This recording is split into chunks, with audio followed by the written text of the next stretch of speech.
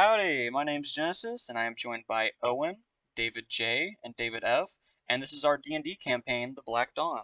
Would y'all like to introduce yourselves and tell us a little bit about who you're playing? Yeah, my name is David F, and I'm playing the character Dusty. He is a turtle. He is an eldritch character, and he believes that death is the final frontier. Hi, I'm Owen. I'm playing Skully, an Owlin Rogue. He's very familiar with death and the undeath. My name is Genesis, and I will be playing Metalmorph, Warforged Druid whose party's muscle. I am also joined by faithful companion Viktor, who is right-hand man. And my name is David J. I am the Dungeon Master. I play everyone else in the world. I will be narrating their adventure. Alright, well, I hope y'all enjoy the session, and we'll see y'all there. Who wants to let's go around the table, and I think we're ready. Who wants to I'm ready. fill me in on what happened over their one shot first? I'll do it. I'll go. Okay. No, yeah, I'll go first. Okay, let me hear it. Yeah, so Dusty was following his mission orders given to him by Boots to kind of scope out the town, see what the local runnings are, how people like what the customs are, and just kind of, mully about and just, see how the city functions, like where to go, where not to go, where to get intel and such like that. And Dusty was trying to follow up on the disease that he's kind of studying about, why things on this island are just out of whack and they're becoming very zombie-like. If that's a term we can use, or I don't know if we want to use a different term for that. No, that sounds good to me. And he makes his way to one of the I'm assuming the main church in the town.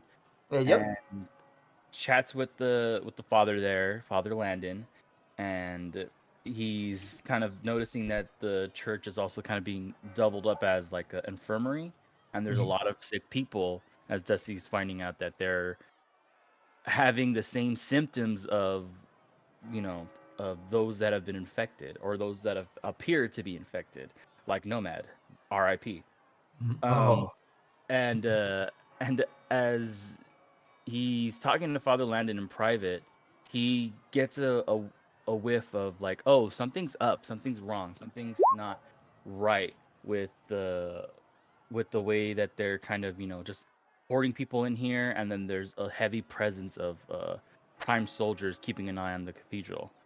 And he goes off, he leaves for the day, but he's already kind of suspicious of what's going on. Later that night, he enters a vision-like stance, and he is called forth from his patron to, follow up on this challenge that he's been thrown into as he's fighting, these skeleton undead and race of sorts, only to find out that he's been chopping down the people in this cathedral.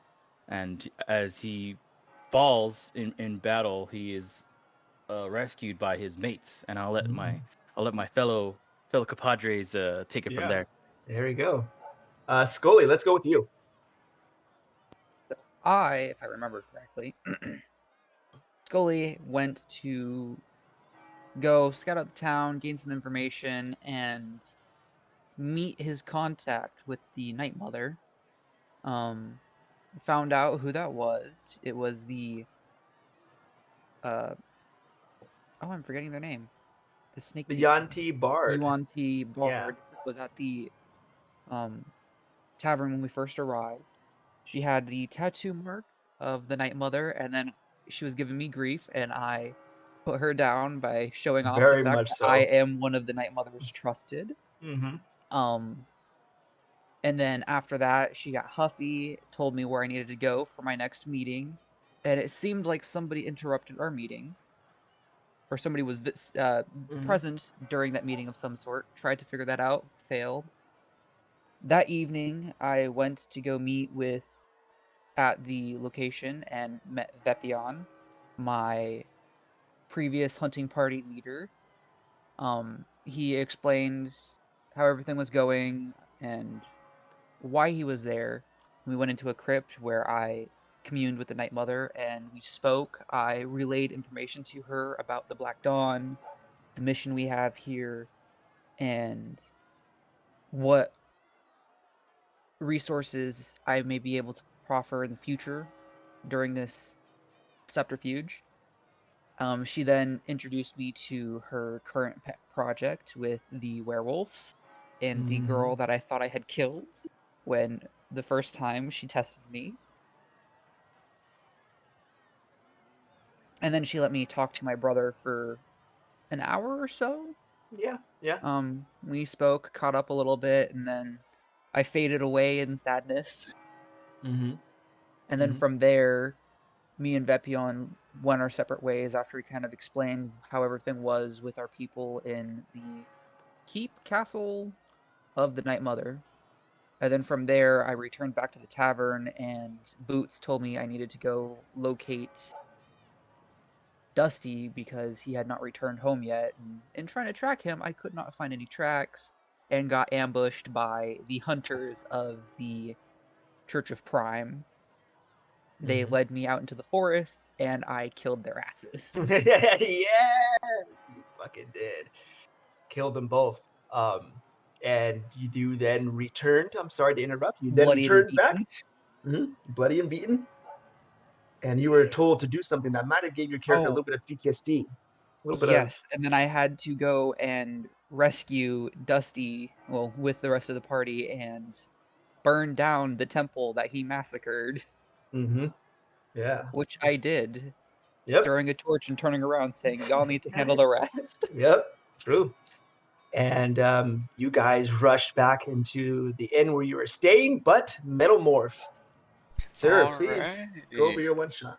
Metalmorph started off his one shot, coming to power in his room with Captain Boots knocking on his door, letting him know people were going to meet downstairs, so he went down there with her. He was questioned a little bit about when him and Dusty went down the alleyway and what happened. Told him it was nothing major. Old man just had to go pee. Yeah. Then kind of talked a little bit about apparently there being more Warforged out in the world that Metalmorph didn't know about, and discussed with Captain Boots that one day they could try to recruit them or free them or whatever might happen. And he was given his orders to go out into the wilderness, kind of scan things out, get the lay of the land and everything. So Metalmorph got up, fed his bird a little bit, went out to the wilderness, found this this magic stag while he was exploring, and the stag told him to follow him. So he went and kind of phased walked through a few trees into this big clearing with a giant rune on the ground. Went onto the rune, made it glow, and some little lizard folk attacked. So Metalmorph had to show them who was boss. Sent them running. Very quick work. Very quick work. Yeah. And then the light got so great it knocked out his power system, and he came to in some random house that he hadn't seen before, and found another Warforged, which was pretty interesting. And a little gnome man had to ask him a few questions about his design and how he could transform, and that he was smaller than the rest of them. Confused, he went outside and discovered the giant, crazy Warforged. So him and the other Warforged went to go check it out, and Metalmorph linked his brain with the network and had a huge flashback of memories of what happened. And then when he came back, Viktor was telling him that they needed to meet back at the town, and as he made his way back, he saw a roaring fire start to go across the town. And I believe that's where we ended it off. Yes, and then since we will start off with you. You approach the gates. There are two guards out there, prime captains. They hold their hands up, not letting you enter. They say, "Stand back! There's a fire! You need to stay out here." Are there people in danger? The The brigade is on it. Just we cannot allow any more in. I push past him. Yeah, you shove right. Hey, when he put his hand on your shoulder, you could be hurt, and I he's will gonna try be to hold fine. you in place. Oh, okay. Make me an intimidation check. Ooh, I'm good at that. Let me pull up my little character Yeah, give me an sheet. intimidation check. You can even use your strength because as he grabs you, Ooh. he feels this metal kind of construct almost like to him strong and able to resist. And Yeah. It's gonna be this let's see plus what you roll. 2. Okay, so 11. He doesn't believe it. You can still push past him. I still But push past him. okay, yeah. He doesn't he does he's not intimidated. He goes, you're gonna and his voice kind of carries off in the distance as the sound of fire and screaming begins to kind of fill the air. Being there, Metalmorph, you see that the fire has spread quite a bit of ways. What do you want to do here? Are you looking for your party? Are you going to actually try to help stop the spread of the fire? Are you going to try to help save survivors? What do you want? What would you do?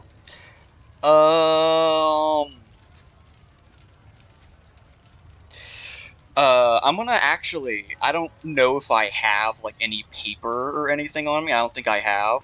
But I'll find a scrap of, like, anything that I could, like, chisel with my finger, like, a message into it. And, and then just write, like, be there soon, helping with fire. And then I'm gonna have Viktor take that to the rest of the party.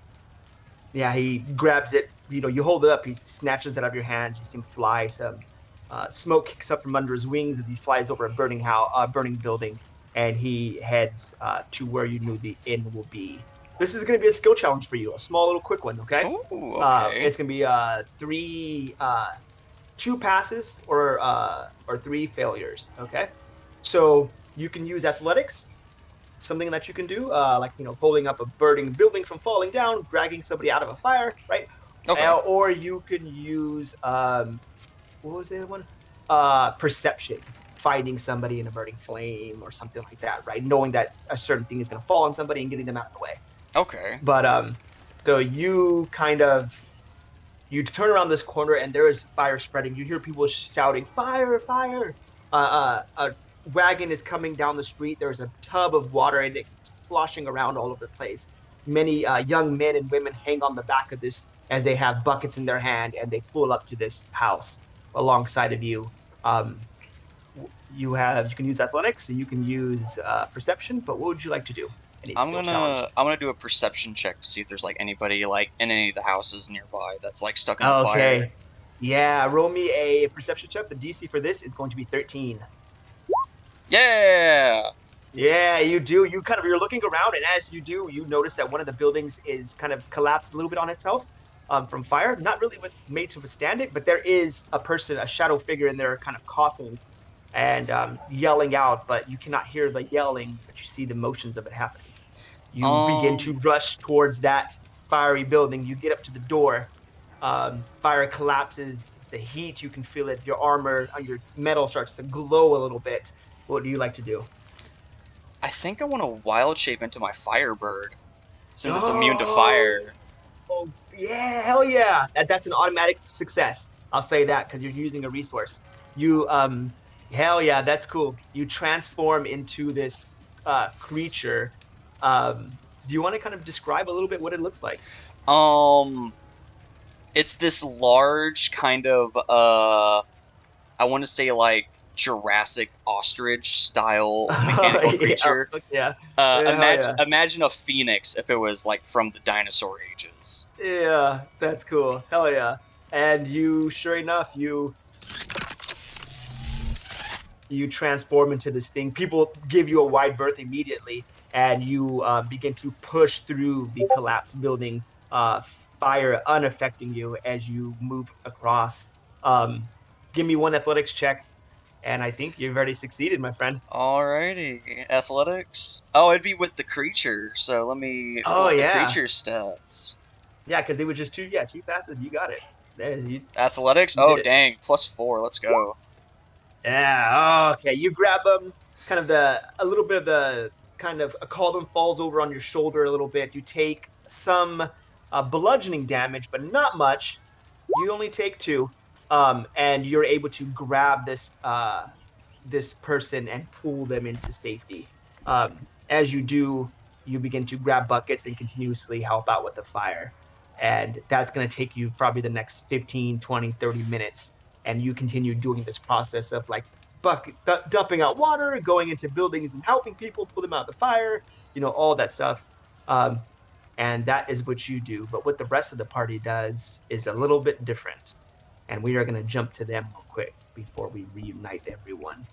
You Alrighty. guys are in a room. And you guys can see the map that I placed you on? Yep. Yes. Go ahead and we can use this as theater of the mind. You can drag your tokens on here if you want to, but this is kind of the layout of it. You guys have been basically renting out this whole top floor of this place. This is Mace. This is the guy who kind of owns the place. And as you guys push through without saying a word, you guys immediately head upstairs and run into this biggest room area here where everybody sits. You have dogs' bodies in there, bullies in there, TikToks in there. And now Dusty is laying kind of on the ground. You hear panic screams from, even from inside of this place. But there is quiet stares as everybody looks around at one another. And Boot says, yeah, good. I'm going to be leaned up against the wall really hard, holding the Yeah. wound that's just Yeah. and watching the door and just kind of listening for anybody who might be passing around nearby and Earshot. Yeah. Okay. And TikTok is there as well. But yeah, I don't have a token for him yet. You guys kind of sit there and everybody is kind of gathered around Grandpa. And he is wounded, and Boots looks down at you, Grandpa, and she kind of like shakes you to make sure that you're okay. She looks into your eyes. She kind of tilts your head to the side. She looks at the wound that is in your, slash marks that are in your stomach. And she says, what happened? She looks over at you, Skully. I need to know what happened. I think it's best to ask him who caused that slaughter. She looks to you, Dusty, her eyes kind of big. So Dusty is, like you said, he's wounded. He's also kind of like where his cut marks are. It's like instead of it being like bleeding or anything, you see like a little bit of black ooze coming out Mm-hmm. because of Nice. his link with his patron. So like even on the back of his shell, whenever he uses his like his what's his ability? I'm sorry, hold on, I want to be accurate here. His blade of what's it called? What's the spell called? Gosh dang it! Was it Sword Burst? Sword Burst. Thank you. Mm-hmm. When he uses Sword Burst and stuff like that, you see you guys. I would say you guys have noticed that it comes from the back of his shell, like these apparating icky blades that come from his body. So you see like the ooze coming out of his cuts and wounds, and he's almost like shaken, like he's I guess what's the word? He's like catatonic almost. Like he's just kind of like lost in thought, like looking at his hands and just kind of like was that real? Did that really happen? He covers his face. Oh God. In his hands. Okay. Could I insight him? Yeah, you definitely can, because she's gonna do it. Because like she's gonna insight it as well. Okay. How did you do? I got a Oh, 14. Skully. Okay. Are you telling the truth, Dusty? Do you like this? It's kind of what you're saying is true, basically, right? You don't know. You were kind of tricked. I'll allow you to. Oh no, she won't. She's not. She'll believe you because she likes you. That's right. He knows what he's done. That goes without saying. Okay. But this is the first time where it wasn't of his own will, Mm-hmm. and that freaks him out because Oh, he's been tricked, he's been fooled, so to speak. yeah. So he's a That. little like frustrated, confused, and like just Mm-hmm. So Skully, in, that comes in across to awe. you.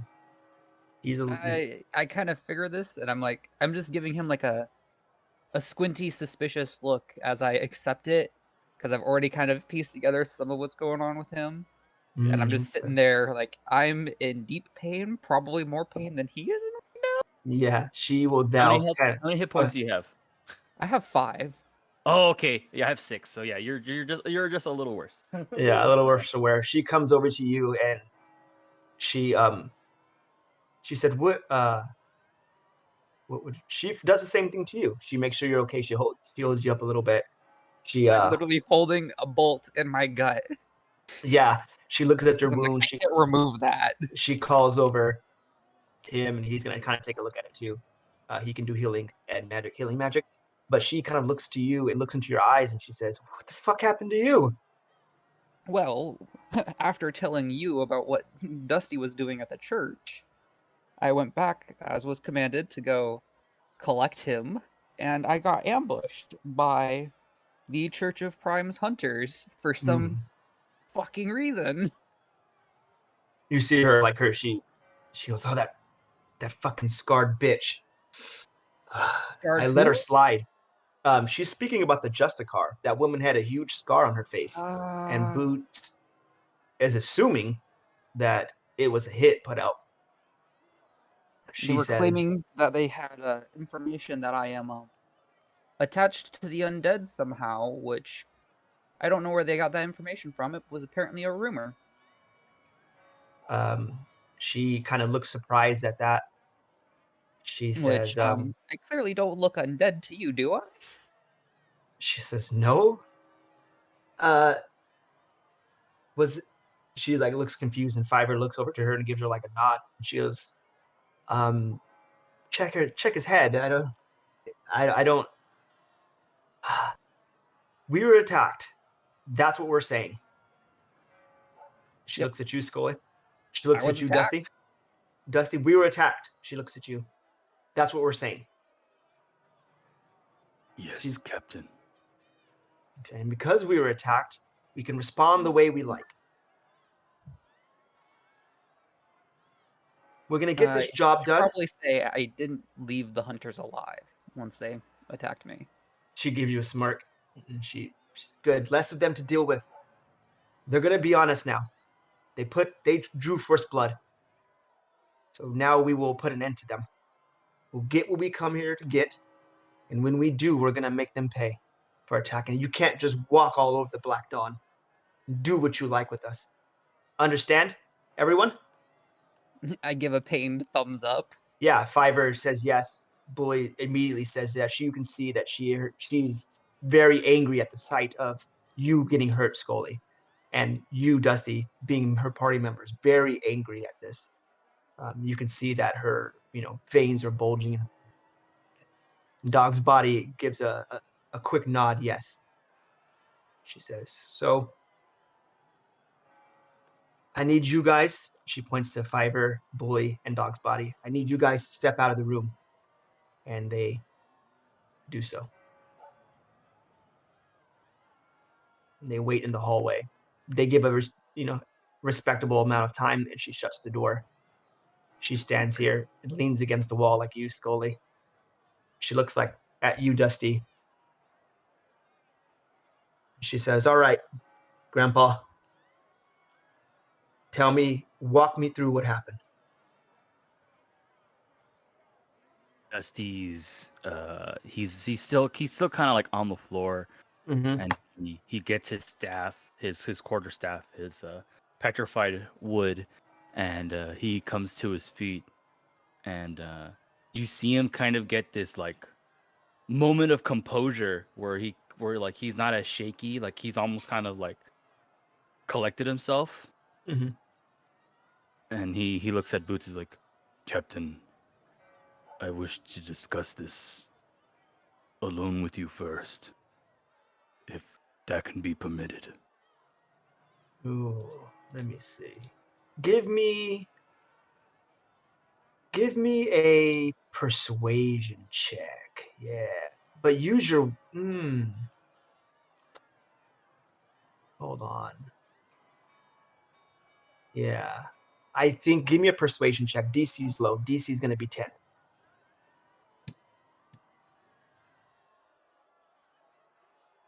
Guess I'm leaving the room. Yeah. I guess you step out as well. I hobble out. Yeah. And she says, don't go far as you walk out of the room. I Just walk over yeah. into the other room. Yeah. Like, hi guys. I lay And on the bed. Yeah. She leans over here and she comes closer and you see her sit next to you as you're sitting on the ground. And she kind of leans her like shoulder on you and puts her head on your shoulder. And she says, I had to burn a temple down. Didn't think I'd ever have to do that. What happened, old man? Captain, I fear my mind might not be completely my own. You feel a scratch at the back of your skull. It was almost like nails on a chalkboard. Not speaking yet, just maybe probing your thoughts. You can tell your patron is in your mind. She says, losing Nomad was hard for all of us. I think if it's that what you're grappling with, we can talk about it. It hurt me too. I'm not thinking clearly, but just... And she kind of waits to hear more of what you have to say. It goes beyond that. It concerns my abilities and allows me the things I'm able to do. I'm not going to act like I'm familiar with what you can do. To me, honestly, it's amazing. But I'm not understanding. Help me. So I'm going to cast a cantrip that I have. It's sorry. Nope, not that one. Not that one, sorry. She gets shocked and she falls dead. Yeah. No, where is it? Where are you? Oh, here it is. He said shocking grasp. I cast produce flame, and you see a Oh. flame apparate in the middle of his palm, and it's like a bright green flame. Oh, cool. Yeah. And you see the flame dance in her eyes as she looks at it. Yeah, and he kind of like, like if you've seen Pirates of the Caribbean when Jack Sparrow like twiddles the coin in his hand, he kind of does the same thing but with fire. He's kind of fiddling it around in his hand. Yeah, like, it dances in your hand. Yeah. Yeah, and he explains to her, these abilities I have are not a natural occurrence. They were gifted, but at a cost. A terrible cost. Did you kill all those people? He winces a second, and he turns and he kind of, again, you see him like he's about to kind of like go into a panic, but he collects himself and he confronts her. He says, I did indeed. Sorry. Oh, sorry, I'm going slow, my bad. Mm-hmm. Although it's not the way I would have done it. I spoke with Father Landon, the priest of the temple, and he was aware of the disease that we've been encountering on this island. And the presence of prime guards there. And speaking with Father Landon, I put the two together and realized they were hiding something. Something that might help give us answers to why this plague or curse is affecting this island. I would have done anything to get that answer. Does this have to do with your abilities and what you can do? Yes. Yes, it does. Right now, Grandpa, we need you to keep on doing those things for us. We are in a tight situation. They almost took out one of our own. Skully, you've seen him. We need your powers to get us through this.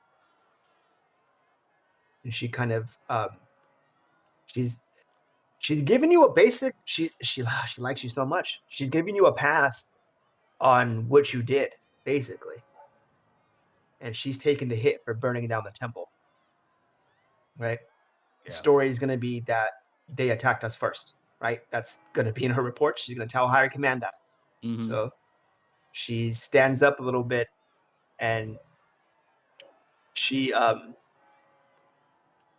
says, "Now, is there anything else that you want to tell me in private before I bring Skully in here? I want to hear some of the things that he has to say. And it's best if I get your opinion on what he has to say."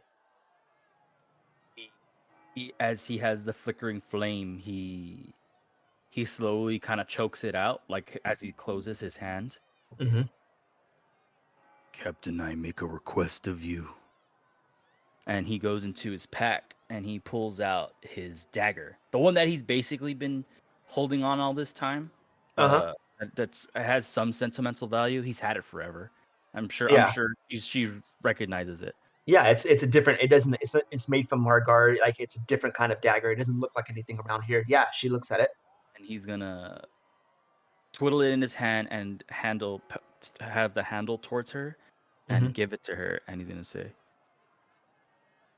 "If you have doubts in me, or if I pose a threat to the crew in this mission, I need you to do what must be done."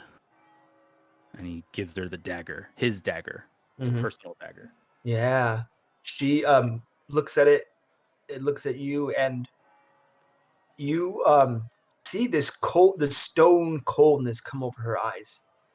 And she flips it, catches it, and slides it into her boot on the side, kind of tucking it in there. Mm-hmm. And she says, "I will do what I have to do to protect this crew. Right now, you are a part of it. But if I have to, I will do whatever it takes." And she gives you like a sympathetic grin. "You, Captain. I will confer with the crew of what has transpired tonight. But understand I cannot go into great detail on why I've been gifted my gift." She says, "That's your information. I don't care to pull it out of you. And my orders will be not to." And oh, he says, "Aye, sorry." No problem. Yeah, Oh, she okay. stands up, dusts her butt off. She's sitting on the ground next to you, and she whistles for Skully. And as she whistles for you, Skully, time has passed, and a familiar figure now enters the scene. And that familiar figure is Metalmorph. He has done it. The fire has been put out as the church bells still sound, but it is nighttime, and he pulls up to the inn, walks in, covered in soot and ash and smoke, and he will now be able to join us in the scene. See if I can. I hobble in using my rapier and its scabbard as a crutch. Yeah, there you go. Like hobbling on it. Yeah, very Yeah. You hear. Would you knock on the door, Metalmorph? How would you enter this place? I feel like just like the main entrance of the tavern, or just Yeah, the main entrance. Yeah. I probably wouldn't. I think I would just walk in. Okay. Yeah, you do. Yeah. But You hear Mace kind of call out to you. "Hi, metal friend! What the hell happened to you?" He says as you approach. I kind of dust the soot and ash off of me. You see he has a dustpan right here on a broom, and he just dusted the place, and now you're just like kicking shit. It's like, I after I dust myself off, I notice how like clean the Yeah. place is. Apologies. Yeah. I went to go help with the fire. The dog comes up to you and begins to like sniff you and try to pet. You know, you're a druid. You're naturally crafty with animals. It comes to you. It picks up on that. Oh, hello, And little then- comrade. Yeah. And he goes, I'll give him some space. And the dog kind of backs up a little bit. And you see him begin to sweep. And he says, he points up to the stairs. Thank you. Up there. And yeah, he goes, God damn it, I can't believe just dusted this place up. I set a gold coin on the table. Yeah, cool. Yeah. Let me remove it from my inventory real quick. Yeah, definitely. There we go. You see him go back, murmuring to himself, obviously, and he goes and begins to do what he needs to be done. It's a quiet inn. It's his own establishment, 2-story building. He lives on the first floor. You know what I mean. Second floor, he rents out beds for everybody up there. Okay. And you guys have basically paid him to rent his house out, essentially. Gotcha. You're paying pretty well for it. So he's providing food still. He grabs a coin, shoves it in his pocket, and you head upstairs. As you go upstairs, you see at the top of the stairs, Fiver's kind of leaning against the wall. You can tell that maybe it's his turn to guard. He's watching there. And as he sees you covered in ash. She immediately comes to check on you. Oh, man. Dude, you're hotboxing, bro. Oh. Oh, look at you. He kind of walks around in circles. You are very Oh, cute. man. Dude, this way. And I follow behind him. Yeah, Bully. And you hear Bully's dark, deep voice. When she speaks, it almost vibrates the ground. And she says, "Oh, this way. We were waiting for you, friend." I come up to the door, kind of knock on it. Yeah, and you hear Boots' voice in there, calls you in. She says, "I know it's you. I can tell by the sound of your boots." My heavy You- footsteps. Yeah, ding, ding, ding coming. Yeah, The metal You're- clinking. the metal occurring. clinking around. Yeah, exactly. And you walk in, and as you walk in, you are Dusty, and you're like covered in soot. So she gets up and she immediately runs to you. She's like, "Nah, fuck another one. What happened to you?" I went to She go kind up of with like- the fire. Where were you? Oh, we were hiding. Get inside. She's like more playful tone with you. You know, she's known you the longest, I think. Would I have Uh, noticed the bolt that's sticking out of Skully? It's There been is taken still out. a bolt. Yeah. Or no, it's been taken out, but It's like been- I'm like bloody bandages. Yeah, he's wrapped up. He looks. It's obvious that these motherfuckers were into some shit, right? And by you being covered in ash, it is the same way for you as well. But yeah, visible. If you're proficient in medicine or anything No, like that, I'm not. okay. Yeah, you see them obviously wounded and limping, and you walk in, Metalmorph, and she says, "We were attacked By who? by those, the Justicar, one that tried to steal you or take you away." How do you know this? She looks at Skully and she says, "Tell him." I got ambushed by a pair of their hunters. Metalmorph, like not needing air, but like size, I guess. Yeah. Mm-hmm. That They is- dragged me out into the woods and put a few bolts in me. Mm. I returned the favor. They're under a tree. Good man. And then I pat him on the shoulder, lightly, not trying to Ow. hurt him. Wince. Yeah. Wince. She says, "Metalmorph, you were right. Your aggression early on when they approached was the right move. I allowed sorrow to peacefully negotiate. but that is my fault, and our crew has been attacked for it. We're going to make this right. First, we have to accomplish our contract and what we were here to do. Then we will ambush them in the streets. We will display their dead bodies so everyone can see you do not cross the Black Dawn. You do not attack us. And she's kind of she's like talking it out with you, but kind of talking at you, like this is her plan kind of thing, right? Yeah. But you can keep, just you kind can, of turn to look at her like a lull in it, be like, can I make a suggestion? Can we treat them like prey from a predator and hang them up in the trees, but leave a mark that people would know, but not necessarily do it openly? oh, okay. Leave no evidence, but leave the suspicion. Okay. Metalmorph Roll me- visibly does not like that. Yeah. Oh, okay. She's reading the room. She looks to Dusty. What's Dusty thinking about this? Given the fire, I believe that's quite a big mark, if anything. Well, the fire cleans the evidence of our being there. The fact that they have Excuse me? targeted me from rumors.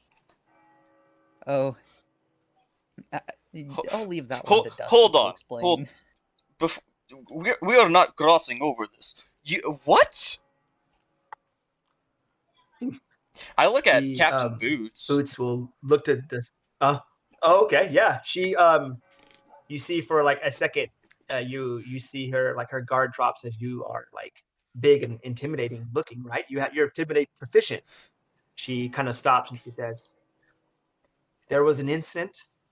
We were attacked in a temple. Dusty had to deal with those in that temple. I'm doing an On insight the way check. back, telling me Skully was attacked by members of the Prime Church, and she's gonna try to deceive you." I'm She's doing gonna try to deceive you. insight check right off the bat. Okay, let me Like, up for stat. Dang it. having a No. temple of like worshippers just randomly attack, that does not add up. Yeah, that does not. That you're right. Did it load? It's like lagging online. There we go. Yeah, 14 you got 14 both times. twice. Okay. Oh fuck, she's got a +4 to her deception rolls. Motherfucker.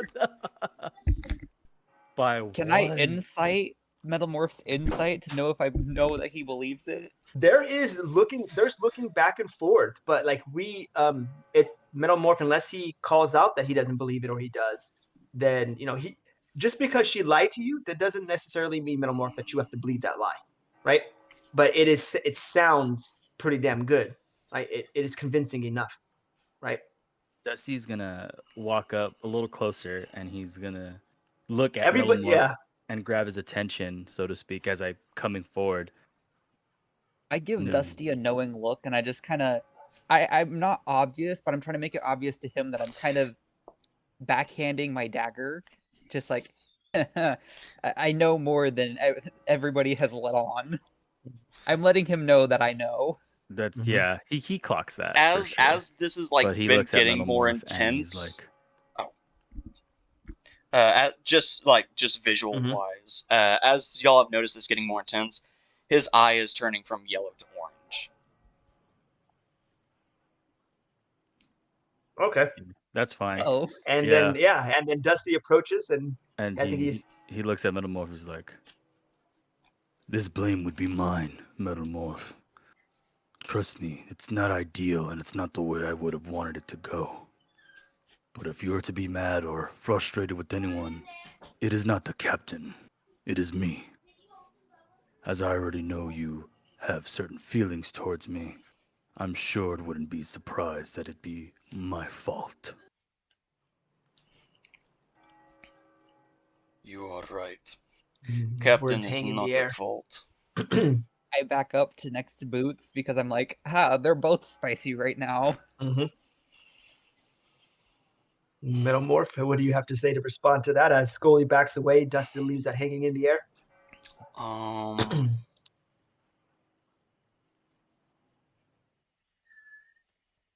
I think Metalmorph's gonna walk out.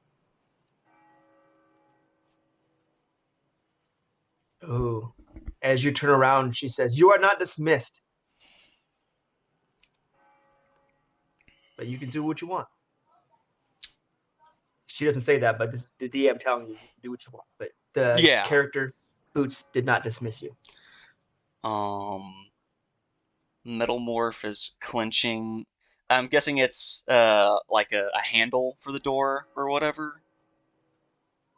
Yeah, He's let's say that. Yeah. he's clenching it. You notice visibly very tightly, and he lets Mhm. go and turns back around, and you notice that there is like Metalmorph like hand indent into the handle of the door. Into the yeah. Give me a strength check, just straight up strength check. All right, let I want me to see if you just do snap my this handle off of a thing before you turn around. Strength It's or gonna be another athletics? gold. yeah, you're fucking breaking it. Either or. If you were proficient at athletics, you can use athletics if you're proficient with it.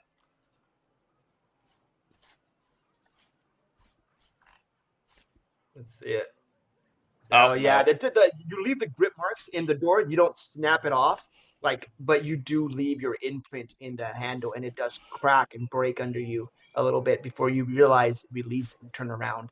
And that will be another gold. You are ruining this guy's tavern. He's just trying to run a business here. You turn around, and Boots says, "I know things are intense, okay? But we were attacked. We will respond to that after we do our contract.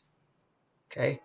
This pissing match or whatever's going on that I'm not being told about needs to end, and we need to push forward because I'm not going to have this a failure under my command. Do we understand?" And she kind of looks around the room at everybody. I give her a thumbs up from the hand holding the dagger, like just Yeah. the hilt of it in its sheath, like just a thumb Mm-hmm.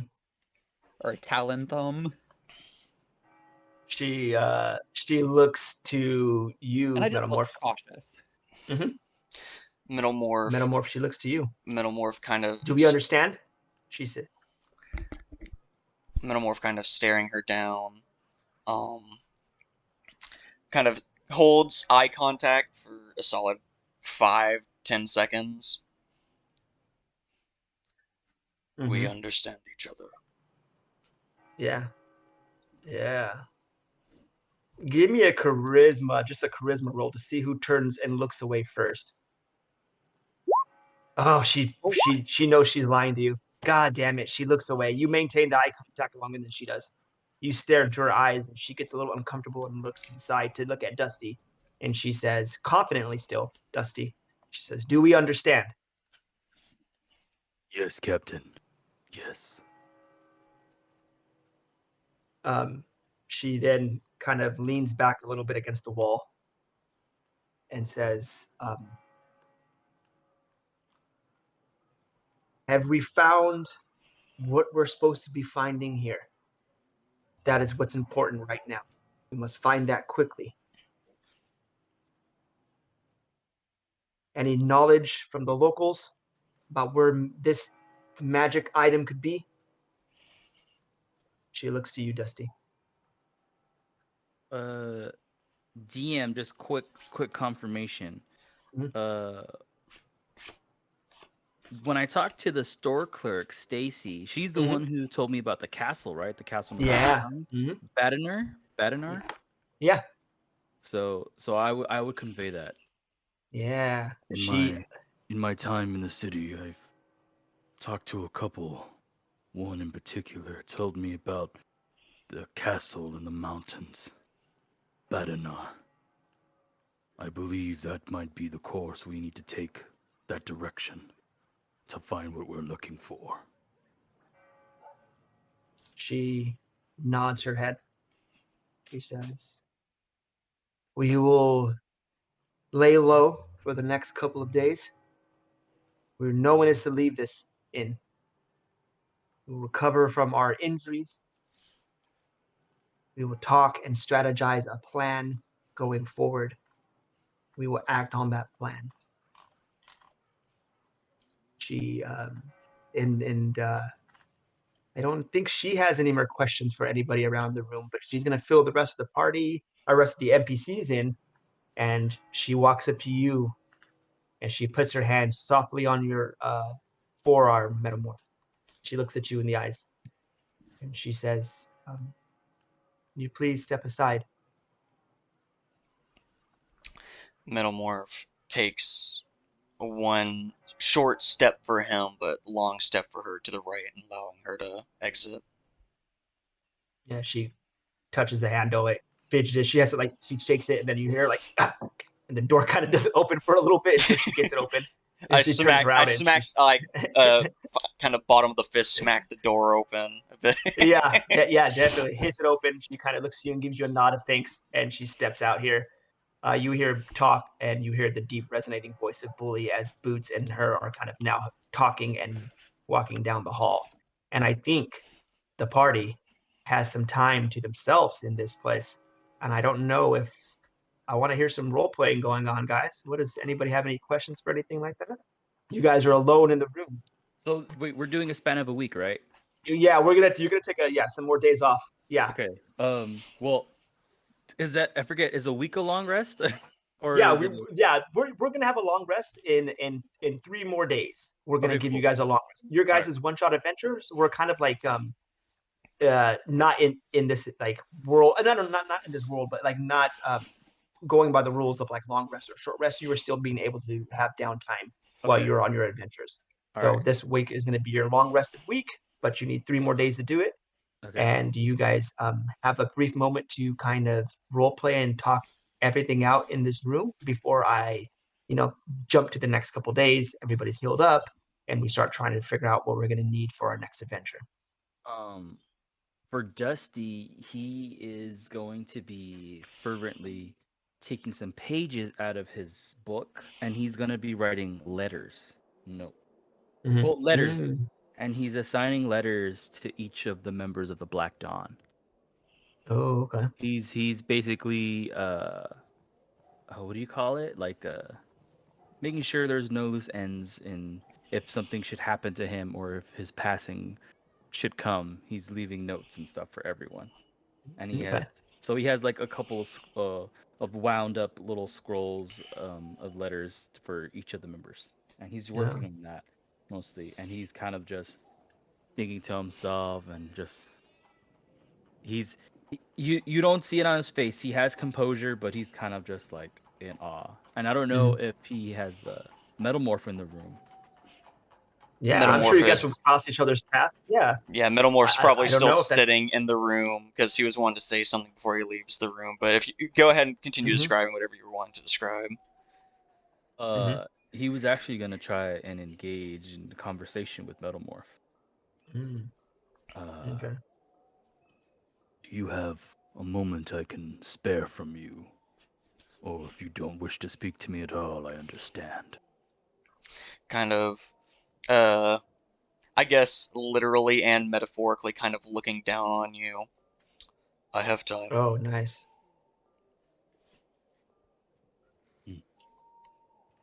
If nobody will stop me, I'll just kind of sit in the corner and eye all like Yeah. I'm injured, like a wounded animal. But He's eyes got a always good on him. He's got a good stealth check, so he naturally just you forget that he's in the room.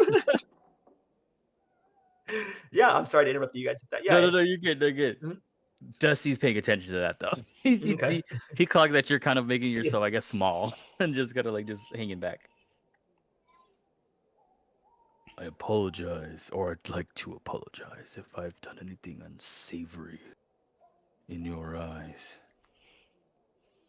But as I've disclosed to the captain in private, I would at least like to give you some insight. And he's doing the same thing. He conjures up flame in his hand from Produce Flame. He doesn't twiddle it around, but he kind of like brings it to Metalmorph's attention as he slowly chokes it out as he closes his fist. My mind is not always my own, but it is a small price to pay for these abilities that I have.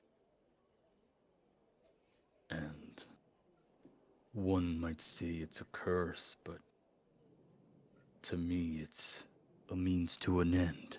It's kept me alive and allowed me to survive treacherous things. I don't know if you, for one, can understand that, but I would rather come forth and come clean should we continue our journey together. Oh man, I want to ask David something, but he's not here. Damn it. I'm sitting here doing the same thing because I'm like trying to recollect exactly what everything I've pieced together, and I want to know if I can piece together enough to be like, oh, I've got my advantage on like checks related to like knowing stuff about undead. I'm wanting to figure out if like this is like lich magic or something. Oh fuck. oh, like do an So, arcane check at advantage to Yeah. see if you can ooh, pick up heck that it yeah. is All right. associated. Ooh, okay. But yeah, Dusty's trying to kind of play into your better nature right now, and he's just kind of like he wants to figure out a way where there hopefully isn't an issue going forward, at least as far as like cordially working together. Yeah. Like you don't have to like me, But but we're paid to do this job. we're on a job, and it's best if everyone of our group can make it out alive. Question: Yes. when we were doing the Chadlitite fight, and Metalmorph went all red eye, smashing the statue, were we able to determine that was because it was undead, like an undead related entity? For Dusty, it's more of an assumption at this point. Okay. It's more of just a big assumption because I don't know, Metalmorph, would it be safe to say that you get kind of hyper focused when we're fighting undead creatures? Anytime Metalmorph has been against anything undead related, his eye has gone red, narrow, like kind of to a fine point. Okay. And it's like Like- that has only happened whenever he's like visibly angry, like majorly angry, or whenever he's encountered undead. Okay, so yeah, I think in that case, then I would say Dusty is just he's connecting the dots a little bit there, but it's more of an assumption. He doesn't believe it as hard fact just yet, but that's what he's thinking. And I think I am on that same boat where I'm realizing that there are dots to be connected with Metalmorph's outbursts and the undead, which is where the next question I think comes in because David is back. Mm-hmm. Metalmorph. I have a quick question for you. So, Yes, let's hear it. David F was was kind of giving me the same spiel that he was giving to Captain Boots about his magic and Mhm. everything, and he pulled out Yeah. his green produce flame. Uh-huh. Could I do an Arcana check with advantage to see if it's like undead, magician, lich related in some way? You're a druid, so you know how. Yeah. I would say make an Arcana check. Okay. Yeah, and not at advantage, just an Arcana check. Just straight And Arcana? you're looking to beat a 15. You know of magic. Nope. You know of magic, and you're not quite sure. I don't know if how in touch you are with your ability to do spells and magic. It comes from a different place, so you might not know where his magic comes from. I feel like for Metalmorph, it's kind of like a sorcerer type deal, right? Where it's like it's just like an innate ability. Yeah. Exactly. That's how you see your magic probably being with you. I don't know how if you understand or recognize that from him. But yeah, he would just kind of like he gives the same spiel just to kind of like this is me right now. This is where I'm at right now. My mind is not completely trustworthy, and part of that is for me to be able to do the things that I can, my abilities. And that's it. That's about it. Yeah, he leaves you with that. He steps away and continues jotting stuff down. he's at least for the DM, he's kind of going over the one shot, and he's Mhm. like he's unsure when the moment was uh when he was in that dreamscape and when he was in the real world. Like that's Mhm. still kind of a blur for him, and he's just trying to figure that out. He's trying to iron out Okay. that detail. Yeah. Yeah. Okay. Um, anything else? Does anybody have any more questions before we like jump into the next couple of days and you guys get your armor and your +1 shield and all that stuff from the To ask Kraken? because I've Mhm. seen it before. I can't remember where the chart was, but there's a chart for like nature, religion, and arcana checks to determine like creature type stuff. Mhm. And I Arcana checks normally deals with monstrosities and creatures from other planes of existence. Nature is more for like animals and stuff like that. Okay, and then which one is religion? The one where undead falls under? Yeah, undead falls under religion and or Okay, history if it's like okay. a passive hand. Yeah. I was just trying to remember because I was like, I want to see if I could maybe find a comparison between Dusty's magic and the Night Mother's. Yeah, yeah, you would need some Ooh. kind of cult. Yeah, that would be a religion check if you're proficient in Okay, that. I am not proficient in religion, which is what I'm regretting right now. Hmm. Okay. Yeah. I think. Um, Oh, go ahead. no. Go ahead. You go ahead. Go. I think Metalmorph's gonna look at both Skully and Dusty, how they're both a bit battered and beaten. Um, he's going to, before he leaves, Oh, thank you. say, That's all right. Thank you so much, sir. Landmine's off. "Get some rest. You look like you need it." And he's going to uh, exit the room and close the door behind him. Oh, I'm And following right behind him because I don't want to be in the same room as Dusty right now. I uh, watched him from the cathedral top murder a bunch of innocents. Hey, this old man is dangerous. I like how He's I like got some fight. I like how Dusty's in the biggest room all by himself. But Metalmorph's going to go out into the hallway and kind of wait at the end of it and wait until everybody's in their rooms. And I wanted to see if I could get Bully isolated and talk to her. I think they got people doing Comcast work in my backyard. So Oh, you're good. You're good. yeah. Um, All right. I'm sorry, guys. Is that we all done with this little interlude between the party? I think so. I wanted to isolate Bully and talk to her a little bit. Yeah, that's what we're gonna do next. We're gonna jump to each one of your individual kind of role playing that you guys want to do. And I guess since Metalmorph left the room first, we'll jump over to him. Um, what would you like to do? Is there any role playing Metalmorph that you would like to have with anybody around, any NPCs, anything like Um, that? I don't know if Metalmorph would want to be doing any role playing at the time being, but Mhm. one thing that I want to do, I want to wait until everybody's like asleep and I'm like sure that everyone's asleep and I want to go out to the Mhm. temple. Okay. Let's put you to the side then. We'll skip your little role playing moment here. And now this is against Boot's order, so you're breaking command here. Then we will jump over to Scully. We'll go with you, and then Dusty. I think you want to have a talk with Nilrum, and then we'll get with that in a second.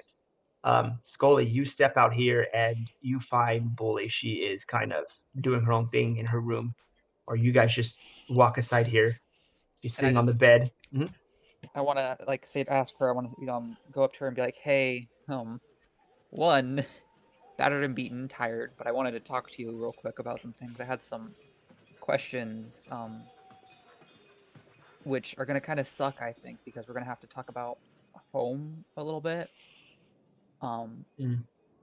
But I wanted to ask you if you've heard stories or there are legends amongst our people of the past, Goliaths and my own, that you may be aware of individuals who.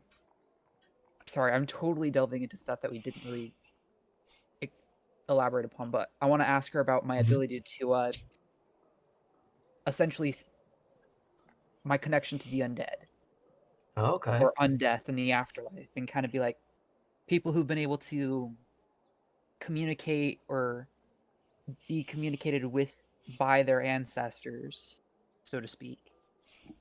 She will think about this for a second. Unfortunately, she does not have like history. Yeah, She's intimidation, athletics, survival is what she's good at. So I just wanted to throw it at her if it let me pings make any a memories. let me make a roll real quick and see if I can if she would happenstance know what Like this folk is. tales, fairy tales. Yeah, I like this idea. Let me my dice. Totally should have thought about asking you this beforehand so we could have prepped something, but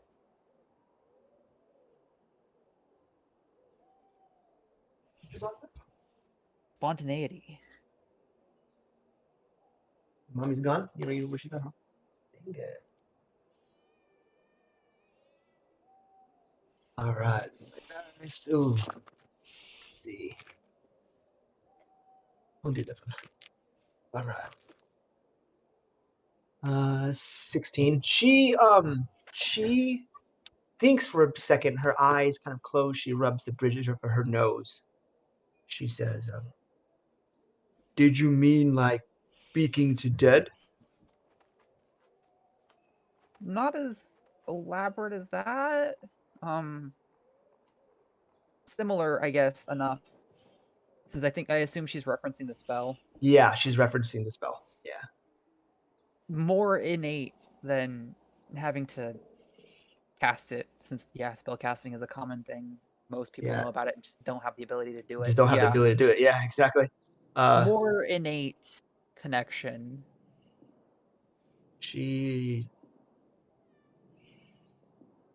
Some in the mountains have strange abilities that I am unfamiliar with. Some of our elders speak of a cave or a temple in the mountain. Strange happenings there. Strange. She kind of shakes her head. Like, it's bizarre to her. She says, that's the only source of any information that I could help you with this. She's unfortunate. She just does not know. Yeah. She remembers that now Skully, you know that there is an adventure if you travel back up north next to her town. In a cave. Planting seeds for adventure. She then kind of shakes her head. And what she says, I'm sorry I couldn't be around to protect you. Our families have ties to one another, and we've grown strong because of this. No one dare conquer our land because of our close bond. We are family, even though we look different, she says. Agreed. It's okay though. We can't always be there for everybody, as I'm sure we're both well aware of at this point. And I just kind of path over to this bed, and I'm like, "You mind if I steal this one for the night?" Yeah, Comfortable. she nods in agreement, and she comes over here. It's getting late. She blows out the candle and kind of, stands by the door a little bit and shuts it. You hear her heavy boots walking away. Is there anything else before she steps out? Any other questions you might have for her? I would just say thank you for being a recognizable face and somebody who I can share history with. Yeah. There's a look of, you guys share a look of, there is kinship there. Like there is, someone from your hometown, you know what I mean? May not be necessarily a family member of yours, but you guys are so close that it almost is. She nods, steps out, and begins to walk away. And Skully, you have a little bit of time. Is there anything else you want to do? Is there anything? He is going to passed out. Yeah, you need those damn is hit dice. steam, and I have to go to the bathroom real quick, so I'll be go back. ahead. Cool. And we will hop over to you, Dusty. You are sitting, and that pull and that scratch in the back of your mind starts low, and the chuckle begins to get louder and louder until there is a small laughter ringing in your mind. The voice. If I'm by myself. Mhm. Sorry. No, No, go ahead. Oh, yeah. That's it. Go ahead. No, you're the player, man. If You're I'm by interesting. myself and I know that I'm by myself Mhm. in this big room because no one wants to be around me, Yeah, basically true. They kind of would- isolated you. Yeah. if I hear if I have a sense that Nilrum's like poking around or Mhm. trying to make himself presence known, right? Mhm. Yeah. Then he's straight up just gonna be like, "Do you want to talk about this situation we find ourselves in, Nilrealm?" I sense you are displeased. Displeased is a word, but I'd say more disappointed. There was no We cause for that. made an agreement, a pact. You signed for power. You said mercy will be spread. Your word. That child that lay about to die, you let it be decided by someone else, someone other than us. Where was your mercy then? I would have dealt with it. But your way is too sloppy. It'll get me and the rest of my crew, my compatriots, in a lot of trouble if not dead. What would you do then, if not have me around, or me in chains and irons? There's no way I can fulfill your pact if I am in that kind of predicament. I can pull you from whatever chains bind you. What I want from our agreement and what you want from our agreement goes beyond those you surround yourself with.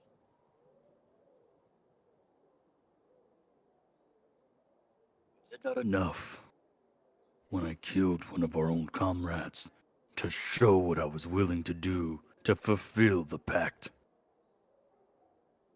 You see it go, he goes quiet for a second, and in that little bit of time, you see an image of a unmistakable person begin to appear by the door. And it is Nomad.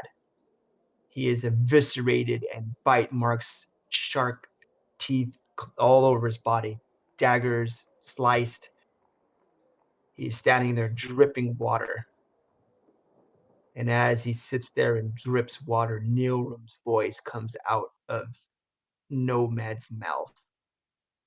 And the sound of the ocean begins to fill your ears. Waves begin to approach you and die back down. And Nomad stands dripping in blood and ichor and meat and torn skin. Nilrum's voice rings out. Nomad's just dead, open mouth lay agape. You signed a pact. Your power is a gift from me. But I do need you alive. And behind him, another person appears, and it's Father Landon. Damn it. Okay. And then Nala appears standing there. and they all begin to stare at you. And I have given you power. That power allows you to jot your notes about death and what lay beyond. That is what I want to keep. And the sound of the ocean fades away, and Nomad and Nala and all of them fade away until you are back in your own thoughts. But the sound of everything around you is like it's dead silent. And you sit there looking at some of the notes that you have been writing. And it just says Nilrim, Nilrim, Nilrim, Nilrim, Nilrim on the pages. Man. You look at it, you shake your eyes, thinking that it was maybe something, and you close the book real quick, the tome that you've been writing and gifted to you by your patron. And the chuckle begins to fade out of your mind and fill the emptiness before the sound of the city begins to kick back up. And I think he says, as the voice kind of dies out, he says, I'll talk to you soon. And it fades out. All right. And there's a little bit of headway there. I think he respects you, but I think there's a power display going on. Mm-hmm. And I think I think you're growing quite powerful. I think he sees you as an asset. You nailed it with that whole killing my own friend, killing my own member. That was pretty cool. Yep. Hey, That there's nailed it. loyalty there, but Yeah, it is, yeah. it's like, hey, man. Hey, he straight up told you I can get you out of any chains you're in. I was gonna say that I like that line. I was like, Yeah. okay, Yeah. good to know. And we've discussed that a little bit with what you can do, right? We've discussed. Okay. And after you snap, you begin to write, and then as you're writing now, it's all the notes that all the letters that you wanted to write originally. You do fill those out now, but in your book of tomes, it's just his name written over and over again. Right. Yep. All right. Let's take that was an intense little RP there for everybody. Let's take a 5-minute break. Let me prepare for Metalmorph. I was ready. Yeah. Let me prepare a little bit for Metalmorph to do what he wants to do. I didn't know he was going to return there, so give me a second to kind of get that prepared, and then we'll continue up again and give him his little section of role playing. Yes, that night you're going to do it that night, right? Or Yeah, I'm gonna wait until everyone is out. Yeah, and then everybody's out. It's you're completely, nobody knows that you're there. You don't have to sleep, so you can write. Everybody's had a long night. And you begin to walk out. The dog that is by the entrance, sees you as you walk out, but doesn't kind of get up out of bed. Before I head out, is Viktor sleeping or is he? Yeah, he'd probably need to sleep unless you wake him up. I take the little bird nest off of my shoulder and I set it on one of the tables with like a little pile of birdseed. Yeah, he's you see him kind of like scrunched up a little bit, like keeping himself together and sleeping. And I think you make it out without anything going on. Right. The city is still a little bit alive as you begin to walk. Their fires are still kind of burning quietly. The bucket brigade is still out there, but it's early into the morning or maybe late into the night. But you make your way towards the temple, and as you do, you're seeing that the fire is more concentrated in that area. So the fire did start. You're able to I can tell that it flowered out from that area. Yeah. And as you kind of approach, you are going to be seeing. I'll take you to the map, but you are going to be seeing.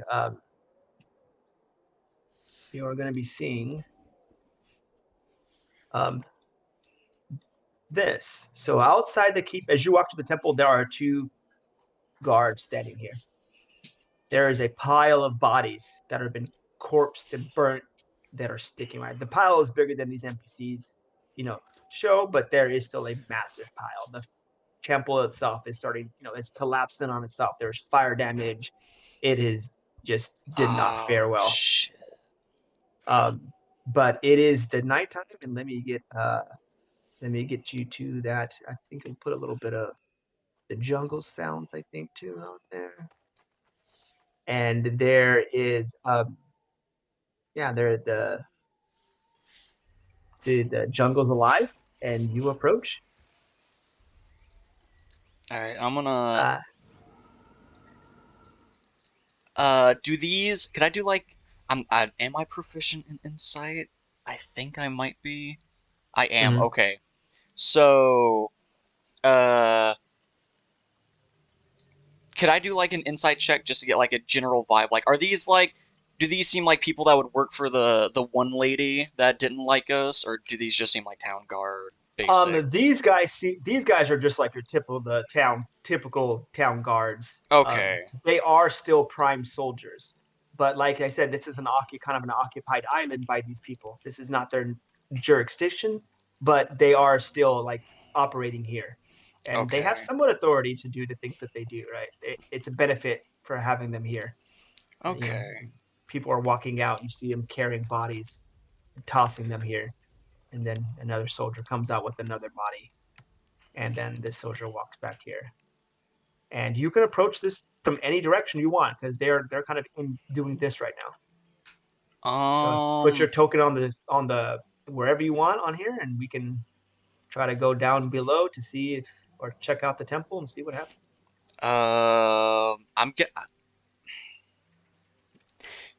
Me as a player, I want to be like, all right, I'm gonna stealth this shit and fucking spy everything out. I feel like Metalmorph would kind of just walk up. I feel like I think that's very on brand. I don't think you don't even have. If you had a proficiency in sneaking, that might be something you could do. I have my spider form, but I feel like that's more like reconnaissance style, like attacks, I guess. So. Okay. You begin to approach. Hello. This guard sees you. He puts his hand up. Hi there! And this guard, you see him pull up pants. Somebody's taking a leak. He comes around over here. Hey! The temple's been closed. There was a fire. Yeah, I can see that. I helped with fire earlier. I don't know if any of you saw me. I helped near the edges of the Hey, it's him! It's him! Oh, yeah! The middleman! You turned into a bird or something. Yes, no, it yes. was this other guy. No, Jerry was an eagle or something like that, right? It was an eagle. No, everybody said it wasn't an eagle. It looked like an ostrich. Jerry, shut your mouth. I know what an eagle and an ostrich look like. There, it was definitely an eagle. I saw it with my own eye. No, you didn't. You were here with me the whole. And then they kind of doing this as you kind of start. I'm sorry to intrude. I don't mean to be a bother, but I was curious if I could take a look around, please. I wanted to see if any of you had discovered reason for fire. This guy will make a check. He's not very proficient on investigation, but he's gonna try to see if he can he's been on the beat for a long time. If it matters, I'm being 100% honest. I'm just curious about what happened. Yeah. No. Oh, no. He shakes his head. There's a lot of candles. Could have caught something up. It's strange that no one made it out, though. You figure a fire, people would run for the hills. But there's a lot of bodies in there. You would think. Do you know how many there are dead? He points to a pile, and it's a grotesque pile of bodies that are right here. You're looking at maybe 15, maybe more. Okay. It's hard to tell. They've been burnt up and fused together by the fire or collapsed upon and stuff like that. Checks on them, right? Investigation checks or medicine checks on them could probably tell you something about that. I don't have I don't have medicine or investigation. Ah, yeah. Then you Damn it. yeah, you wouldn't know what basically killed them. And Mm, he rolled a 10 on his, so he doesn't know. okay. You can step inside if you want. Go Uh, ahead, and he kind of points in there. in just a moment. I'm gonna. I don't want to see like I know I won't be able to tell what killed them, but could I like line up the bodies, sort of, and like see like the different like sizes of like if I could tell like, oh, this is an adult, this is Yeah, if you not an if you adult. shuffle yeah, if you shuffle the bodies around, you will see that some of the bodies are small children, some of the bodies are infants, some of the bodies are adults, Hmm. women, men, The elderly probably, right? Did the you say second infant? Yeah, Oh gosh, Th- dang it! All right. yeah. the never mind. No, second dude, there he were so sees many children there. the second he Yeah. sees like children's bodies and like like an infant, Metalmorph's Mhm, eye is like immediately like red. mhm, mhm. Um, Yeah, it's a sickening, disgusting thing. It is. And uh, go ahead. Floor is yours. I don't know if Metalmorph would really like know any kind of like because I know he did the thing with Nomad where he kind of gave him a send off in the woods. I don't think he would know like any like religious prayers or anything. No, But maybe not. Yeah. uh I think he's gonna mention to them um what did you plan on doing with bodies? Do you bury, cremate? I don't know if cremating's a thing in like Yeah. average in Dungeons and Dragons, Yeah. but He says, well, we'll probably bury them. We'll separate them out in different piles. I think the lizard folk do their own kind of burial rites here. We wish not to offend them, mm, for this is their land, even if they are disgusting creatures. I understand.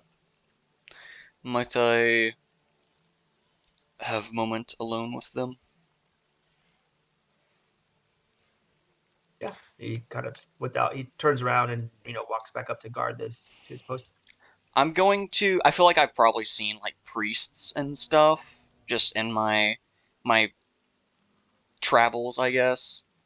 Um, is there In your is there a adventures, yeah. yeah? Is there like somebody with me, or am I all alone with these bodies? You're all alone. That guy that just walked over there, he just tossed the body like Oh, into the okay. pile, and he begins to walk back, giving you Um, no mind, basically. I think uh I'm going to mimic like making a prayer for these poor souls, and while that's happening, I'm gonna like restack the bodies. I'm gonna put Mm-hmm. the infant kind of in the middle, right, like where he'd be like Okay. piled on top of.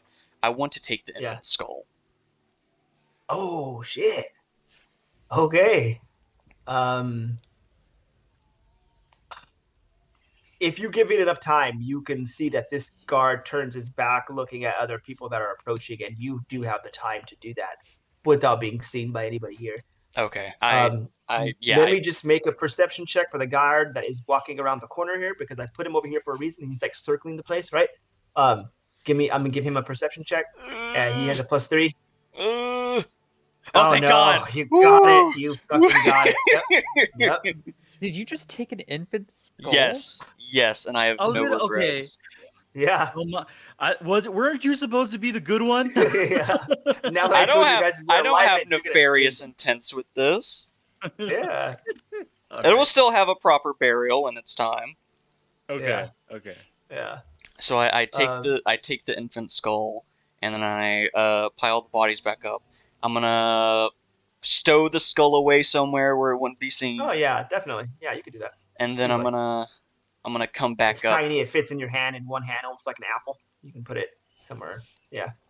and They're then so big. I'm gonna go back up to the front, and I'm gonna tell the guard, okay, I would like to see inside, please. Yeah. He kind of steps inside and steps to the side. He says, look around, just don't go downstairs. Why are we not to go downstairs? he gives you like I just work here kind of vibes, right? He just shakes his head and I don't know, man. I'm told to not let anyone downstairs.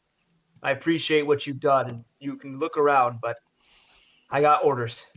He pats you on the back, and he kind of walks in here. He's not Before guarding you you. leave, do Yes. you have Commander here I could speak with? I'm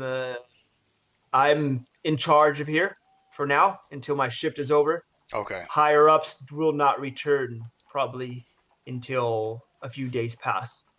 Right. Okay. I was just wondering.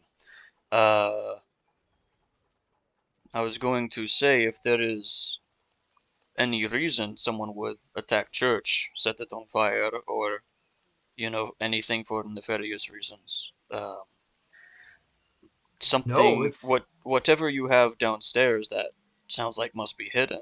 Could that possibly be reason? this was a place where we were putting the sick. As a wave of sickness hit our little city here. They were keeping them here. I don't know why anybody would attack these sick, injured people. It makes no sense to me. The thing that I was told to keep downstairs or protect, I know not what that is. I just am following orders and not going down there until my betters come down. And you will be, the Inquisitor should be back shortly if you wish to speak with her. No, I have other things I must keep up with, but give her my regards. And I pat him on the shoulder, let him go back outside.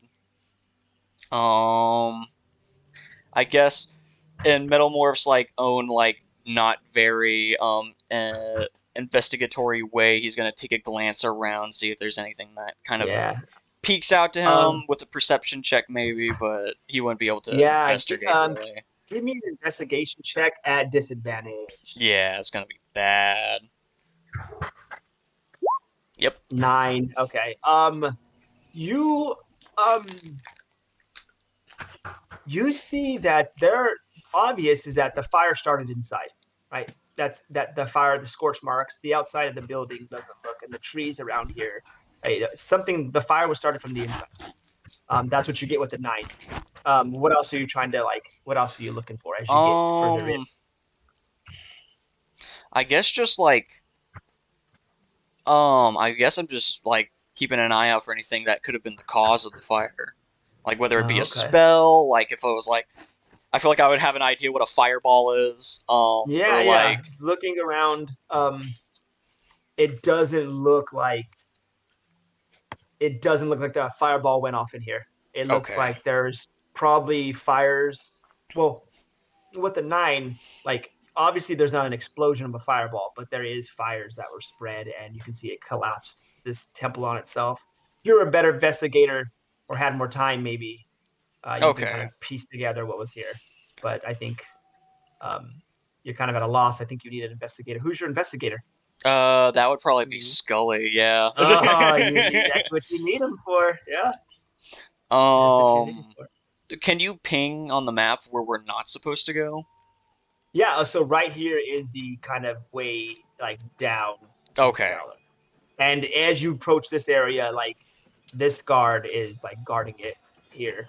So there's 3 captains altogether and a few soldiers. And as you kind of get close to the door over there, these guys stop working and they kind of walk over here to look at what you're doing because you're getting close to something that you should have been close to. But they don't say anything yet. This guy just looks at you.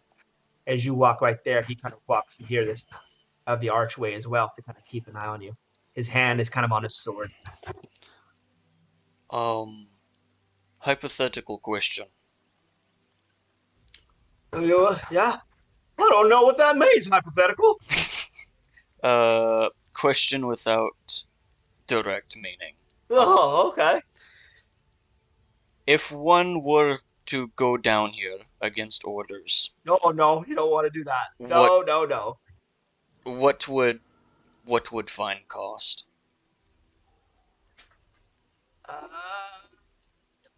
maybe like beaten in prison. I don't know. I don't do it. Don't go down there. I can't let you. Metalmorph kind of nods that there's no way he could really just pay his way past. Yeah. Um, But that doesn't stop you though, right? There's only 3 of them in here, man. Fucking fuck these guys up. yeah, I'm not gonna. They're just doing their job. They've been friendly to me. They ain't racist to me. I'm good. Okay. All right. I made it out of you. Metalmorph is going to reach into this bag. How many workers are there here right now? So the guards are the ones that are important, but there is a host of other people kind of like helping clear the dead out. The bucket brigade, the fire, brigade is here as well. But you're looking at maybe 5, maybe like 3 or 4 civilians, and then the soldiers here are the ones that are important. I didn't put all the NPCs here, but these are like what you have to deal with if you want to turn this into combat. Okay. Metalmorph's going to how much do I have actually? Would 25 gold divided evenly between them or whatever seem like a good amount for like what they're doing tonight? Yeah, that's a lot of pay for a soldier. I'm going to reach in my bag, pull out 25 gold, set it eyes. on like one of the tables, divided evenly among you. Yeah. Thank you for the work. He grabs it. He puts all 25 in his pocket. He says, "Yeah, I'll give it to everyone. I'll give it to everyone else." I kind of stare him down. Not like I will kick your ass, but like, you better give it to everyone. Yeah. You see him like he's like grinning, and then he turns. Yeah. I'll give it to him. Yeah, I'll share it. Kind of nods to them. Keep up good work. And then I'm going to walk out of the building. I have what I need. Yeah, he will step back, and you see him. Those 2 gentlemen, they give you nods as they pass by. This one over here says, as you're walking, he's like, "Oh, it's a Birdman! Look, it's the Birdman over here!" Shut up! Don't look at him. It's gonna be awkward if he stares at him. I look back towards him. Green eye, thumbs up. Yeah. And this one I hear, he actually gives you a thumbs up, and this guy goes, "Put your thumb down. You look like an idiot." And he kind of waves you away. And I shall leave. I go back to the tavern, try to be back at a decent time to where it's not like people are up and like everybody will still be asleep. Yeah, you can just give me a stealth check to get back inside. Oh, I don't think I'm decent at stealth. That's not terrible. Not too bad. I take that back. Now you may have let me get Boots, because she said everybody stay inside, lay low, don't fucking go anywhere while we figure this out. And you went away, so she is going to make a check to see if she can pick you up. Let's see. I imagine Metalmorph, whenever he fails on a stealth check, he just like, instead of opening doors, he just walks through them. Leaves like an imprint of his figure behind him. Yeah. That's exactly what I'm thinking. Yeah. She is asleep. Yeah, she's had a long night. You make it back, and nobody is the wiser. The next morning happens, and you guys wake up. There's a knock at the door. The door opens up. The tavern opens up the door, and the blacksmith comes in there, and he drops off some armor for you, Skully. Hey, let's go. Yeah, you got scale mail armor +2. So you can. And is this scale mail armor that has the disadvantage on stealth or no? This one does not. Yes. This is made from a different breed. Special. So you can just like slide in scale mail +2 and then make a note of it. And you receive, I believe you receive 4 of them. I can go look at my notes because I know exactly how many sheets of that armor we had be able to be prepped. Let me look. Yeah. We get 4, and then one of them was turned into. Turn into. So, and then he hands you a shield, and the shield has a lighting on it. It's a +1 shield. Okay. So the +1 shield was supposed to go to Dusty, I think. Yeah, there's a shield there. Yeah, I think there's two things. It was a +1 shield, and I think I don't know. I don't know if one of those scales could have been used for like a dagger or one of the parts of the spine. I forget. Mhm. I think that was like the only other thing I could think of. Yeah. There was yeah, so the armor is dropped off to you, and you have a little bit of tiny armor for Victor. That will increase his AC +2, sir. Hey, let me put that So down. you can. He's got a little +2 armor too. So he has a little armor for him. It is gonna lower his fly speed a little bit though, Okay. because he's gonna have to fly with it on. It's gonna be a little bit heavier for him. His fly speed is gonna be reduced. Let me look at it so I don't nerf it too heavily. It's 60 base, I believe. Yeah, so you can make it down to 50 now. Okay, that's not too bad. And then just make a note of it. It's because the armor. You take the armor off, you get back up to 60. Cool. Mm-hmm. And Dog's Body gets a scale mill armor. Is that true? Yeah. Is that okay? I'm gonna put it in her inventory. She's gonna put it on now. She looks at it. Her eyes go wide. She looks at you and she pulls you in for a hug, forgetting that you were just recently almost killed. And she And then does squeezes the weight you. of it change? Is it lighter than normal scale mail? I want to keep it just for ease of sake. Let's Okay. keep it the same weight. Yeah. And she hugs you. You can feel her claws like deep into your back as she hugs you. And she will put it on right now. She's got some higher AC. Bully walks down the stairs and doesn't see anything for her. She looks at you like, "Oh man, come on." Well, there were four pieces Yeah. of the armor. One went to me, one went to Dog's Body, and then the other two were for whatever. Yeah, I think I think Boots is gonna take one, obviously. Okay.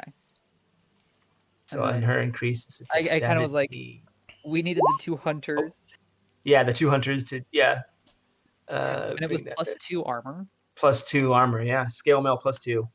Had to add the infant skull to my inventory real quick. Yeah, do it. You needed it. There you go. Look at that Dog's Body. Let's get you that armor, girl. My AC is so high right now. What's your armor class? 18. Dang! Mm-hmm. Not bad for a rogue. Not one bit. There's only Yeah. ever been one other rogue I've played that's had higher armor class. Yeah. You guys came across some luck there with the Kraken scales, and it's smart of you being able to skin this creature effectively, right? Yep. So it's your clever role playing, clever picking your character, putting it out there, making it in the world that allowed you to do this. Okay. Now let's kind of just do some rolls, and let's see if you can find the stuff that you need for the Arctic survival. So Oh, have we we will. taken our short rest now? Yeah, you're at it's the end of the week. Yeah, the end of the week. Do a full long rest. All your hit dice is back. Your spell slots are back. Everything that we did with our one shots. Yeah, Cool. All right. we're good. I'm ready. All right, Arctic survival. All right, guys. Dusty, you make me a. Oh, you have the book. You don't even have to. Just give me a flat roll 20, and I'm gonna see how much information I can give you, based off you reading this book and the book that you were found about this fortress. Okay. It speaks of many magics there. Magics from an elven kind of society. It's amazing to you to wonder that the elves kind of made it all the way out here, because from your knowledge, they stick around one single tree that is alive there. Right. So an elven kind of fortress here is kind of a weird thing that kind of stands out to you. Would it be as weird because we've met an elven person, right? We Yeah. met what's his name? You met that elven druid, yeah, and so he was said that he was there on guarding, right? So there is ties there, but an elven city fortress is maybe Adrian. another thing. Yeah. and it speaks of the frigid cold and temperatures there that can change from day to day. One of the excerpts that you're kind of coming across, and it says the warming stones, they are vital to our survival. Without one of those, I don't know how I would have lasted a night. And it says that those warming stones could be gathered by heading to the volcanic island that is in this area. And at the base of the volcano, there are some magical glowing stones that will give you. It's basically a warming stone. It gives you a +5 to your frost checks. So, with that information, you know that if you want to get some warm stones, you guys can have a little adventure to do that. But everything else, like cold weather gear, they don't sell any of that stuff here. Skully, you spend the next couple of days looking around for it. You don't find anything like that. So you're going to have to make it or come up with it somehow. How are you going to do that? Well, I stripped the leather off of my previous armor, clothing from when I was traveling from the north, but I would have kept that. So okay, yeah, there you go. Yeah, you would have kept I've that got then. some fur for myself. Yeah, you got cold weather clothing, yeah, for yourself. But I'll probably look at Dog's body and say, well, it looks like we need to go hunting for fur-lined animals. You guys will head out into the jungle and with I would have picked up a longbow. Yeah, pick up a longbow, mark it off. Gold, like I said, gold isn't really a thing. You guys found that huge ass treasure chest of gold. So you can go I've just been trying to keep track of how much we remove from it. Yeah, so there is just keep track of that. You can have it the party loot. Give yourself a longbow. Is there anything else that you guys may want to buy, like weapons wise, or Dusty's gonna get some daggers. He's gonna. Okay. So I have 5 Kraken Teeth daggers. Yeah. You want to you can have those, some of them. Yeah, you have. If you want to hand some of those out, man, trust me, you shouldn't die with all of them on you. You know what I'm saying? God, no. Yeah, they're all prepped in the cart room. Yeah. Since I was preparing the scraps to wrap for the handles, so we have 4 Kraken Teeth longswords and 5 Kraken Teeth daggers. If anybody wants some. Yeah. Okay. How does that longsword work? The longsword is a 2d5. I don't know if it has like a light or finesse property on it. I figure not, so I haven't been using them. Yeah. I would say drag over longsword and then just change the name over it from the Compendulum to Kraken, Tooth Longsword, and then we can adjust the damage and all that stuff for you guys. Okay. Skully, if you allow, I'll take a longsword and a dagger then. Okay, so I've got 3 longswords left in the inventory, 4 daggers, 10k gold minus armorcraft and longbow.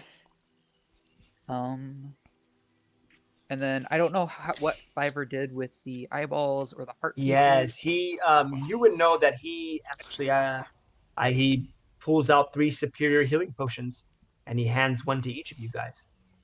Well, there we go. He says okay, sorry, go ahead. He says these are for you. No, he says Fiverr goes, yeah, man, drink it down, bro. I got you some juice here, and he hands them out to you. The other ones are kept for the other party members. He was able to get enough for everybody to have one with all the trading of the items that he had. He didn't roll very well on understanding what that stuff actually is, the value in it actually is. And anybody willing to give away 5 superior healing potions tells you something about that. But you have the potions that you need now. A note for next time. Don't. Don't do that. Yeah. Next time we'll go to TikTok. Yep. Anytime someone's willing to get that superior healing potions for something, it's good. And then so we've got those. I will move 2 of those Kraken Teeth daggers into my inventory. I don't know if Bully would like a longsword, but I'll walk up to her and be like, "You want a longsword?" Let me look at her proficiencies. She Let me just holds hand it. out all the things we've made.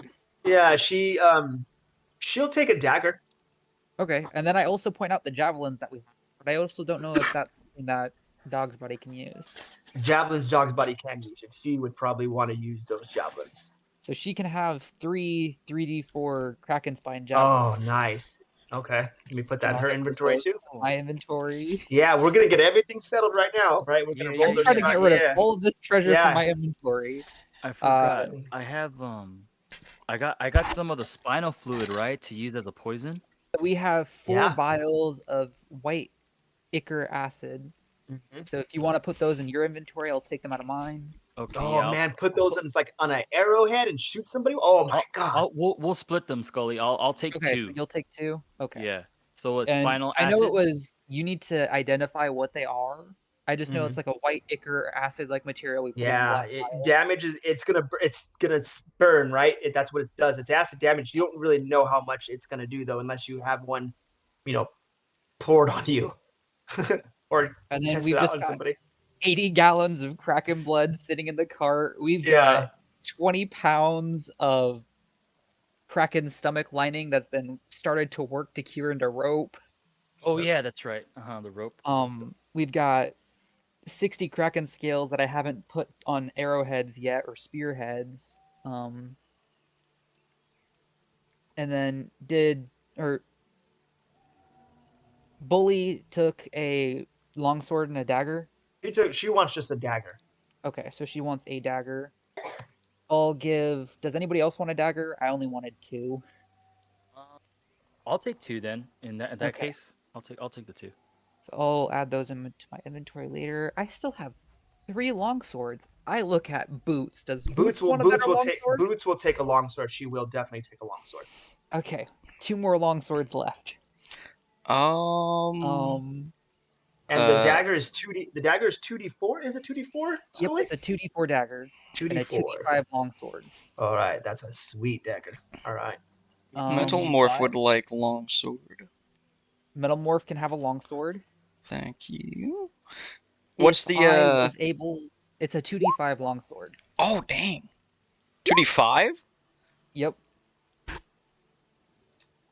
Nice. If I was to spend more time on this last longsword, could I work it into like a finesse rapier longsword hybrid? I would say you can make it finesse, but there's a possibility you can lose it. Right? Okay, I Shaving will. it down and making like it a one finesse of them. weapon. Mhm.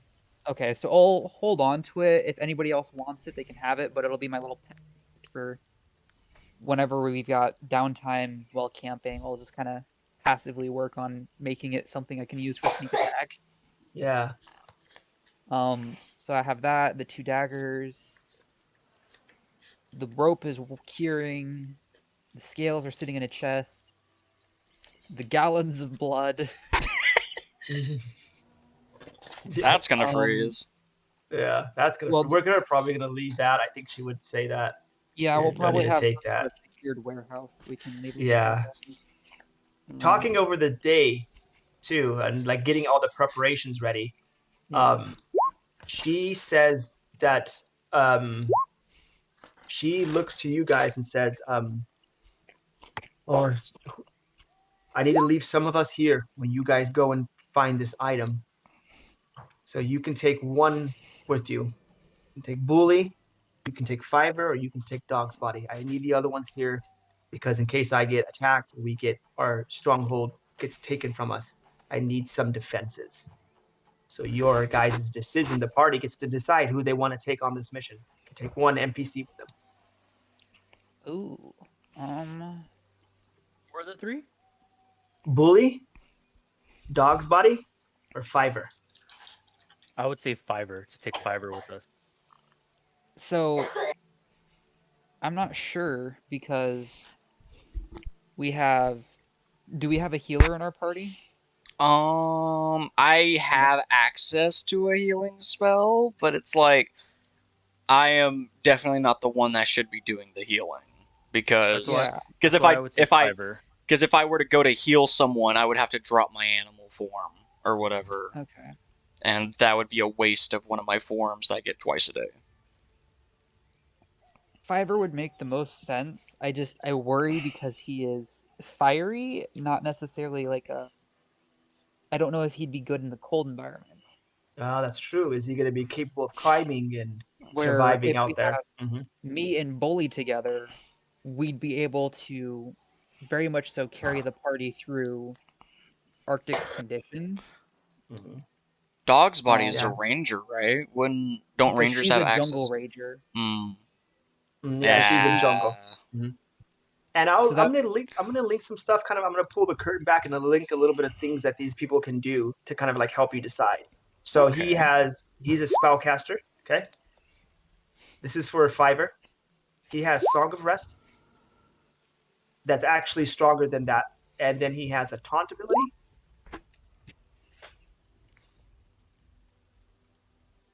Okay, and then he has.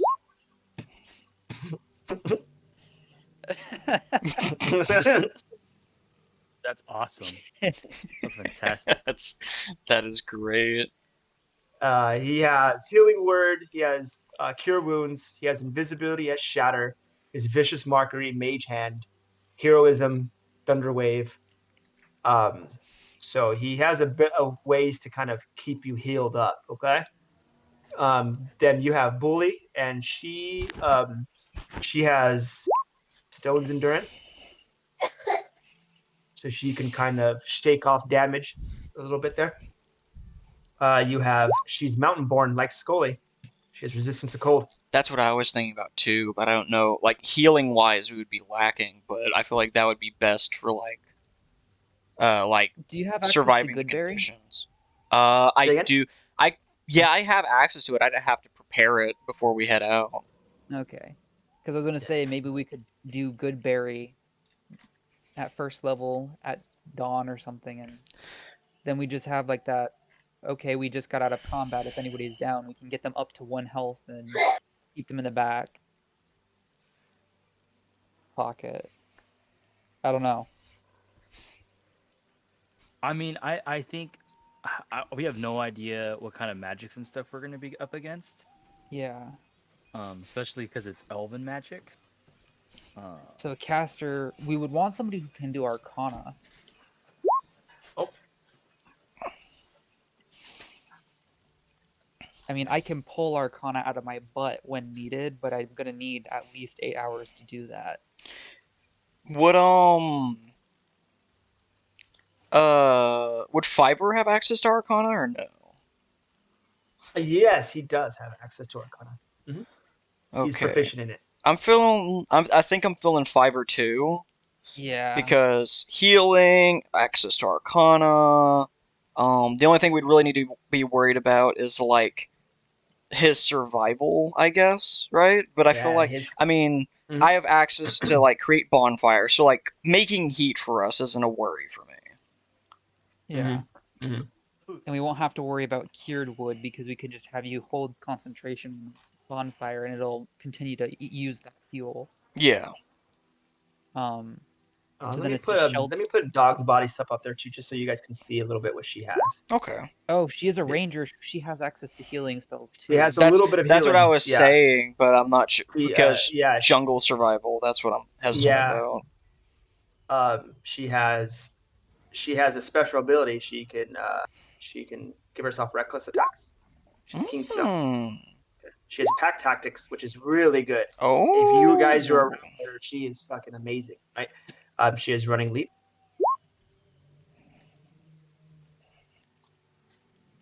And she has aggression.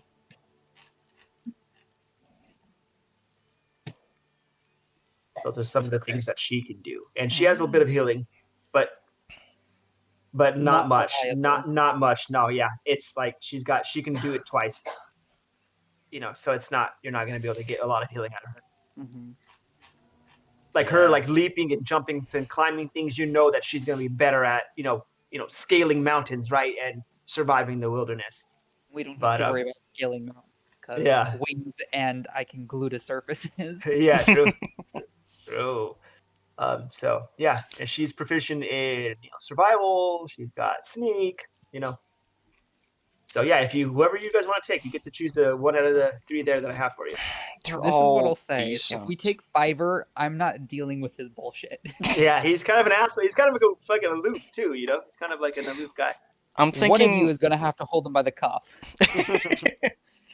I'm thinking either Fiverr or Dog's Body. While Bully has like knowledge of like surviving in this kind of terrain. At the same time, right? She doesn't We have bring. enough tank. Yeah, we have you, who's also like kind of in the same boat, and she doesn't bring much to the table other than, "Ooh, I'm big, strong boy." And I feel like I kind of fill Yeah. that role. Yep. All right. She I think we calls settled over. on. Yeah. She So who calls we him settled over. on? I think it's, I don't know, right? Dog Spotter or Fiverr. I think Bully's been like kicked out, right? Bully's not going to come, I think. But I haven't heard David's opinion on that yet, though. Sorry, I'm like legitimately thinking. I was just pondering in thought. Okay, sorry. No, I had because I mean, because Fiverr has like Arcana and heals, I would favor him over Dog's Body because Dog's Body is kind of doubling up the role of Skully. Yeah, like I fit both the niche roles we need from them. We're really just looking for that healing and Arcana. So I think Fiverr. Okay. All right. She whistles over to him. He comes over to her. There's some, talking amongst them, and he kind of gets ready. He looks to you guys in the eyes, and he's just as capable as as you guys are. And he shakes his head. Yeah, he's ready. He's like, oh, yeah, it's a real fine way. It's gonna be dope. And then Hey, Bully, I get to go, huh? And Bully's like, yes, you get to go. Yeah, right. We leave right now. you know, Oh, immediate no Nah. comes out of No, Okay. little comrade. We have several things we must prepare beforehand. Yeah, me too. Me I gotta go and- see that Stacy before I go. Oh, book nerd, bro. Yeah. Kind of like I steps called away. this Dog's Body. I'm like, you ready to go hunting? Yeah, she nods her head. And, yeah, and you see her. She's like looking at her scale armor, and she's like looking at it from like her face down on her stomach, and she looks at you and nods her head. Yes, I'm gonna need a survival roll from you, sir. You get advantage because you have her Dog's Body with you. Every 5 points that you put. Oh, 26. Yep, that's it. Yep. You were able to find enough fur lining for 5 people. Okay. And So I would also take in the facts of any of the animals we hunted. I know it's not going to be much because they're predators. Mhm. But the fat, yeah, maybe some blubber lining from that. Yeah, and yeah. I can make tallow for candles. Okay, give me a sleight of hand check as you're kind of like cutting this creature up. Let's see how much. Yeah, this is. I don't even know why I have you roll. Yeah. You're able to do all that you need. You get the fur enough to give everybody fur lining. So let's mark that in our inventory. That's going to help you with your frost checks. Fur lining, I believe it gives you a +5. If I'm not mistaken. Yes, I do believe so. Yeah, fur lining gives you a +5 to your frost checks. It normally costs 20 gold, but Skully and Dog's Body hunted for their own. They're not weak ass shoppers. They want to go do it themselves. So we all have that +5 then for checks. Yep, you guys will have a fur lining. You can put a +5 to your frost checks. Just a little note to yourself or inside there. The weight, we won't worry about the weight. It's we don't have to worry about that. We'll just toss it. Yeah. I don't know if they have candles as a default item, and Okay. You can because mark some. I will be Yeah. bringing candles. Yeah, you can definitely mark some. Yeah, bring some candles in there. You can say, give me a weight that you think is acceptable for how much candles you want to take. And then, Ooh, that's a good question. I wonder how much a candle normally I'm pretty sure there's weighs. like an actual candle item. I'm There like, not, is, and it has a yeah. 0 weight on it. it has a 0 weight on it. But I would say if we're gonna take yeah. a good chunk of them, I'd say like a pound. a pound of candles, Yeah. right? Yeah. That's the Yeah. most. I'd say a pound per person is the problem. Okay. Okay. Yeah, Overall- and this is now we're gonna get into. This is gonna start playing into your guys' like your equipment and carry weight and all that stuff. So yeah. It's So the we're fun gonna want part. a pound per person. We've got 4 people, so 4 pounds of Dusty candles. has no need for the candle. He's gonna tell you no because he has his new produce flame ability and he has his. Oh, dark that's vision. right. I guess he I would doesn't be need that. fine because I have the create bonfire cantrip. Mm-hmm. And you got to remember, though, creating bonfire, I'm going to make you make some checks because that's you concentrating on a spell like over and over again to Well, keep it running. It's a cantrip, isn't it? So it's not like Is it? Yeah, It is a yeah. cantrip. It's a concentration cantrip, but it's a cantrip. Yeah. But I'm still gonna bring candles a pound for each of you because watch it not work. Yeah. Anti-magic that's field fair. will Yeah. bite us in That's the yeah, ass. that is very fair. Mhm. So my Mhm. carry weight I look at the is- both of you and I just say, Arctic survival, you're unprepared. No. Mhm. Fine. So carry weight, remind me, how do we determine Under how your care. Okay, so we're gonna go to the handouts, and under the handouts there is variant rules. On there, near the bottom, there's encumbrance. It says if you can carry 5 times your strength score. If you exceed 5 times your strength score, you are encumbered, which means that your Okay. speed is reduced by 10 feet. If you carry in excess of 10 times your strength score, you are heavily encountered. Your speed is reduced by 20. You have disadvantage on ability checks and attacks that deal with strength, con, and dex. Gotcha. Okay. Okay, I'm good. And then a pound of F candles. Mm-hmm.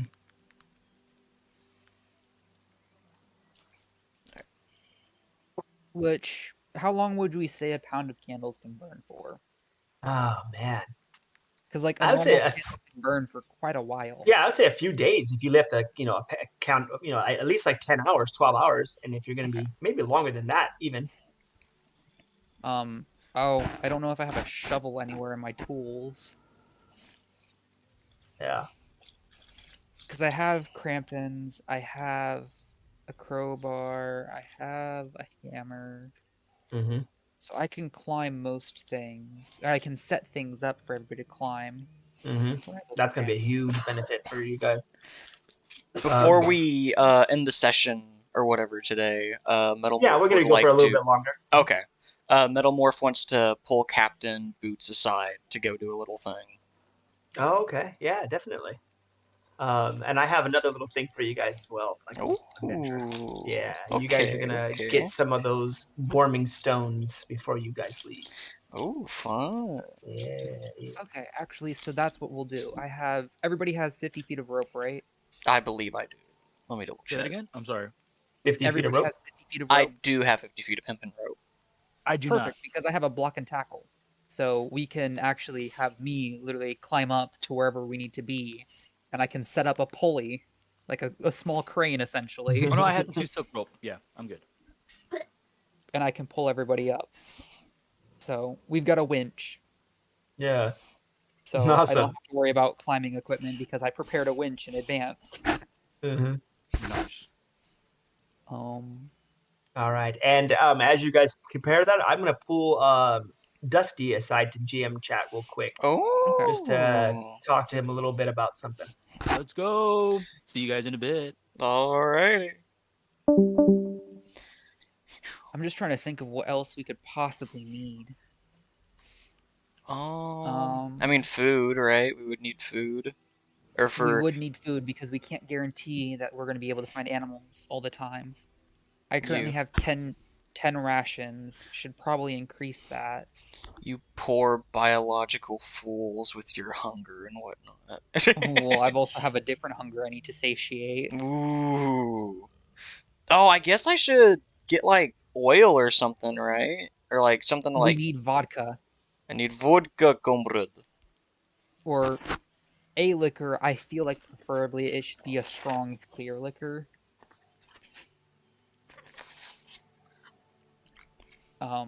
Because alcohol doesn't freeze. So we can use that to Renaissance style antifreeze you. Gotta use the strongest shit we can find. Not like, not diluted at all, just straight vodka. We got a water skin, and we can make more water in the evenings. Because we'll have water all around us that we just have to melt. What's in a mess kit? It's like cooking utensils. This tin box contains a cup, simple cutlery, clamps together, and one side can be used as a cooking pan and the other as a plate or shallow bowl. So we have something we can boil water in. I have 10 days rations, and I can prepare more along the way. I also can prepare good berry if need be, because that's a full day's worth of That's a full day's sustenance. ration right there, which could be very beneficial because it produces 8 berries. 10 berries, I believe. I can 10 check. berries, so we can feed all of us in the morning once with that. And then we have the instant up, so we don't have to do death saves. Where is good berry? There it is. Up to 10 berries appear in your hand are infused with magic for the duration.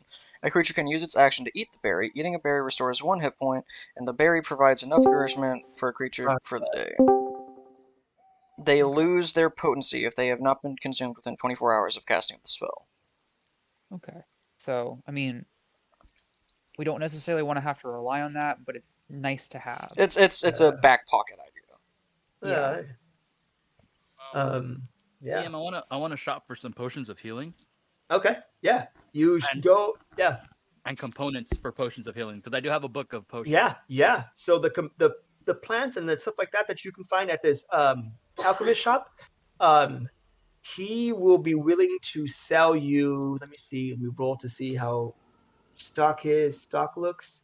D120 and a D8. Okay. He has 2 potions in his inventory as you approach, and enough supplies to probably make 2 more. But Okay. he will, for the healing potions, he's gonna say 25 gold for just a standard healing potion. And A the, 2D. he Yeah. doesn't have anything higher. He just has the standard. No, he just has the standard here. Okay. He's Fiverr kind of took his supplies the day before, but Okay. yeah. So 25 each, right? So that's Mhm. 50. And then how much for the supplies? The supplies, he's gonna give you those for 10 gold. Just not very many people know how to make potions, right? So he can Right. just sell that at a cheaper rate. So a total of 60 gold, 25, Mhm. 25, and then the 10. Yep. Okay, I'm taking it. Nice. He wishes you a good day. Bye. Come back to my store. I have more potions later. You sound very familiar. All of us lizard folk sound the same. Kind of racist that you said that. My apologies. Have a good day. You too. He scurries Come out. back. Yeah. Would there be a magic shop in town? There is, I would say, no, nothing that you have access to yet. Okay, I I think was there just probably is an underground magic shop, but you I gotta do some work wouldn't in the know city. about that. Yeah. Mhm. Skully, give me a perception check because there's a little bit of thieves' cant going around when you're kind of doing the stuff that you're doing. I want to see if you pick. I want to see if you pick up on this. Here I am managing my inventory, and now I've got to roll stuff. Roll Perception. something real quick. Just see if you catch something. Someone talking about it. Yeah. As there is talk of some underground shady dealings, like an underground auction of magic, and the thieves talk about that because that's where they sell their property that is highly valuable. So hearing Metalmorph asking about a magic shop and looking around for one, you do know that there is one to be had here. But I think that is something that you might have to come back to later and kind of figure out yourselves. Maybe you have to steal a magic item and try to sell it. Ooh.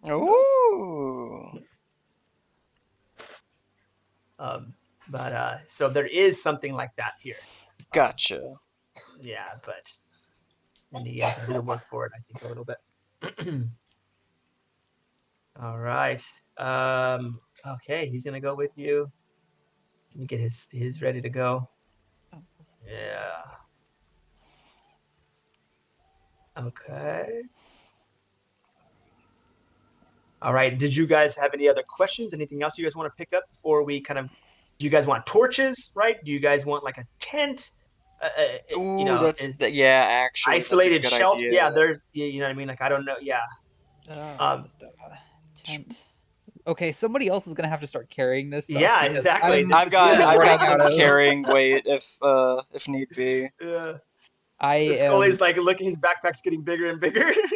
and like my backpack that I've saved is the one that decreases the amount of weight in it, so it holds 120 pounds worth of stuff. So I'm Yeah. I'm starting to reach my limit. Yep. DM, how much would a tent cost? Is gonna an isolated gold. tent is gonna be 2 For a gold two-person. for a 2-person Two-person tent. tent But for- the thing is, it weighs 20 pounds. Yup. Mm. I can Does carry all the anybody else have tents. a I have plenty of carry haversack? space. Yep, I have a haversack. Mhm. I've got Okay. like another 70 pounds I can carry with the haversack. So then, Dusty will buy the tents, but Metalmorph will carry them. Well, how we much can just is put that? those into the 10K that we have already for Mhm. party funds. Yeah. There's that all that gold that you guys gracefully. You didn't kill anybody. You didn't murder hobo it, so you guys got a ton of gold now. Oh, that's right. Sorry, I didn't put it in my character Well, sheet. I've been tracking the party gold because it's technically Boots' gold. Oh, okay. Yeah. All right. She's letting you guys use it. Like she said, use it as you need it. Like we have to get this mission done. So Then yeah, for sure. Then go for it. yeah. Let's Now see these here. tents are gonna be a little bit weaker, but there is like you gotta need to like insulate them somehow because these are just tents for like I don't know. You tell me, Owen, is like a regular tent gonna do well out there in the winter and the snow? Oh no, I'm gonna be piling snow up around it. Oh, okay, cool. Yeah, Insulate as it. long as you have as long as you have an idea. Cool. Yeah. And then like So 2 I don't tents, that's intend on 40 using pounds. the tents frequently. I intend on trying to make snow shelters more often than not. Okay, hell yeah. And that's something you can do with them. Yeah. Yeah. Oh, that's what it was. I was looking for shovels. Shovel. They Mhm. exist. How much do they weigh? Yeah, A how much- lot. They weigh a lot, do they? Oh. 5 pounds. Yeah. They're 2 gold. Honestly, 2 would do us perfectly fine because 2 people is going to be more than enough, if not maybe too many to do this. Hey, Fiver, you get to carry 2 shovels. Okay, he put him in, bro. And he'll carry them. Let me put him in his inventory. I can move them from mine. He's not very strong, and you're looking at his arms, and you can see his arms are about a +0 to his strength. He's got skinny arms. Move to haversack. My haversack is as full as it can be. There is going to be nothing more in my haversack. I need to figure out how to scale down my weight because my armor is heavy.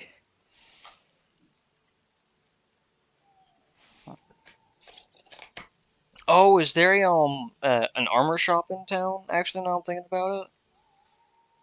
Yeah, we had one forged for us. or Oh, that's right. crafted. I guess yeah. For Metalmorph, it'd probably take a while, so never mind. Oh, no wonder my weight's so high.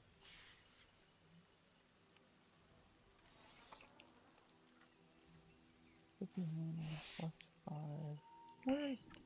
Oh, that's still Have a too much. torch just in case. 4, 5, Yeah, 9. some torches. That'll keep you warm. You can bundle some torches together. It gives you a. So, did we end up buying did we buy 1 tent or 2 tents? 2, right? 2. Okay. Yeah. Yeah, Fiverr can carry about 20 more pounds of things, guys, before he's at his max, with his armor and his short sword and his bow and arrow and his arrows, and his 2 shovels. Is there a bank anywhere? No, there's no banks in this part of town, Okay. in this city. A lot of trade happens here, so Yeah. I am going to dump my gold into the party supply and Yeah. make a note of how much gold I had because yeah, definitely, it weighs a lot. yeah. Gold is heavy. But have you ever walked around with pockets full of quarters like you're doing your laundry somewhere? Shit, that shit sucks. Well, imagine walking around with 390 gold coins. And gold's heavy.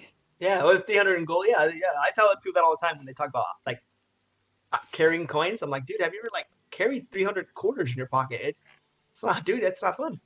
It's loud, heavy. Because literally taking out my gold gets me to the weight limit. Yeah, you I've don't need been anybody here. overweight this entire time, and I'm just like, I need to drop weight. Yeah. He can carry 20 more pounds. Is there anything else that you guys want him to carry? He's got the shovels.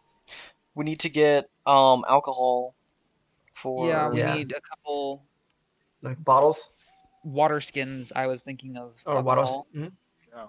Mhm. I don't know what the local alcohol is because I'm looking for like a cheap, strong alcohol Yeah, you can find something that can fill up your or for an like alchemy one. jug. Yeah, or an alchemy jug. Yeah, that's true. I don't think you have one of those here, but that would be really good. I would say that you can fill up your watering skins for about a silver piece each. With Oh, some perfect. pretty. So I think 3 will do us fine because that'll be. Let me look at my water skin real quick. Water skin, water skin, water skin. How much liquid do you hold? 4 pints of liquid. I don't imagine using more than a pint to de-ice Certain things. Metalmorph in the Mhm. evenings. And if we do 3, that's 12 days, 12 evenings of de-icing when he's really bad. So yeah, Gotta take a quick 3 vodka water bath. skins Don't full mind of me. vodka. Yeah, I gotta sleep in the vodka. And we have the Yeah, 2 heat sources of spells, so I can heat up the vodka. Vodka doesn't freeze, it's just getting it back to the heated point, so we're yeah, good there. I will look for some peppermint tea leaves just for my own sanity because I enjoy cold peppermint or hot peppermint tea in the winter. yeah, yeah. You can put that down. I'm sure you can find something like that here. Yeah, that's cool. Um, Yeah, and then we can make water. Our mess kits have a thing that equates to a pot essentially, so we've got that. Mhm. Yeah, we're just about ready to Just good to rumble. go. I thought, yeah, pretty dang close. Yeah, I've got Dusty. the block and tackle, and I've Oh. got stakes to insert it into the ground. Cliff. Uh-huh. You got Um, fur lining. I've got fur lining. And yeah, you have cold weather gear and fur lining, Skully. So you got a +10 on all your checks. You are good to go. Fiverr has his fur lining on. He's not very. Yeah. I would get Dusty would get some dried goods. Okay. He- What are you he- looking for? Any kind of jerky and herbs, Okay. just to make like a simple soup. Yeah, that Wise decision making. yeah, that's less than a gold. You can probably get some of those goods. You go to a trader, get some of that. You can add that into as like a ration or something, maybe. I'll put it as ration here. Let me see. Yeah, the How much does a ration weigh? rations are pretty heavy. They're like a pound each, I think. Yeah. I'll take 5 then, if anything. 5. Yeah.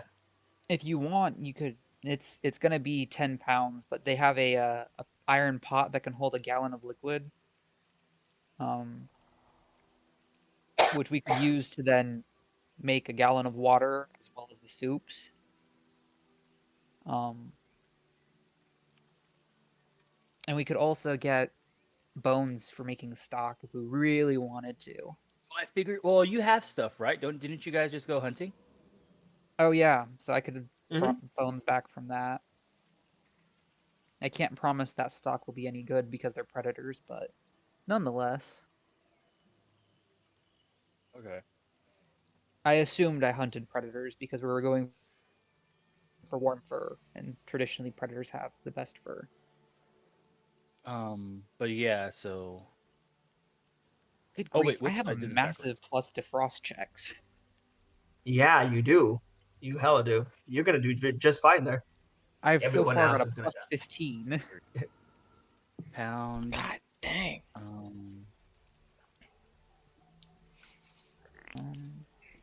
Oh, I am going to find thicker leather straps to wrap around my feet.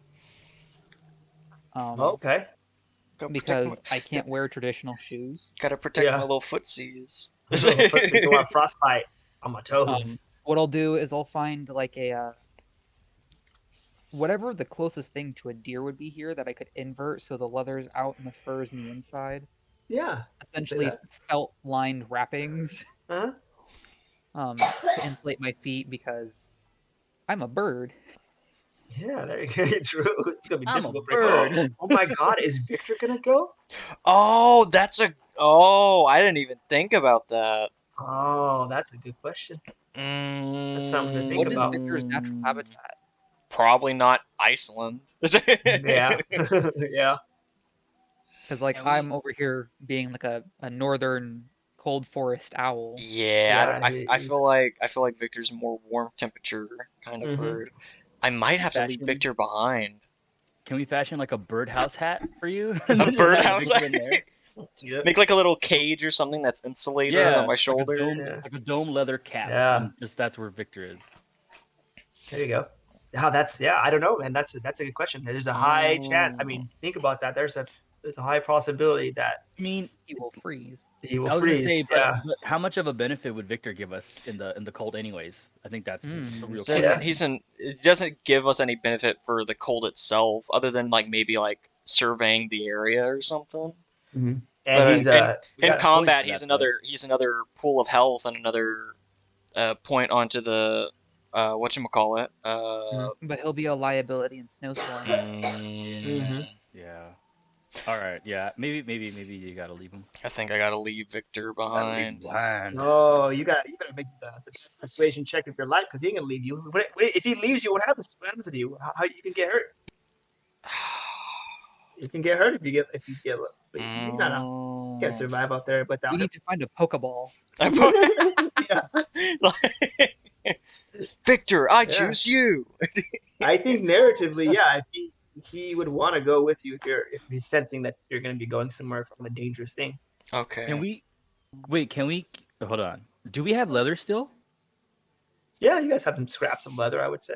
Like you Yeah, guys, I've been using a bunch of different leather scraps for everything. I've just been kind of anytime I've got scrap, I have it. Can we make like a leather satchel that Metalmorph can just sling on his side and have Victor in there? yeah, All the furs that on sounds the cool to me. inside. Yeah, it sounds cool to me. We've got a little bird purse that he's gonna keep. Yeah. in his clothes. Yeah, It's my Why not? burst. yeah. So when he Yeah. falls down, he can crush him. No! Hell yeah, yeah. What I'll do is I'll put some wooden. I'll build like a wooden square that doesn't have a roof, with frames on the side, and I'll line it in that so that. Yeah, it'll I'll be give him. sturdy enough Yeah, for as leather long to as he's fit in there, I'll give him fur lighting. He'll have fur lighting to his frost check. Yeah, as long as he's in there. And then it'll be something that Metalmorph could easily keep inside of a cloak that I will be now throwing on Metalmorph. Yeah. Metalmorph has a cape. Yeah. And then we need to find essentially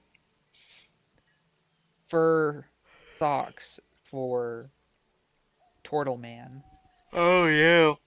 Got Oh, protect yeah. your footsies too. I think. Don't I already have fur lining? Yeah, I think fur lining is going to count as that for you. Yeah, with So, that. I have a woolly turtle shell now because you Yeah. adhered fur to my turtle shell. I have little woolly wraps of inverted leather, so the fur Yeah, is touching my yeah. skin. Yeah. And then just for flavor, like I don't know if you guys have played the new God of War games, but you know how he has like leather straps across his chest? So Yeah. it's inverted. It's an inverted leather like pauldron on his body, and very God of War like. Oh, that's And cool. that's basically it. Besides like not a cloak, but basically like a what do you call it? No, yeah, I'm sorry, like a cloak, but it's not fur. It's not furry on the inside. It's just like a kind of generic cloak that he kind of drapes over himself. And I'm not wearing it yet because it's going to be very hot, but I have something very similar. It's my full scale mail, and then over top of it is just layers upon layers of different random assortments of animal furs and a fur cloak. Just trophies from everything I've hunted. Yeah, that's cool. Yep. And then And then metal, my and then wings can be like folded up under the cloak, and I can put them out and stuff. you have all that good stuff, and then you look at Metamorph, and he's got a baby skull in his fucking. I'm not even looking in his backpack. Yeah, I'm just yeah. You don't see it, but yeah. Ignore it. It doesn't exist. All right. Okay. Is there anything else? Like, I'm going to get us to the next scene and kind of put us at the doorstep of the adventure. You're going to have the canoe there. But I mean, I don't have any planned encounters for you on the way there because I'm not going to attack your resources before you get to the point that you need to get I've to. got 10 rations. We can refill our water skins because we'll be in the cold. Mm-hmm. We've got the shovels. We've got heat sources. We've already got the food sorted out, and I'm going to try to hunt as much food as I can while we're there, which is going to be in between. But if we can produce more rations, Yeah, because I was gonna say, what was I gonna say? Sorry. I've got 2 quivers. Sorry, I totally zipped out. Oh, I would disclose to the group, since I've been going through some of the notes and the book that I was given to tell us about the area we're going to, and I would tell Skully, it's best we take as much ration and food that we can. From what I understand, Desolate, no birds or anything. more monstrosities, nothing we can really eat, unless we can eat monstrosities. I've Can I never make a had one nature check on myself. the ability to eat monstrosity? Well, you would Or know monstrosities are like edible? magically infused creatures. So, like manticores, right? Or monstrosity. I would say I don't know. I guess you eat it and we'll find out, right? I mean, hey, meat is Okay. meat, right? Mhm. Like, that's what I'm kind of sitting here. I'm like, well, I mean, you can eat a wizard. Yeah, you can eat a lizard. You can eat a human. That's Do Do you a say that out wizard. loud? I don't say that out loud, but I'm like, I Okay. mean, there's instances Alright. and records of cannibalism. So I'm like, Okay. Mhm. All right, that's sure. But I would arcane disclose that individuals don't. I'm not disclosing it, but I'm sitting here pondering, like, you could eat a wizard. monstrosities. Okay, But actually, here's a question. Let me look up what the creature is. It's a what are Yeah. those ice rays? The oh, I'm forgetting what they're called.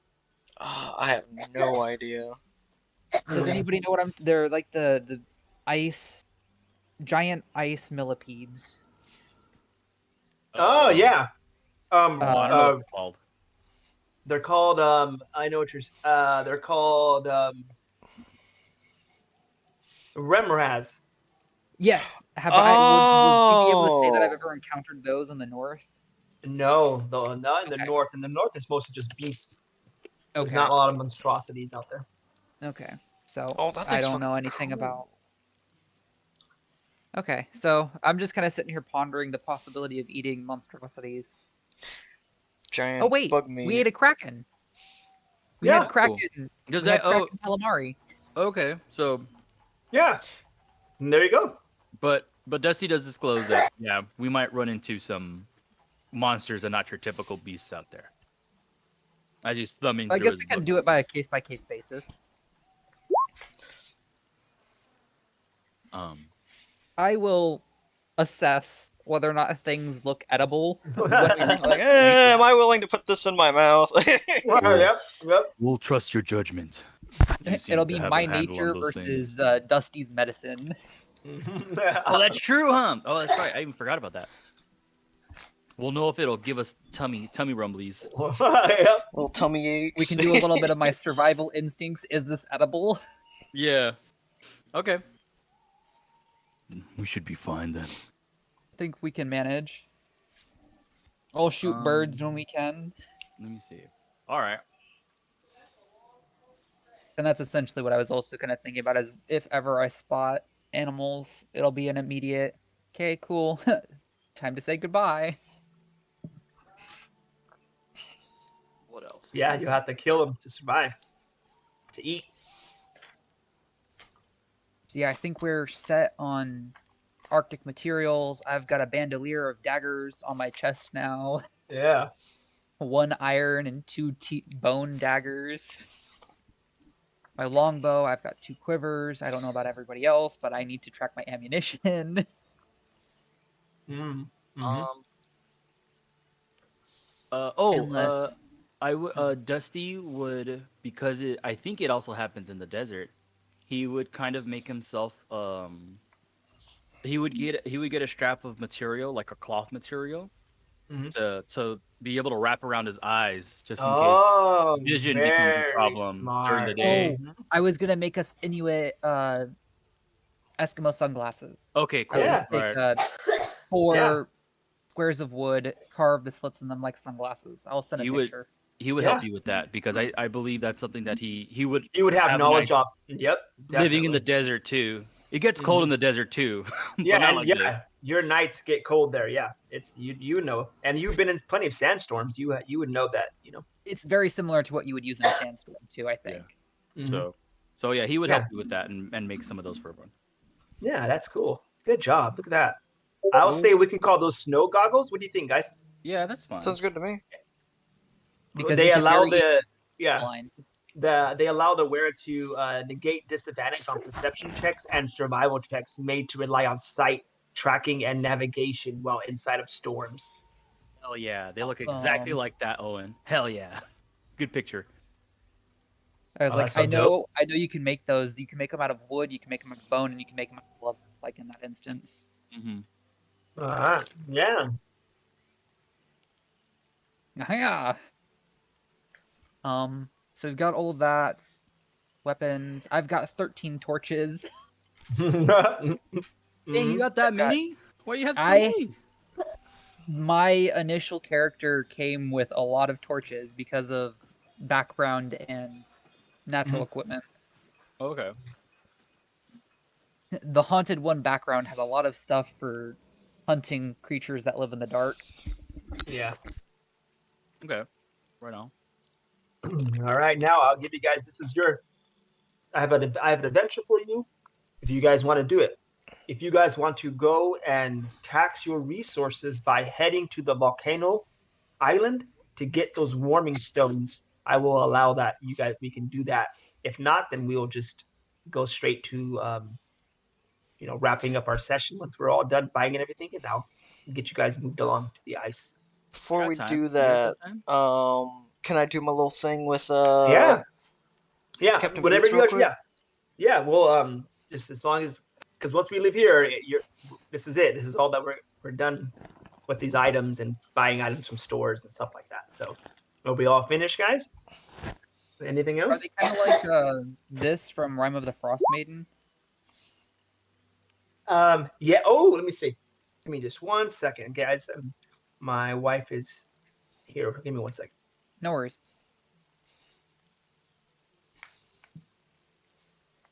Because the item from Rime of the Frost Maiden is actually kind of OP for Arctic survival. What, thermal cube? Is that what you put in? Yeah. Does it have like a time that it lasts, or is it just like, oh, it's this heat forever? It seems like an eternal heat item. It doesn't say anything in its description of like a duration of time in which it works. Oh, how do torches work? Like, is it assumed that we have like a flint or something? It does not. Tinderbox is what Yep, we is have where to your have flint. tinderboxes. Oh, then Without a maybe tinderbox and ability to make magic, you can't start a fire. I'm gonna grab 3 of those then, just in case. Oh, we have produce flame, and I have 2 tinderboxes. Oh Myself. yeah, you do have produce. Oh yeah, that's Yeah. But Well, I I was gonna say I don't want to rely on that though if I don't need to, because I mean I know it's a cantrip, but I want to have something physical because that's more Rusty's bag. Dusty's bag, Yeah. sorry. That's more his he's bag. rusty and dusty, baby. He's Rusty and Dusty. So what is it? A tinderbox? Yeah. Mhm. How much do those cost? Great question. Give me 2 seconds. I think they're like less than gold. It's 5 silver, so 1 gold gets you 2. A torch burns for 1 hour, providing bright light for 20-foot Well, then I'll radius get and dim 4. light for Then an I just additional got 2 20 gold foot. then. I'll get 4 Mhm. tinderboxes.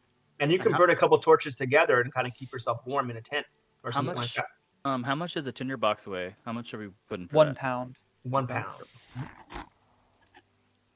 Oh, that is a cool thing, that wondrous item. But I Yeah. think that would be. And so I was pulling that from And then Rime of the minus Frost 2 Maiden, and gold. I figure because it's a magic item, Perfect. we wouldn't be able to obtain it right now. Yeah. But I was like, that's cool. I figure I would Mhm. probably keep it just as a shelter item because Yeah. that's kind of OP for just being able to walk around. Mm-hmm. Oh, I'm so excited, guys. Yeah, get prepared because Next 4 to 6 sessions when we get back from the break. Gonna be fun. DM, Mhm. would before we leave town, would I be able to just use those materials to make the potions? Those Oh extra yeah, potions? yeah. You can do that Do now. we have time? Mhm, Okay. yeah. So then that way I'll have a total of 4 potions of healing on. Yeah. We're in here about 7 days into your guys' stay here, and you guys are staying for a few more days to kind of get prepared. So you guys are doing well on time. You guys got all everything going for you. Well, how does the weight thing work again? It's our strength times 5? 5. 5. Yep. Oh damn, I'm just under it too. Okay, cool. All right. Yeah. I think I'm like just shy of max stuff. DM, I also have a winter blanket in my Oh yeah. That I Is that would would- count that as cold weather clothing. Yeah. okay. Like but for RP sake, would I be able to use that like on the ground, kind of like a bag because it's a thicker material? Like Yeah. That's I'm kind of not cool. sleeping directly on the ground because I don't Yeah. know how big it is, if it's just for one person or if it's big enough. I think it might be big enough for one person. That's what they Okay. already kind of, yeah. What's the weight But on I it? think How much does if it you weigh? throw it on like a poncho, I'll give you another +5 to your modifier as cold weather clothing. Okay. I'll utilize it if It need if be. I Yeah. And then, if do I you know need how it. much that weighs? I think a winter blanket's also like a pack. A pound? Okay, I was gonna say it might be like a mink blanket, which are heavy blankets, but very, very, very warm. Doesn't Mhm. say. Let me I don't see. know. Let me see if I just put blanket. Oh, it's 3 pounds. I'm sorry. 3 pounds. Oh, that's a nice thick blanket. Yeah. Okay. Yeah, and that's easy enough to find. You can find blankets here. So let's see here. Oh, you know what? I'm gonna send another picture because I think we're probably gonna want this. Da, da, da. Old. Oh, wait a minute. Hold on. Oh no, those are healer's kit. I'm sorry. Healers. Where are my healer's kit?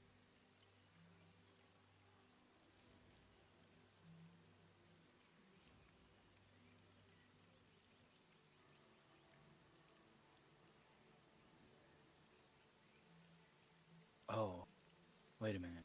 Why do I have that there, but it's not on my back? DM, on my character sheet, I have a little counter that says I have 10 healers kit or 6 healers kits. Mhm. But I believe I divvied those up. I don't know if that's affecting my weight. That probably have is one, affecting your weight. So Yeah. yeah. Because I think I gave one to everybody. Yeah, that is affecting your weight. It looks like I would get rid of some of those. Because I think I only had 2 left on me. Mm-hmm. And oh, that's weird. It's not a. It still says I'm overweight. Wait, how is it not affecting? Yeah, I just noticed that too.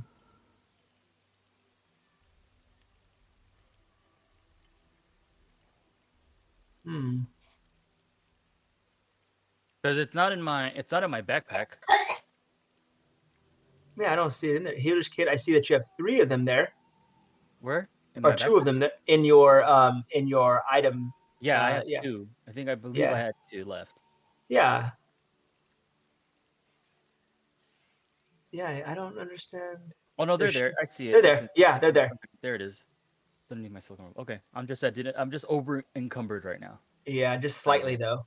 Yeah, You can probably get rid of that's fine. I could run with disadvantage right now. I mean, just slower speed, only just a little bit. Yeah. Just 10% slower speed. yeah. So that's fine. I'm okay with that. All I'm trying to find right. the pictures. I want to get one of those they're snow sleds. But like not the ones that you have Oh. a dog pull, but the ones that you pull yourself. Yeah.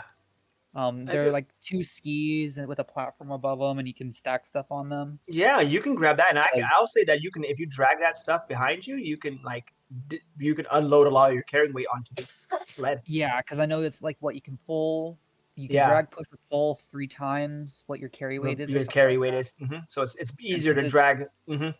And then it's on the skis. So it will actually travel across the snow. Yeah. Yeah. That's a great idea. You can probably you could build one of those. I don't see why not. Okay, then I build Let me one of look. those. I'm gonna look at or have one built for you. I'm gonna look up dog sled, but like it's not for dog, right? But that Yeah, might be that's the only essentially way. what it is. Yeah. And I think they have that in the compendium, the Arctic survival thing that you have. Yeah. Travel, where? Overland travel. Snowshoes, dogs, bags. Nope. Where is it? I thought it was, but if it is not, we can make it up. We can make it like in our minds with our imagination. What? Imagination. Oh, here's a chart for 3 different styles of sleds. Dogs can pull small and large sleds. Polar bears can pull huge. Don't be afraid to tinker with the types of sleds available.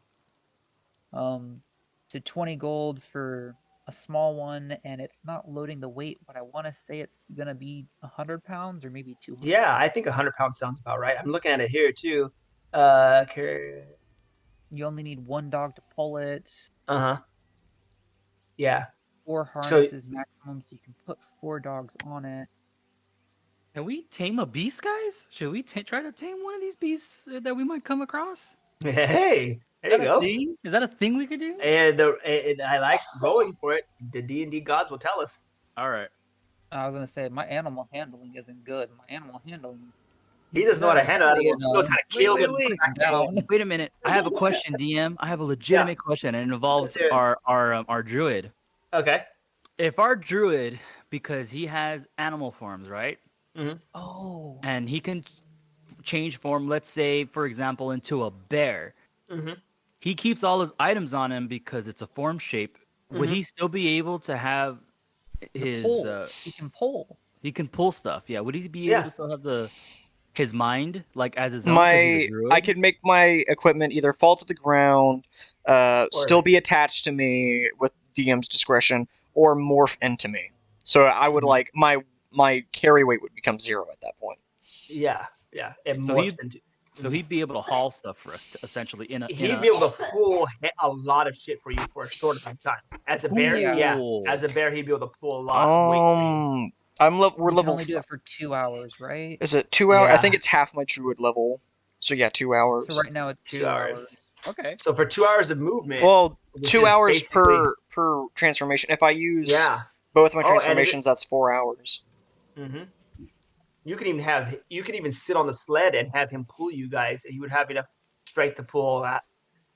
All right. Cool. We'd have to get a bigger sled at that point, which means when he's not in that form. When he's not carrying it, that's gonna be a pain in the ass. Yep.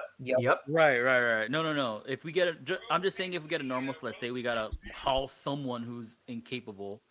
Oh. Nah, bro, I'm gonna make it, bro. I can get behind this though. If we get like a in between small and medium sled, only pack it with the small sled amount of items, so that we can then throw fiber on it if need be. Yeah. Damn, you think he's gonna die? Yeah, he probably will. I'm not thinking he's gonna die. I'm gonna think he's gonna pass out from the cold. Yeah. He can heal you guys, but he doesn't have a lot, you guys know this. He doesn't have a lot of strength or constitution. He's dexterous and he has a lot of charisma. Yeah. No, he'll be fine. He'll be okay. He's gonna be fine. Dragon sled. Oh my god! Don't kill my guys. He just wants to be an adventurer like you guys.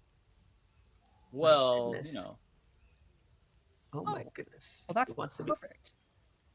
Oh, I'm so excited. I'm so excited for you guys. This is gonna be fun. Kind of something like this, if I will paste. Yeah.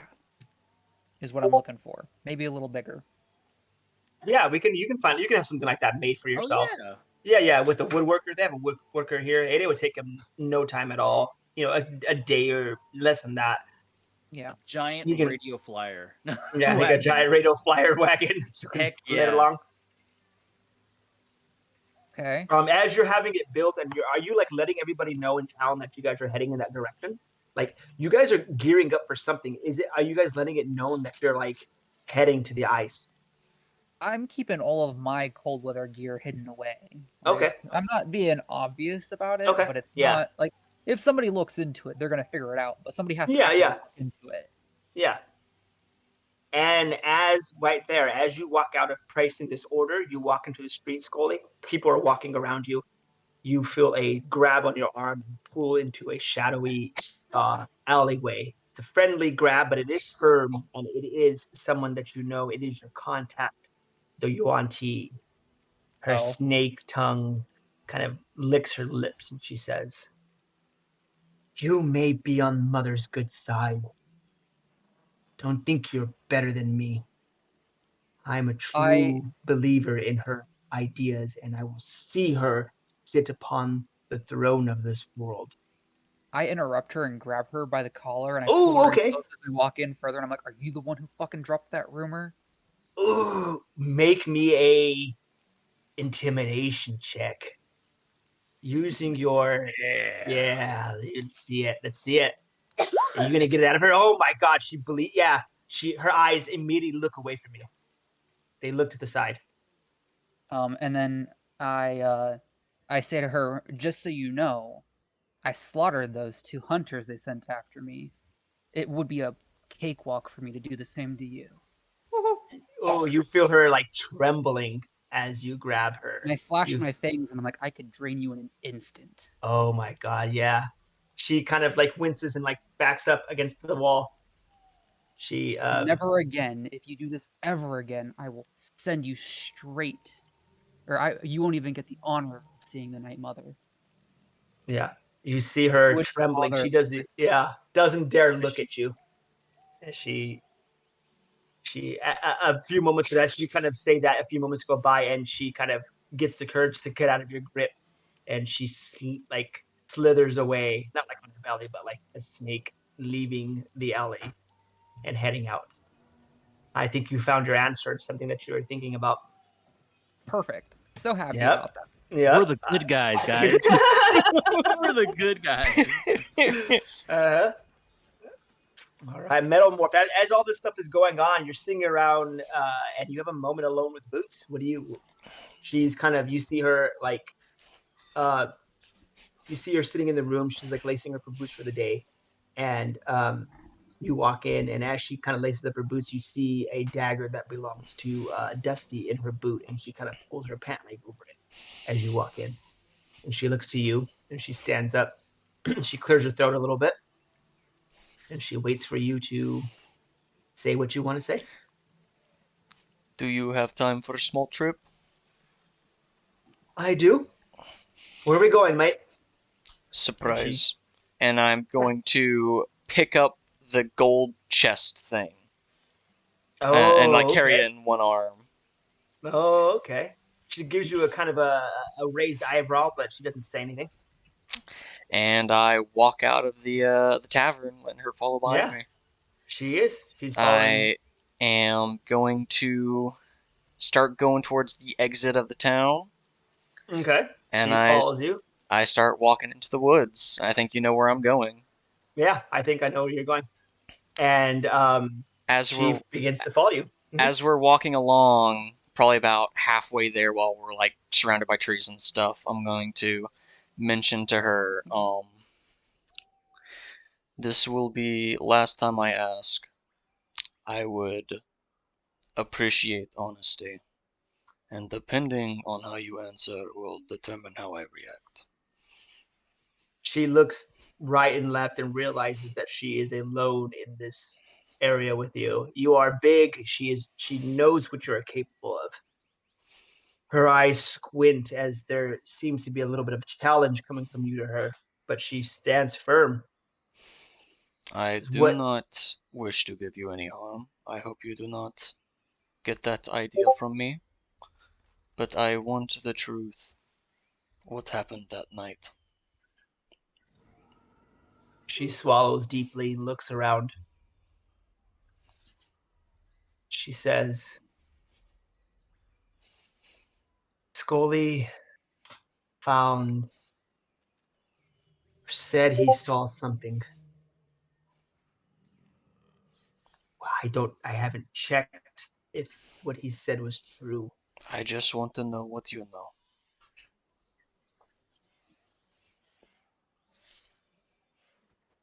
There is an unprovoked attack. Dusty attacked some guards of this temple. That's all I know for sure. I'm to believe Metalmorph. Skully. Metalmorph stops, sets down the chest, pulls off his backpack, reaches in, and pulls out the infant skull. Oh my god. Her eyes like go wide as she looks at it. They begin to kind of gloss over. You can tell there is some emotion bubbling to the surface. I have also withheld information from you. Spit it out. We're going to be clean. No one can hear us here. I respect you. Dusty murdered Nomad. You look like you just punched her in the stomach. Like her guard and her steel frame crumbles like a stack of cards. I did not You see her wish lip. to withhold this information from you, but I know how you can be. You are very hot-tempered and quick to think. You see her, she wipes a tear before it falls on her cheek as you're talking. I wanted to find answers before I informed you. He kind of tightens his grip on the skull a little bit as his arm, the symbols on his arm start to glow a yellow, and the skull turns into ash as he clenches it. Oh my god. This cannot continue.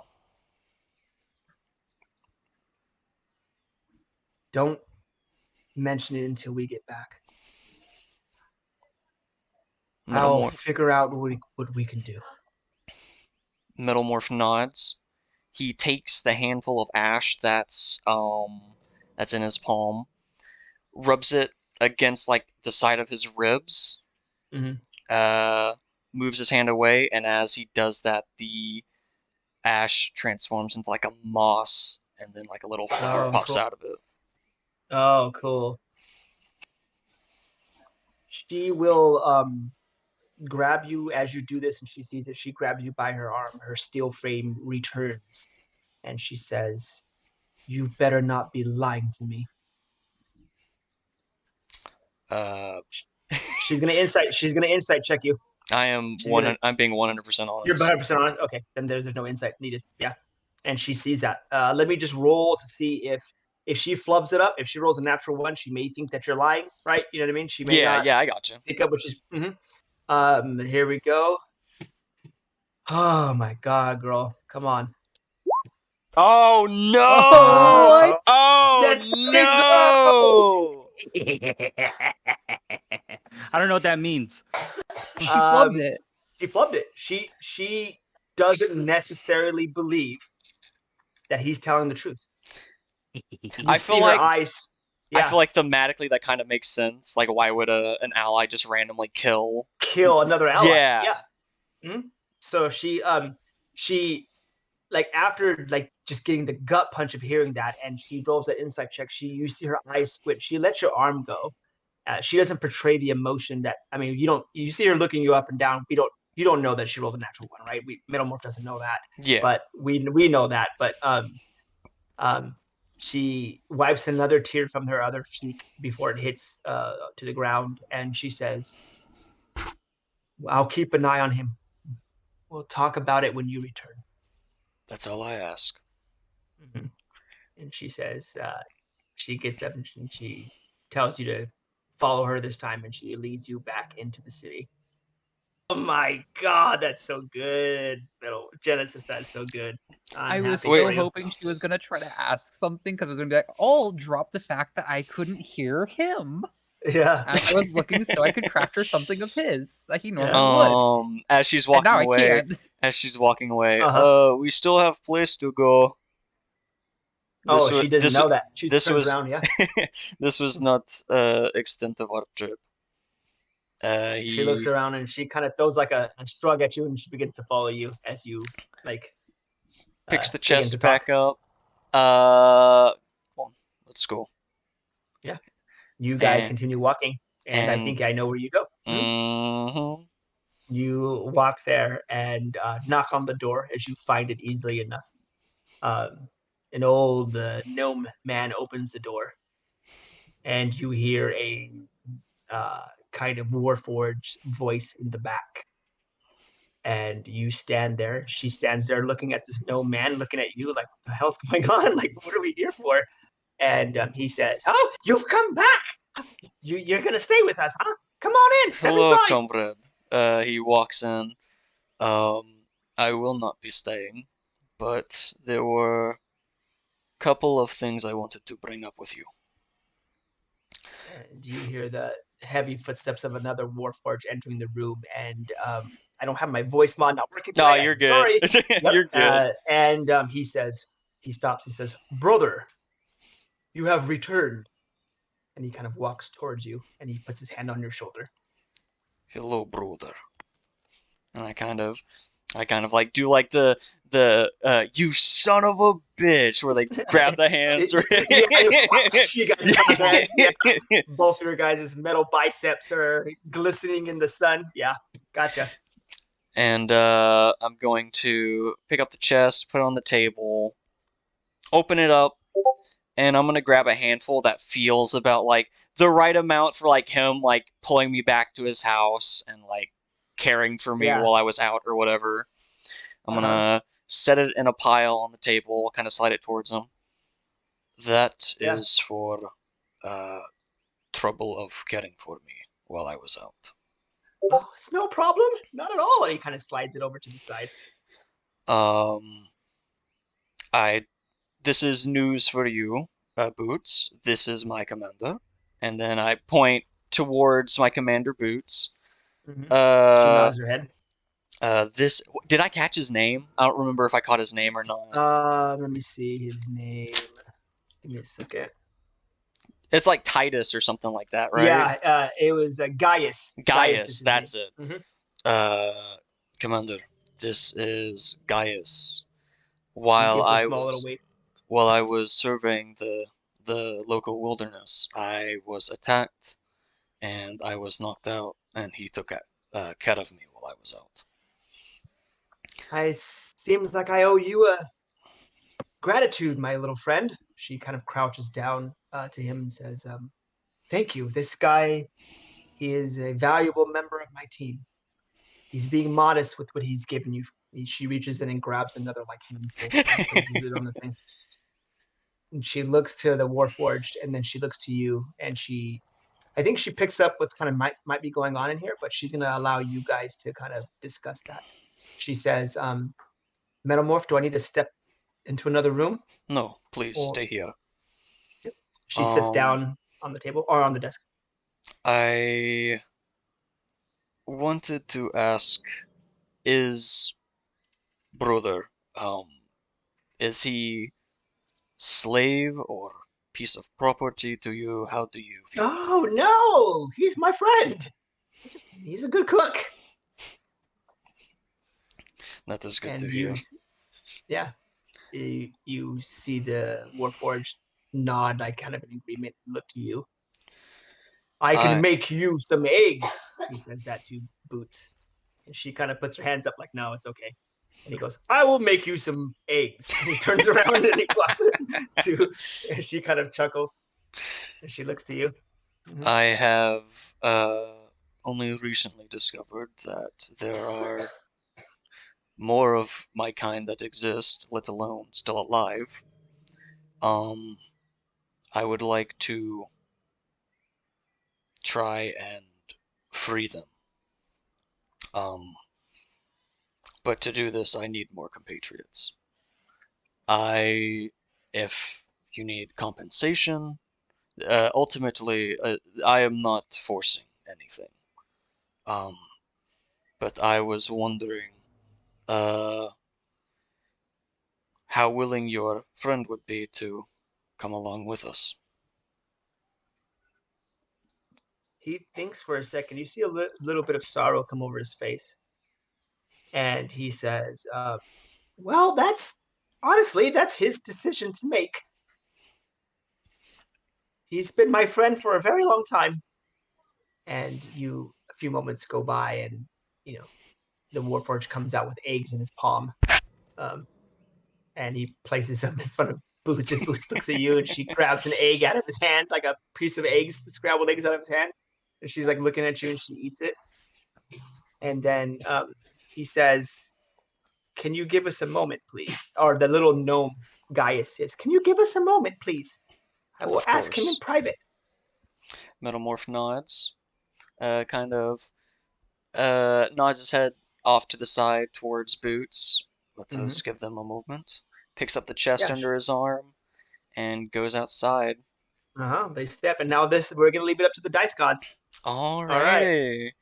You have a +5 to this roll because of the fact that you are a Warforged as well. Oh. You have to roll higher than an 11 on a base 1d20.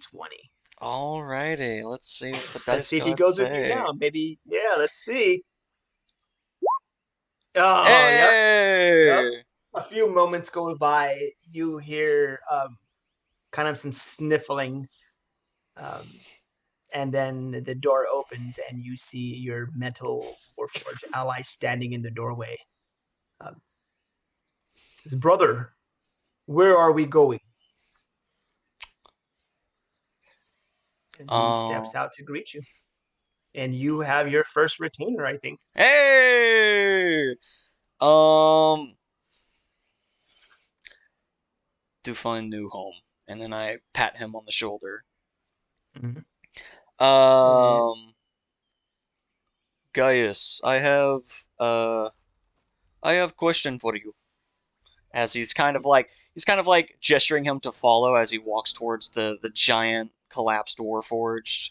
Yeah, you guys walk up there, standing outside of it. Boots looks at it, and her jaw just falls to the ground. Yeah, she didn't see it on the way in, but now that she looks at it, she looks to you, and she kind of grasps your arm like in shock, and she looks to it like, oh my god. Metalmorph big nods without her even like having to say anything. Same reaction. yeah. You guys walk up to it to network, and you guys stand around where it's her head is. Gaius is there. Her power source is still active, which means I presume she is still alive in there. He kind of scratches his head and he nods in agreement. I have many theories on this. I think she's somehow still thinking, still conscious, but I can't reach out to her. She doesn't have enough power to speak. I don't know. Many questions I have. Do you think there is a way to transfer consciousness into temporary memory bank until we can get her better form? I may need some time. If you give me a week, maybe 2, I can focus on it. I have to go on trip with other compatriots, but we will still be on island for a time. With it, come and see me again by week's end. Sounds like a plan, comrade. Kind of pats him on the shoulder as he kind of has to bend down to do it. Yeah. And you have your brother begins to kind of walk beside you. You guys are just units, numbers. You guys don't really have names, but maybe in time you can find a name for him. And he walks through the jungle, kind of following around. I haven't been this far. Oh, go ahead. Before we head out, I pull out the long sword from my bag, and I hand it to him. Oh, okay, yeah. He grabs it. He sheaths it. He kind of opens it. He puts it by his leg. At the side of his leg opens up very RoboCop-like, and he sticks the sword in his leg, and it closes. Bit of upgrade for you. Yes, this is nice.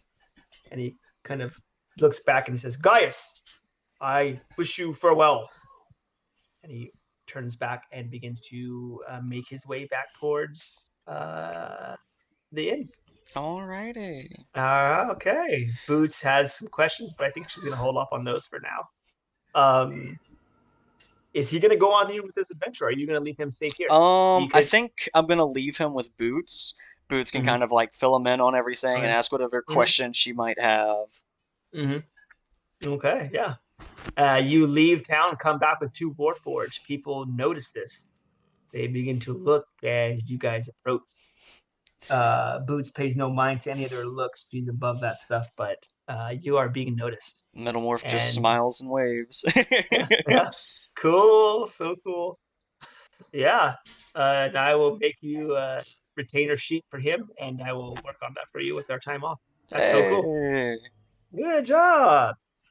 The Robart army. Gotta get So your army. I have a question because I'm assuming we all see this, right? All the crew. You come back into town. Yeah, he comes back into town before you guys leave, and he has an ally. Dusty's Yeah. freaked out because he's like, "Oh, there's 2 of them. They're Damn it. multiplying. Damn it. Yeah. Where the heck do they come from?" Dusty's. I don't know if I need a big perception check, but I'm curious if there's any distinguishing features that differentiate his new friend to Metalmorph. Oh, okay. Because- They're. Go ahead.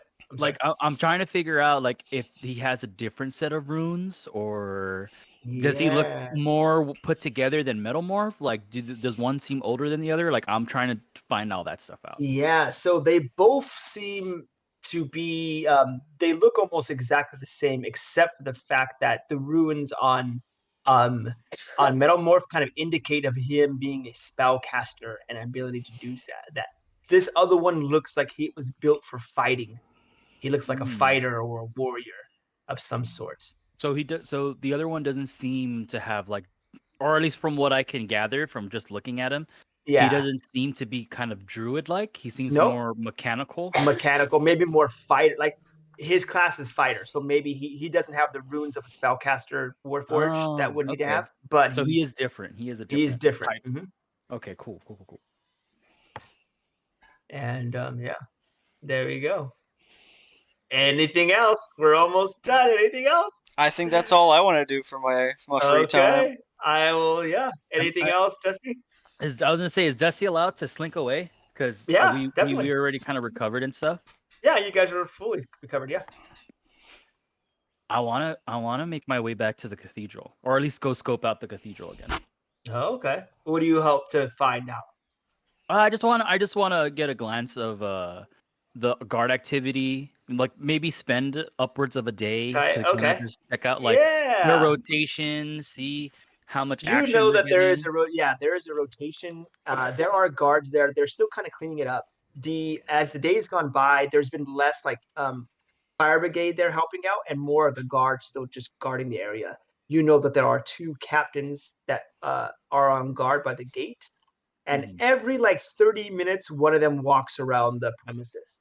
Inside, playing cards and just like relaxing, are 5 soldiers. And their shift changes is at night. They do a 12-hour shift, and then they leave, and another shift comes in for 12 hours. And then that's all you can see from the outside. Okay. So yeah. But nice though. I want you to get down there.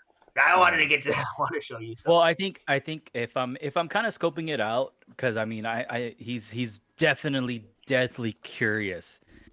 He wants to talk to Nilrealm and kind of inquire. Why did you have me go down? Why did you want me to go down there? What is down there? In my cycle, many spells to raise the dead, to venture into life beyond. Temples like this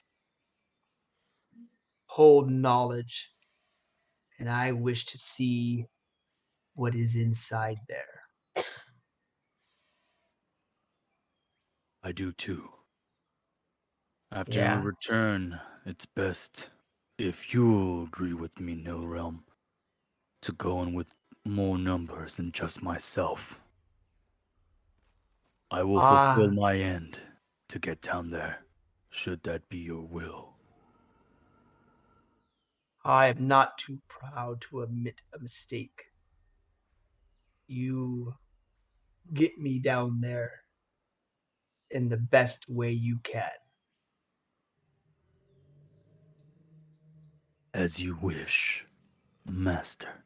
And he'll slink back into the shaded, whatever shaded areas, Yeah. and kind of just like, just go back. He's just Yeah.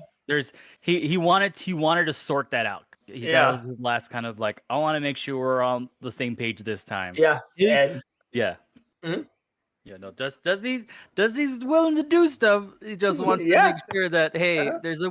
think about it. Yeah. Let's do Just it think about it. Yeah, I right. think the most upsetting thing is that from Nirmal's perspective is that like you wanted this because you wanted mercy to those who are passing, and he said, "I will offer you that ability to give mercy to those." And then when that time came to give mercy, even though it was going to be painful to a young child, you left the decision out of your hands and his hands and put it into the hands of someone else. Mm-hmm. I think that is what angered him. But you seem to be on the same page. You seem to be turning the chapter on that book and maybe moving into another chapter. Yeah. But I hope you guys continue your journey together. Yeah, that's cool. Okay. Cool. Yeah. All right. I think Skully, is there anything else you want to do before we get you guys going? This is it. I want to go get some rocks. Let's You go want- get some rocks. Okay, we're gonna jump to the next scene. Wow. You guys begin to sail off. Boots gives you a farewell. Everybody embraces you and gives you hugs and pats on the backs and shoulders. And you guys begin to canoe your boat that you guys have. Oh, it is on the way to the. Yeah, it's you kind of come this way, this way, this way, and then you. Right. I thought it was like on the opposite side. No, I forgot. Yeah. It's on our way. Okay, cool. Yeah, you stop there. And after about 2 days of travel, nothing really happens. No attacks, no more weird undead creatures in this area. But as you get here, we will jump to the next scene, and you begin to traverse a volcanic island. That looks spicy. And let me get some music here. DM, I have a quick question. Because we're going on boat, would I be able to leave some of those kits that I have that are overcumbered? Yeah, you can leave them in the boat. Mm-hmm. Okay, cool. Yeah, I still want them around, just on the boat. Yeah, I get you. I have 2, just to make sure I write it down too. 2. And just so I don't end up damaging the backpack stays in the boat because the backpack is just carrying supplies. Mm-hmm. Okay. You guys are in this hellish landscape. Ash and heat are all about you as you guys travel. Okay. I think. Let me see if I can find. Where did I put him at? Oh, he's right here. And this is an optional quest for you guys to do. So this, I won't be pulling any punches here. If you guys die here, then we'll roll up a new character. You know what I mean? But you guys are traversing this volcanic rock and layer, and as you guys begin to move, you hear the sounds of eruptions and the sound of lava pooling. And as you kind of point to the volcano rock that you're going to chip at, which is going to be over here, I'll allow you guys to kind of move.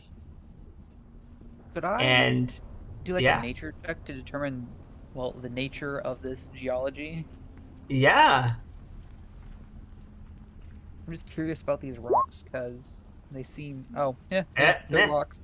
They're rocks, and you're from the cold, and this is hot. Maybe. I was gonna say, I'm sorry. Can I give an assist for that? Because I'm sorry. I was curious about that. Okay, yeah. If you have nature proficiency, then you can definitely give him the help action. Okay, yeah, for sure. That's what I'll do. Yeah. So do I roll my? Or would we just take my 23? Or take his? I'll take yours 23. Yeah, Okay. these rocks these are, you would know, Dusty, being with the help. You see Skully kind of picking him up, and he's kind of scratching his head.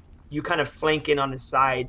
And there is volcanoes like this in Margar. There's one massive volcano. And this is something that this island here looks like a volcano erupted recently. There are dead trees around, dead jungle. This erupted over within the recent maybe couple hundred years.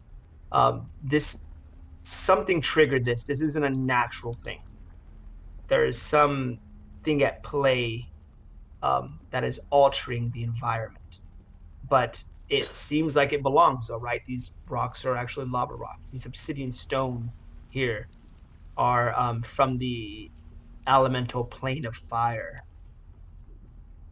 As you glance them and you hold them up and look at them. These lava rocks, are they actually emitting warmth, or are they like your traditional lava rocks where it kind of has like the pores and stuff? Yeah, they are. They are. Give me 1 second. Sorry, I was just asking the question because yeah, I'm yeah, a nerd. yeah. Oh, no. It's actually a good question because you made me think about something that we could do. The rocks you're saying, are you asking if they are giving off like a heat themselves? Yeah, or... are they like in real world lava stones or lava rocks? They're just like Igneous these porous rocks. Yeah, that like you Yeah. can use to keep like the surrounding area of like fire pits warm because they can store that heat. They don't really crack or anything. These are yeah, we Is can this say that. waxy? Is it like obsidion or is Yeah, it it's more like porous? obsidian. Yep, it's Oh, like so it's more of a obsidian rock. glass then. Mm-hmm. Oh, okay. Because if Dusty can, he wants to look for actual like lava rocks, so he can use. So if when we go to the winter area, he can use the lava stones as a base, so you're not doing it on the cold floor when we create our fires. Oh, so I you're see. looking more for like a pumice stone? Yeah. Sort of pumice or basalt, maybe? It's like Yes. metamorphic igneous Here. rocks. I'll Yeah. put a picture in the chat. What I'm thinking. What I'm thinking right. But that's what I'm looking for. Okay. Yeah, these stones, your book says once these stones are reintroduced to heat, they give off a warmth and a glow that lasts for 24 hours. Yeah. Mhm. Yeah. Hold on here. Does it say anything about size?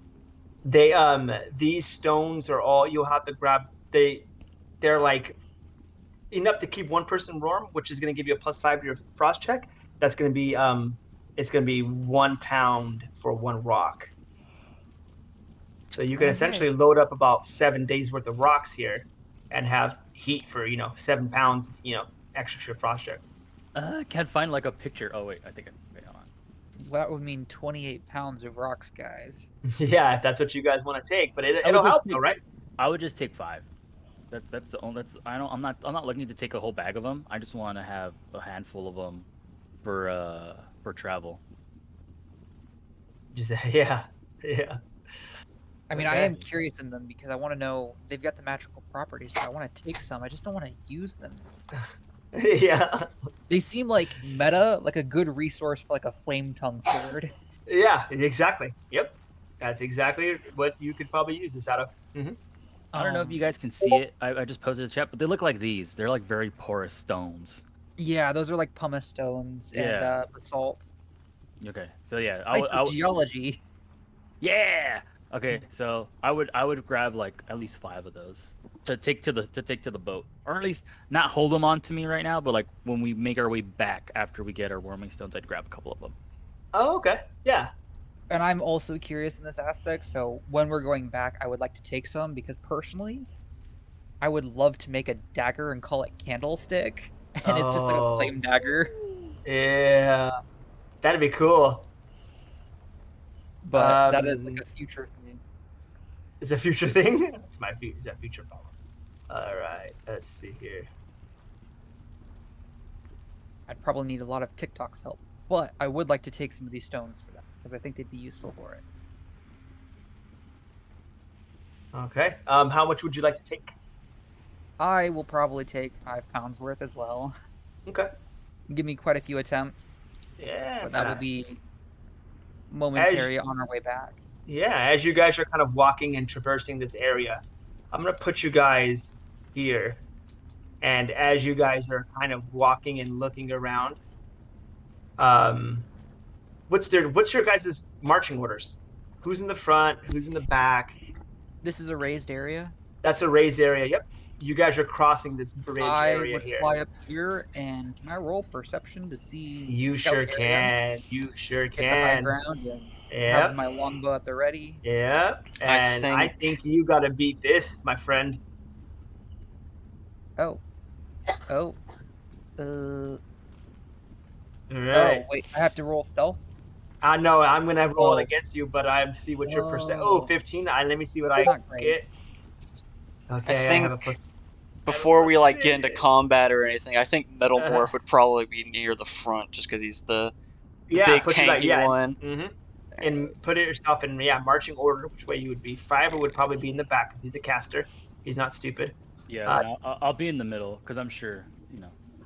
Okay. No one wants to be too close to me right now. Yeah, true. Oh, everybody perception checks. Skully got the high advantage. Yep, Skully's vantaging, looking up. Everybody perception check because you hear something in the distance. I have the high ground, Anakin. You have the high ground. I have the high ground. You hear a rumble in the ground. It is some of the lava and the kind of volcano in the distance begins to erupt, and the ground begins to shake. The howling of dogs kind of ring out in the air. The tremor jars most people and animals alike. You keep Can I be extra afraid right now? You can, you must fight to keep standing as this ground is shaking. Some of the I'm hearing earth howls. We're in a fiery environment. Everything is the earth is shifting around you, as if you were on the deck of a ship in turbulent waters, with a deep rumbling sound followed by a roar. The top of the mountain breaches a ton of burning ash and hot gases into the sky. The shock wave pounds over you so loud and with such force that you cannot hear those around you. The sound of the lava bubbling kind of erase from your mind. And appearing around you, perception check. Yes. I may get a surprise round. 17. Ooh. And I do. Coming up from corners and lava, these creatures begin to move. And let me layer them to the token layer. Oh, all right. damn. Okay. All right, DM. All right. Let's fucking violence go. today. I chose violence. These Some ones doggos. are minions, right? Yeah. So these ones are going to be a little bit easier for you to kind of take care of. This is the daddy. And you guys are there, and they have a surprise round as they begin to sleek around the rocks and everything like that, unaware of the ash. Maybe the volcano kind of threw you guys off. But you can now select your tokens, and we are going to roll initiative. Oh, shit. Yeah. Disadvantage on this initiative. Say again, advantage? Being high? Disadvantage, yeah. Yeah, you have disadvantage. Because of what they are and what they look like. Mm-hmm. That's not good. Oh, yeah. Let's roll for initiative. Oh, I gotta roll again. It's that one. No, I can't. I'm gonna doubt that I'm gonna get anything less than 5. All right. Before we start, I'm gonna go pee real quick. Edge. Oh, 16. I'm doing so good. I need to go. Yeah. Take a break. Yep, definitely. We'll all take a little break for a sec, and then we'll get into it when the fighting starts. Oh, Skully, I'm sorry to do this with fire. Now that I know you have a fire, I know you like the elemental plane of fire. I wrote that in your notes, Owen. and now I know that you have a PTSD for this fire. So Well, I I'm gonna- specifically did it for the dogs. yeah, I'm gonna get you. Yeah, the dog. Oh hell yeah, I get you. Let's take a 5-minute break and then we'll get into our combat when we get back. Awesome.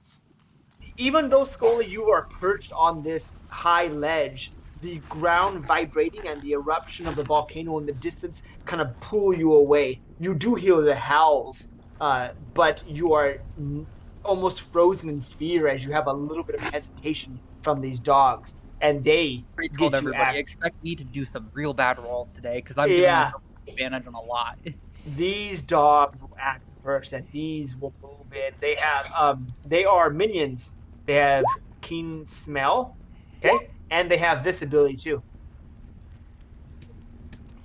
Okay, Ooh. 5, 10, 15, 20, 25, 30. Oh, I can't. Do I dash? I do dash. Fuck it, I do dash. 30, 40, 5, 10, 15, 20, 25, 30, 35, 40, 45, 50.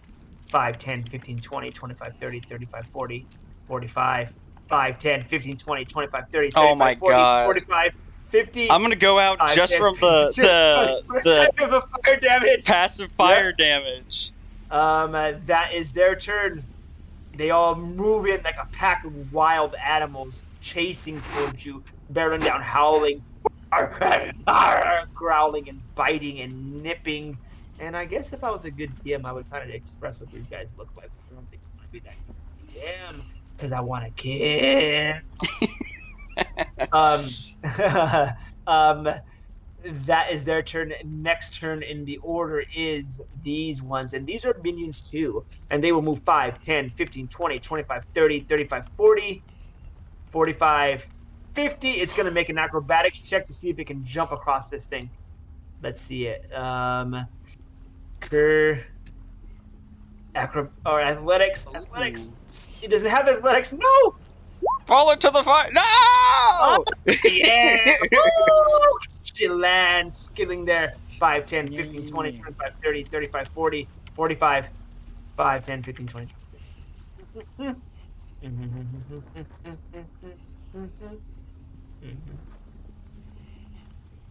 All right. And that is their turn. Metalmorph, before you realize, before you even able to start, a creature that starts its turn within 10 feet of 2 or more there, you take 4 fire damage just off the bat. And the heat of these creatures is causing your internal magicry or organs or what is it, divine crystal to take fire damage. Yeah. You take Okay. 4 fire damage, and now it is your turn. 31 minus 4. 27. Alright. Could I do like a perception check to like determine, do these guys seem like they would be like resistant or immune to fire damage? There is a very strong these things. Well, okay, here we go. The hellhound louts out a cloud of black smoke of its own making. The flames created by this unearthly howl still playing across its wolf-like jaws. Fire is like burning across its back as this creature is almost engaged or covered in flame. Its glimmering red eyes look disturbingly intelligent, and its impression is marked more by a toothy grin. Fire will probably not work on these things. Okay, just wanted to make sure. Okay. I think I'm gonna... Okay, bonus action. I'm gonna transform. I think... I don't know if... Let me double check my 2 forms I'm debating on transforming into. Yeah, take your time. So there's 2 of those. There's that, okay. And then this one has 3 of those and that. Okay. I think I'm gonna transform into the bear. Okay.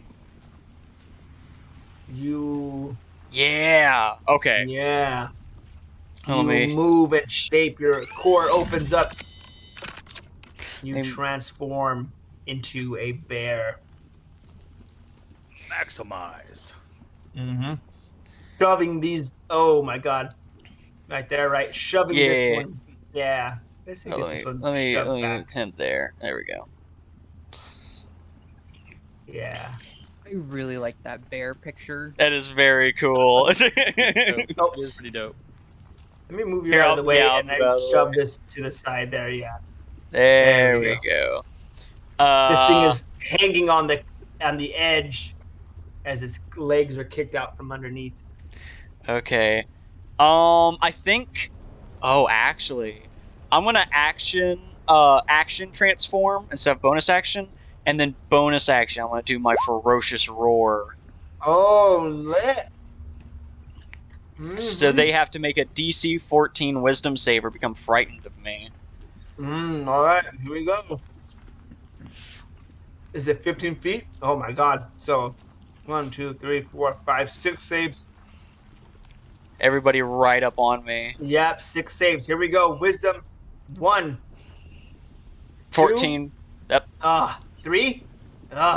Oh, Oh my yeah! God. 5. Oh my god, really? 6. You're Oh, a scary Yeah! bear. Let's fucking go! Yep. Damn it. These things are all in fear of you, and I will put to mark fear, I will put a little face there. All but one. All right, that was your action and your bonus action. And Is there anything then you wish to do? I'm gonna end my turn there, and then Victor, he's just gonna take the dodge action because I didn't command him to do anything, and that'll be the end of my turn. Oh my god. Dang it. Okay. Next is this bad boy. Let me finish marking these targets with. You saved. You did not save. You did not save. You are. And one more. You are. Damn it, man. Got Well, that 5 of the sucks. 6. Let's I go. know. Fucking loser. You loser. No. This other one here. 5, 10, 15, 20, 25, 30. You're too far away. But yeah, it wants some. It'll move that pass through its ally square and move here, and move here, and that's all of its movement. This thing moves and runs towards you, but unable to close the distance in time. Dusty, the warlock, powerful Shadowfell walker. What do you do? Yep. I think I'm thinking. Mm-hmm. I see where they are, and oh man, I'm debating. Find the cube here. Oh no. That was 1, 2, 3, 4. I'm at this spot. I'm going to where this one is centered on there. I'm going to go ahead and cast my cloud of daggers. Oh, sweet Jesus! Why would you do that to me? So Dude, I can't have anything nice around here, boy. You don't fucking take all my shit away. I'm looting the trade. I'm like, let's just make this quick. Yeah, cloud of daggers. Skully, a green one. There's your cloud of daggers. I'm gonna give you access to it. Can be controlled by Dusty. There you go. You should be able to move it and place it wherever you want to place it. Yeah, I want to place them Hell right yeah. here. Oh God.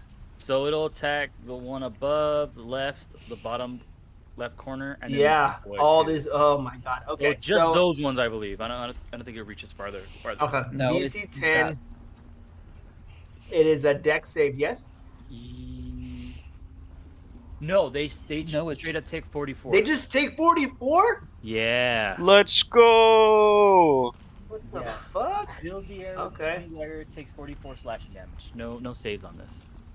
Okay, so you have to do. Let's see if you.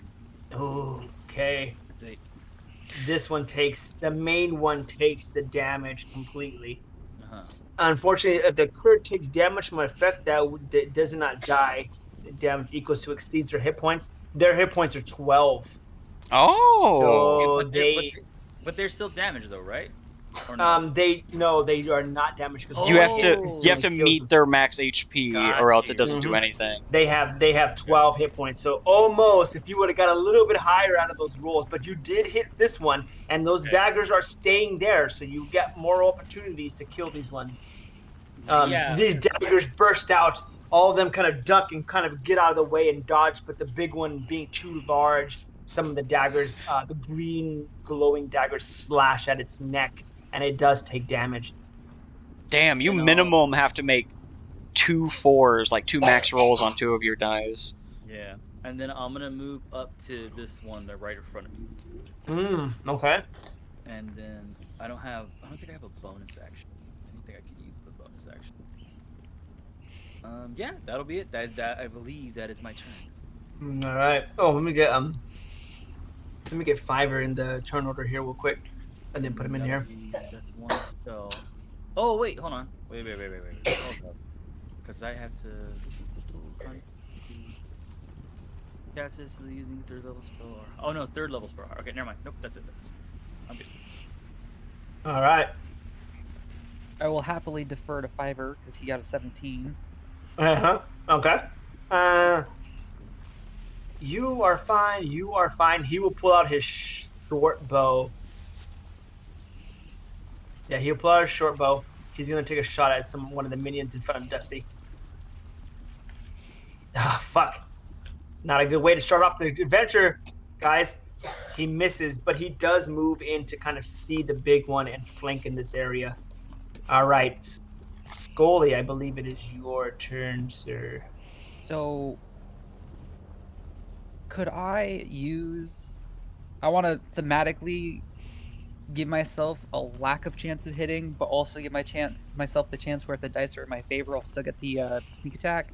Okay. So I want to yeah. steady aim, Yeah. so I have the advantage, but I'm going to take the lower roll in that instance. And you can still If I sneak hit. attack. Mhm. Yeah.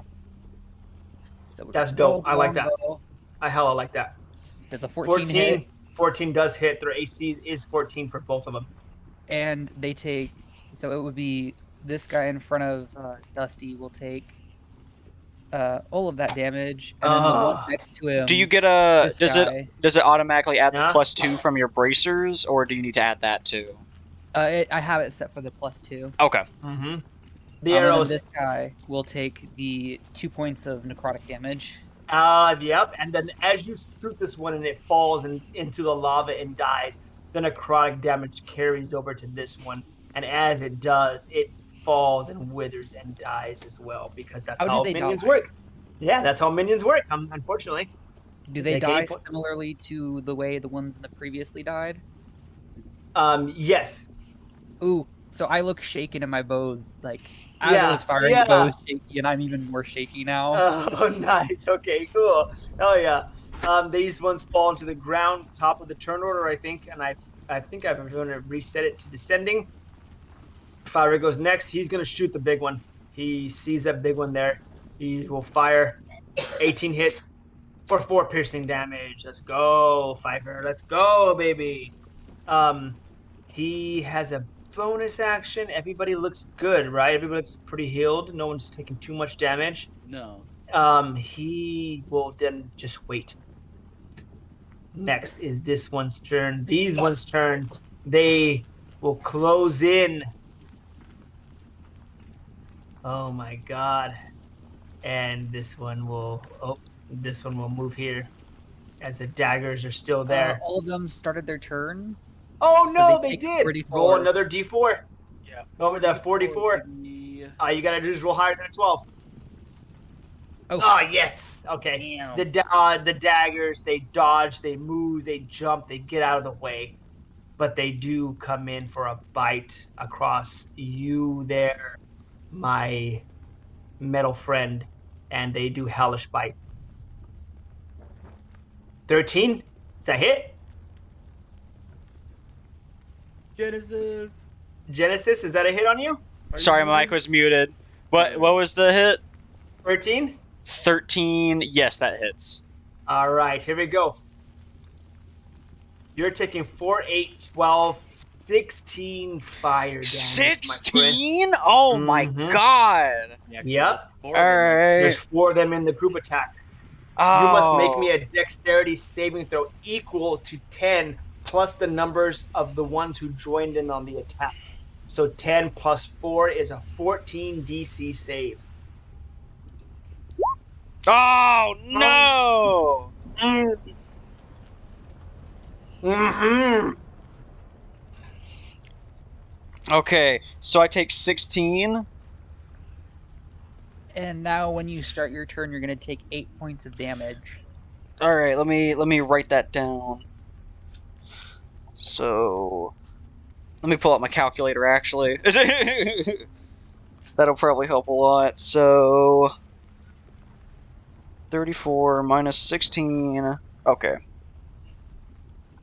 Oh wait, they were all 4 of those guys are afraid, so aren't they supposed to run away from him? Oh, they get disadvantage, right? Or no.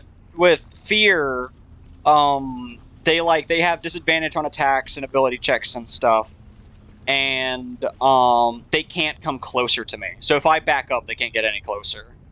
Okay. So I mean, they still hit, but there's one less in the crowd. Yeah. Yeah, he can't move any closer to you, so you take 12 points of damage. Okay. And now it's only going to be 7 points of fire damage on your next turn. Shit, okay.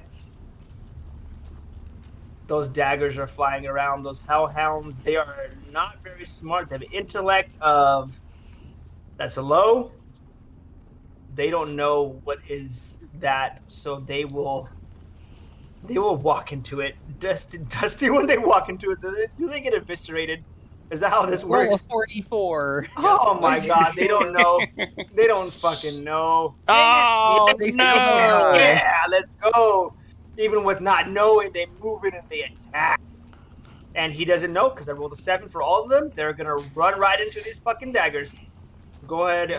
They Roll all again? survive. Yep, roll again. All right. Each one goes at. Oh, Yes! no! Yes! No. One more time though. One more again. One more. Okay. Yep. Come on, You get big one- you money. get one of them. Big You money, one of them. big money.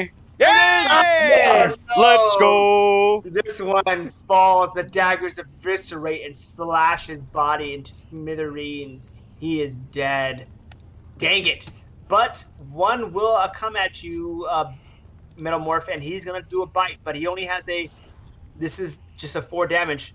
Yes, you take 4 points of damage, my friend. No! Yeah. God, my bear armor sucks. I need to get that upgraded You gotta ASAP. get that up somehow. Yeah, you gotta get that next level, huh? Yeah. Metalmorph, it's your turn, my friend. Alright, I'm gonna start hacking and slashing these motherfuckers. So, let's do this guy. We'll do a bite attack. Oh no! Oh my god! Chomp! Yeah.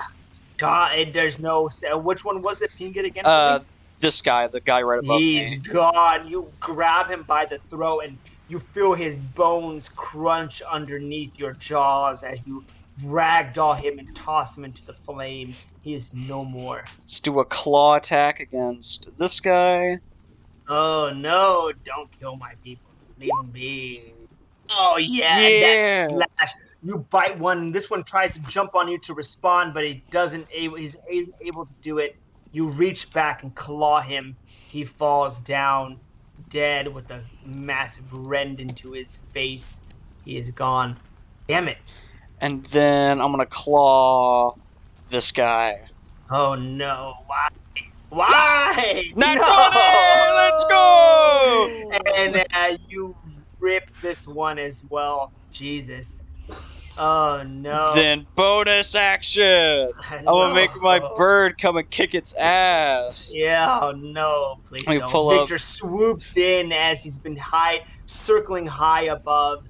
He swoops down to attack one of these creatures. Oh, I need to roll. What should we go? So you would have gotten. Let me double check. So it's the 2, first round of 4, combat. 6 ferocity at least. Starts with 0. 1d4 plus all creatures within. So nothing's been within 5 feet of him.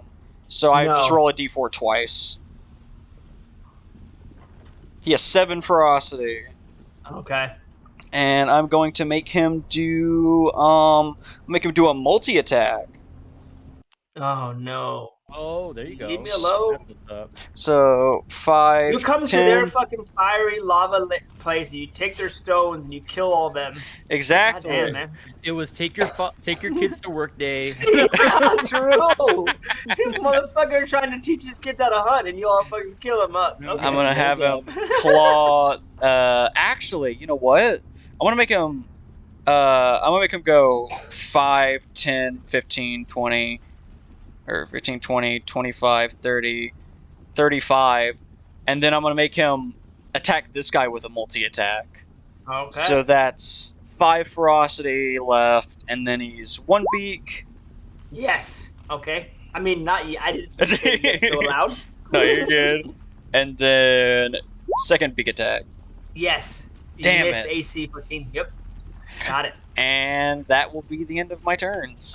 Victor flies in the ash, maybe in the smoke, kind of getting to him a little bit. The creature jumps back and forth. Right And it is now his turn. He is gonna bite Victor. Okay, No, he takes not Victor. 44 Oh, of no, damage, he takes damage. Oh my 'cause he god. starts Okay. he starts in the radius. Yep. Unless- yeah, so he No, starts. yeah, he starts there. Roll your damage. That's 8. Oh yeah, god damn it. Okay. Wait, You see him. he's in the radius of the daggers? Yeah. Yep. It's 5 feet. What's It's a the- 5-foot cube. He's right here. Yeah, he's right here. That's No, why. no, No, no. no. Talking We're, about the- we're the- talking the about Oh, okay. Sorry, no, not Victor. Victor's fine. yeah, Victor's fine. I thought you were talking about Victor. I was like, no, not my He was bird. like, yes, Kill the damn bird. I was trying to make sure I don't go there. Yeah, he will. Oh, he's gonna howl at. Oh, would he blow fire? He would. Here we go. He's gonna do this. Good. DC 14. DC 14 Oh. dexterity saving Victor throw with to, dex. to Victor. Ooh, Oh, I think for Victor's Victor? good. Yeah, Victor's good at Dex. No, he's not. Don't say that. I'll stay. Yeah! No! 6 plus 4. I'm gonna get that fucking bird. You take 11 points of damage. All right, let me write that down. So it's. Oh, and is he set on fire too? Oh my No. god. Hey, does Victor have his bird armor? He does? So Does does that it help? Add anything to this? I don't. Yeah, I don't don't think know it if adds anything to the saves. Okay, Oh, yeah. no, but for the damage though, doesn't it? No, Oh. because it's a dex save. Oh, against correct. fire. My bad. Mhm. You're right. You're right. Okay. So he takes how much damage? 11 points of damage. and He is 11. on fire. His feathers begin to burn. Oh, yeah. Dusty. It is your turn. Let's see. How much movement is that? Let me see. I'm gonna go. I could pass through here, right? Yeah, you can pass through your ally. As long as you don't end your movement like inside of an ally's area, you can move through them. All right. Then I'm gonna stop right there. You got the Oh, wait, daggers going. Be Is careful. the one right there is still wait, I don't get affected by my daggers, do I? By my own daggers? Yeah, you do. I think you do. I think you do? Mhm. That creature Oh. that enters the space takes 44. Yeah. Oh, okay Yeah. then. You should stay there. I'll, Yeah. I'll stay there. So I'm just moving towards that little corner, and I'm gonna go ahead and bip that one with the Eldritch Blast. Okay. So DC, they have to make a DC of 10. No, for the Eldritch Blast, it should be just a hit attack on them. Yeah, you should have be to able roll to attack them. Yeah, it should be roll to okay. attack them. It should be A 1d10. yeah, it should be Roll a d20 plus charisma, I think. mm-hmm. Oh, what? Let me.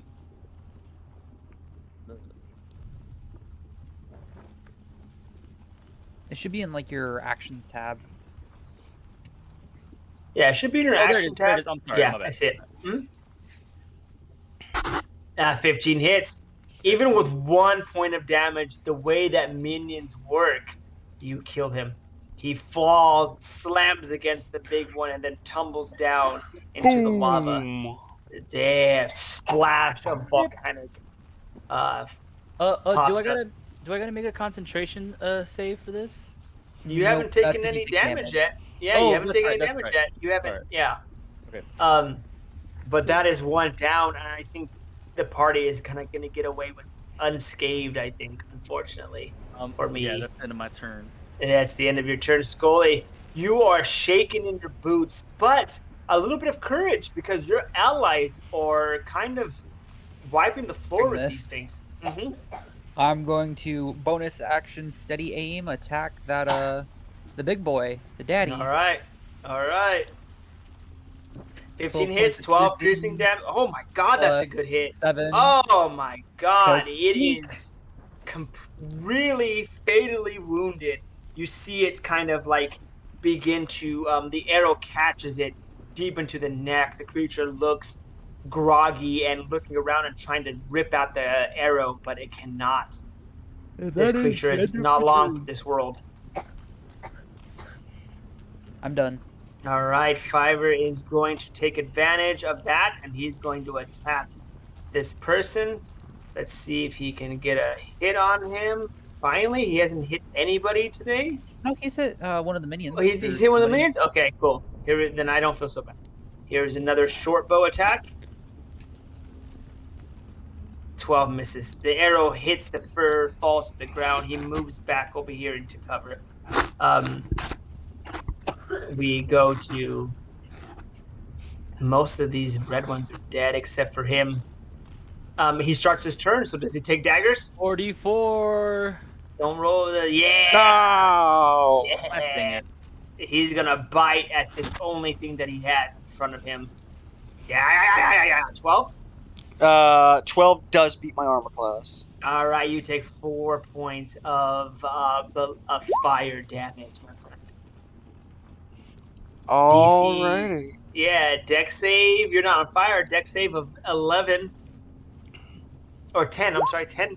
Yay! There we go. Next to order is going to be the blue ones.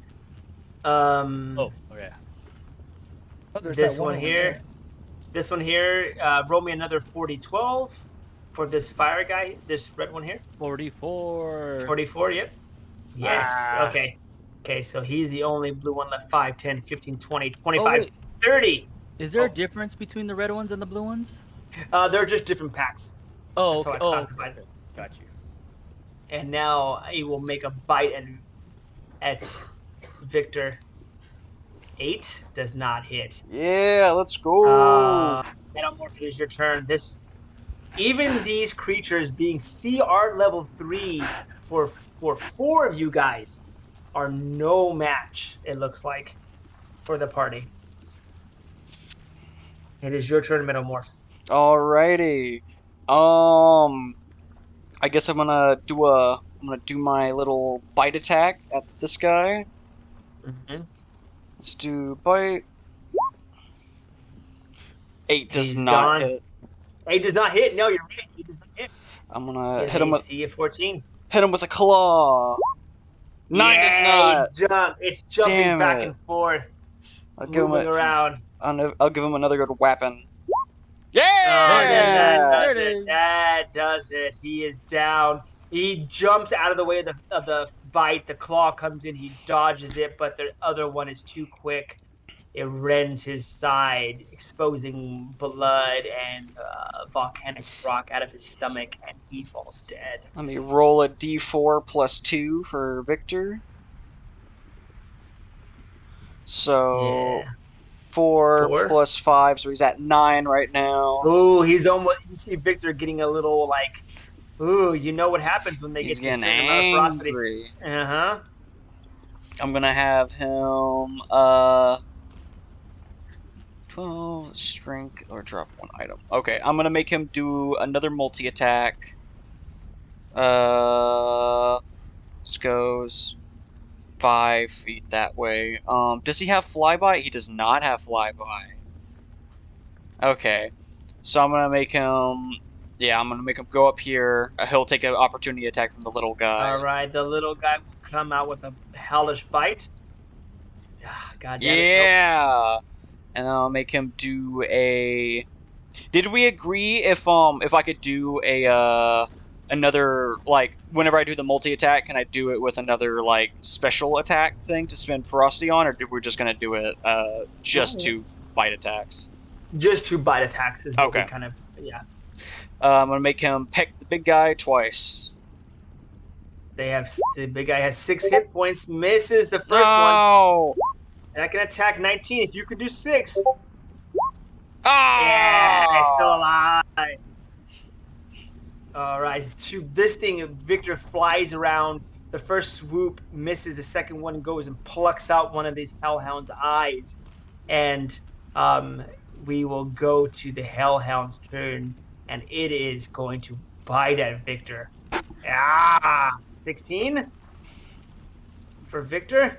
I think 16 misses. It misses. Let's go. Damn it! Fuck! I was gonna get you with some fire in the first, but I missed. And this creature, now seeing the lay of the land, it will. No, it's gonna 5, 10. Oh wait, 15. did he take the damage from the Yeah, daggers? roll the daggers. Oh yeah, sorry guys, I was messing with something. You're good. Daggers. How did the daggers kill this man, Dusty? How did the daggers kill this hellhound? It's like spinning around, and it's noticing that because it's hit it twice already, right? Like, so it's come like as it's spinning around, it goes through like diagonal slashes just to get those minor attacks. But then at the last attack, it goes spinning like a frisbee would spin, but the blades are out, and it goes right across the throat. Oh yes, hell yeah! The hot blood spills on the ground, sizzling the earth, and the creature falls dead. Dusty, it is your turn. These things are gonna run. So this thing's alive, right? This one's It still is. alive? It is alive now. Yes. I'm gonna have fun here, because I want to try it and I want to see how this works. So I'm gonna walk up to it. Oh, can I dispel my Yeah, my you sword just burst? you drop your concentration. Yep. Okay, cool. So I'll dispel my sword burst and I'll walk up to this hellhound, and I'm going to cast Shocking Grasp. Oh my God! You just make an attack against him. Shocking Grass should be a attack roll against an opponent. Let me check. It's If it has a melee metal spell on attack. it, it has advantage. Yeah. I know that. Yeah, that's true. Yeah, Shocking Grass. Yep. And with that, you grab it by the throat. You feel Nirum's power surge through you as green electricity blows through your hands, lighting this creature up. It begins to sizzle, and his eyes burst out with an electric charge, and this creature is dead. And I imagine you have one God. of those comedic, like, little, like, zap things that you put in your hand, like, shake my hand! yeah. Paw, give me your paw. Yeah. Shake. Uh-huh. Skully, your courage is returning to you because your allies have saved you from these hellish creatures, the dogs. Something that you encountered on your first adventure. The post-traumatic stress that you deal with those dogs slowly beginning to fade. You have one I left. would like to drop the longbow, pull out one of the Kraken Teeth daggers I have on my shirt, and take to the skies, bonus action, dash, and fly towards it and drop with a stab on it. Oh, fuck yeah. I'll give you advantage on this. That's cool. Ooh. 12 misses and you land into the ground with this Kraken tooth dagger. The creature backs away and you miss this. Maybe you were a little bit too confident on this. Maybe your PTSD got to you at the last moment. Second, right Yeah. before just hesitation. Right, a slight hesitation. Fiver sees you, and he will try to cover you with a bow shot. He says, Skully, watch it, bruh! And he shoots a 7. Fuck, he's not rolling good today. Goes wide. Goes wide, yep, goes wide. Red are all gone, blue are next, and I think Skully, Oh, I don't know if he's gonna disengage and he's gonna run if you allow him 5, 10, 15, 20, 25, 30. Yeah, he watched all his family pack members die.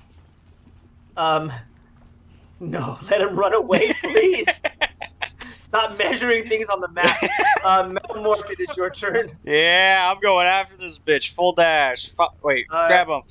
5. No, grab him. Oh, come on. There we go. 5, 10, 15, 20, 25, 30, 35, 40, 45, 50, 55. I'm waiting for this motherfucker to try to run. Yeah, he's Hellhound's down. Dusty, it is your turn. This bear is chasing down this Hellhound as the Hellhound tries to retreat into safety. I'm gonna cast Eldritch Blast again. Oh no, just let him run. He didn't know, bro. Yeah! Eldritch Blast hits the ground, leaves a divot in the ground, but you do miss. That was your action. You have a bonus action. You have a... No, that's it. Okay. Turn order is going to be Skully. You land, and the dog moves, runs away from you. 5, 10, 15 within range, and chuck a dagger at it. Yeah, toss it. It flies through the air. And that is that's going to be 2d4 plus the sneak attack. Attack. He's gone. You know it's a minion. It is dead. The dagger catches it in the throat, and minimal damage from three CR creatures, boys. Keep that in mind. You fought three CR creatures, and you didn't take shit. The party is victorious. And out of curiosity, because I watched the one breathe fire, did they fade into cinders like the hellhounds I fought before? Yes. Yep. Okay. So there's no recoverable objects. There's no recovery. Yeah, you've come across these. You've come across these before, Skully, and that's really smart of you to role play that. I think I want to give you inspiration on your character sheet because you did fight these before. That's so cool. I like that. And the party succeeds, and all the creatures die. You grab all the warming stones that you guys want to grab, and you guys begin to continue to sail towards the island here. And now you guys arrive in the jungle, and I'm gonna put you at the next scene. I'm gonna kind of wrap up what we do here today. And this is the bridge that is going to take you to where you need to go. And there is the sound of frozen and tundra as you begin to approach. The cold is gripping you, not enough to do damage or make frost checks. But you know that you're going to cross this bridge. And in Dusty's dream, this bridge was overtaken by shadow. So, hint, hint, shadows! The DM says again. And we will leave the party here, and we will reconvene next time. As you make yourself way through the Arctic snow. Woo! Good job, boys. You guys did fantastic. This is where the fun begins. Yeah, let's go. Let me get some water. I'll be right back. Let's go. All right. So wait, so the warming stones are different from the lava stones that we got, or? The heating stones, the warming stones are what we were all been talking about. So 24 hours of warmth, +5 to your frost check. Okay, cool.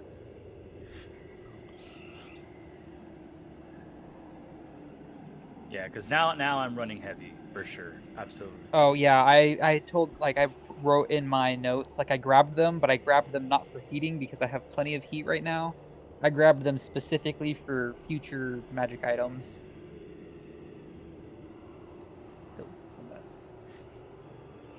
Thank you. Because I would like to see if I can make a magical dagger imbued with the heat energy. Is that something you can make for all of us, or make for some of us? I just want to make for myself.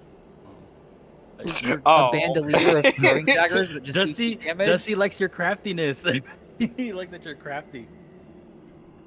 Well, and the thing is, I can pick up within 24 hours. I can trade my tool proficiencies. Oh, that's right. Forgot about that.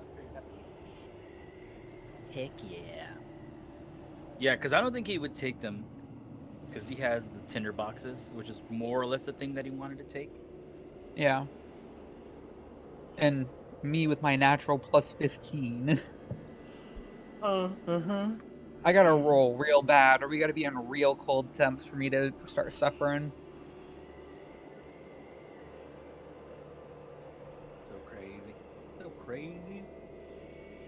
So we're all good, right? We really didn't take any permanent damage, huh? I think I took Just a little bit of damage just from like the initial attack, but the rest of my yeah. damage I took in my beast form, so I'm good. Oh, okay.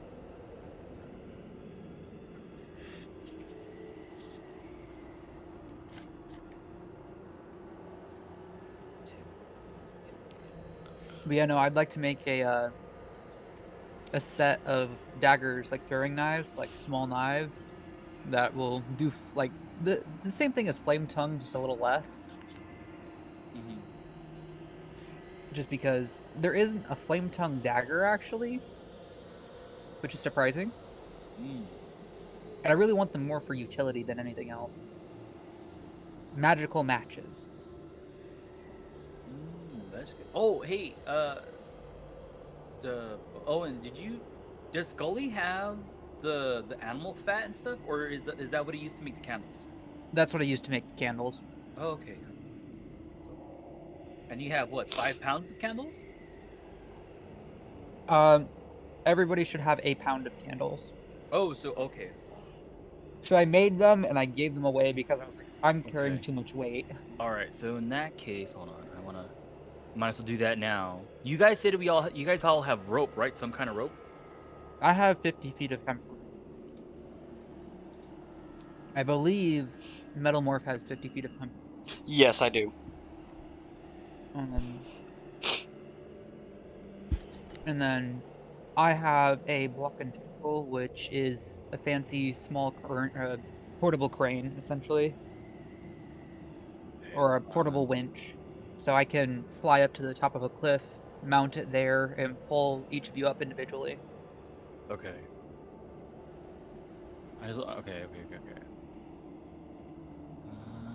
No, I need my herbalist kit, potion, book, inner blanket. I forget how much silk rope I have. I have one silk rope. Then silk rope will not be able to be used for this. No, but just for tying stuff down. Yeah, Cause we have our sled with us, right? we do. We're probably gonna have to unload it to cross the bridge, and somebody will have to carry it across. Most definitely not Metalmorph, because Metalmorph will be too heavy. Too heavy. Wait, so how much rope would it say that I have? Cause I had 2 bundles of silk rope, but I don't know how many feet they were. So how That's much? 100 feet of silk rope. Then each bundle is 50 feet, from what I Okay, understand. okay, so then I have 50 feet of silk rope. I'll look it up real quick. Cause I have 2, but I'm gonna leave one behind. I'm not bringing everything.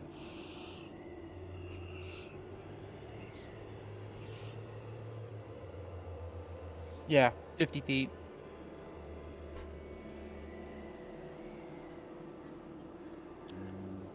And then the candles, they burn how long? Uh, 24 hours for quite a while.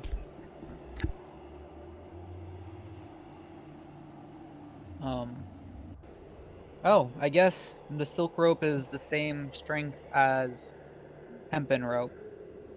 It's Yeah, just lighter. yeah. Weird. Okay. But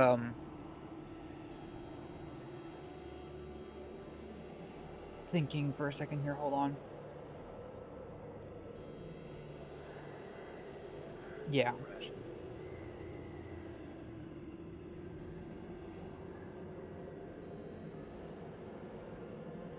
I wonder if we'll find any geothermal spots in hot springs on the mountain.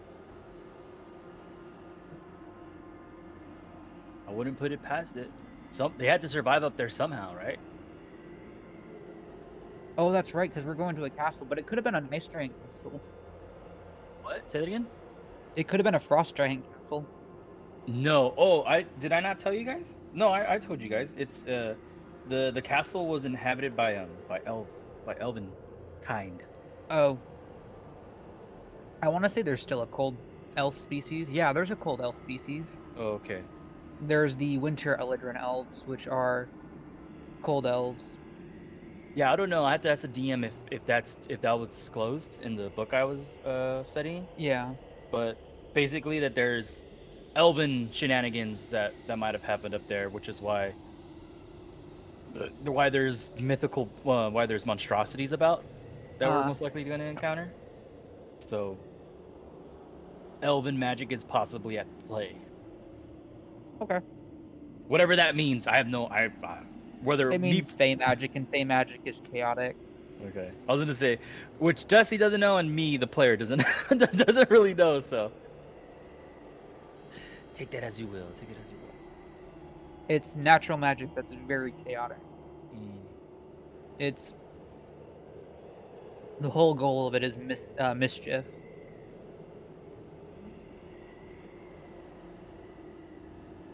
Because Fey magicians are mischievous magicians.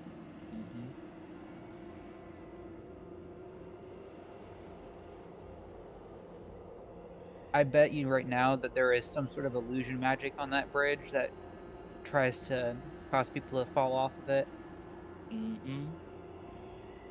I know, huh? It's like, it's not that far. We could see the other side.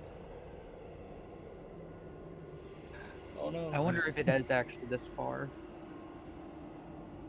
140. Oh, Lord have mercy. If this is legit, this is a long bridge.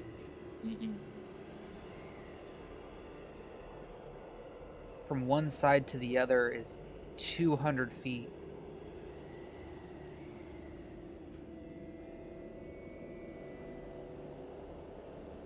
And it's depending on where you measure from. And I think in the book it also says this is like the only way in or out. Spooky. I'm wondering how deep the drop is, though. That is very true. I wonder how deep it is. Is it if I do math, is it 25 feet? 25 feet from the top to the bottom? Because that's still a hell of a fall. I wouldn't know how to calculate that given a two-dimensional image without another point of reference. 5 feet.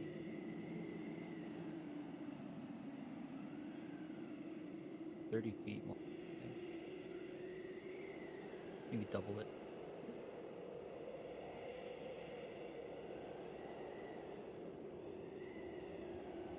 But what I will say is if you fall, you're probably not going to make it. Because you're falling on top of that ice. Who knows how thick that ice is, and if you fall in, that's going to be some cold water. Ooh, yeah. Which then we drop into the frigid water rules, and that's just going to get nasty real fast.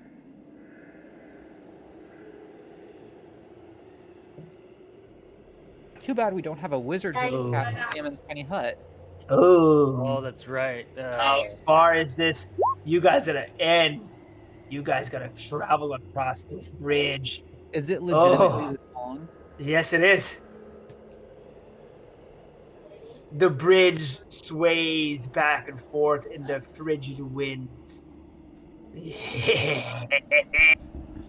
ready. As you guys kind of come up there and you look down, it's under the bridge. It's about a 60-foot drop into icy waters.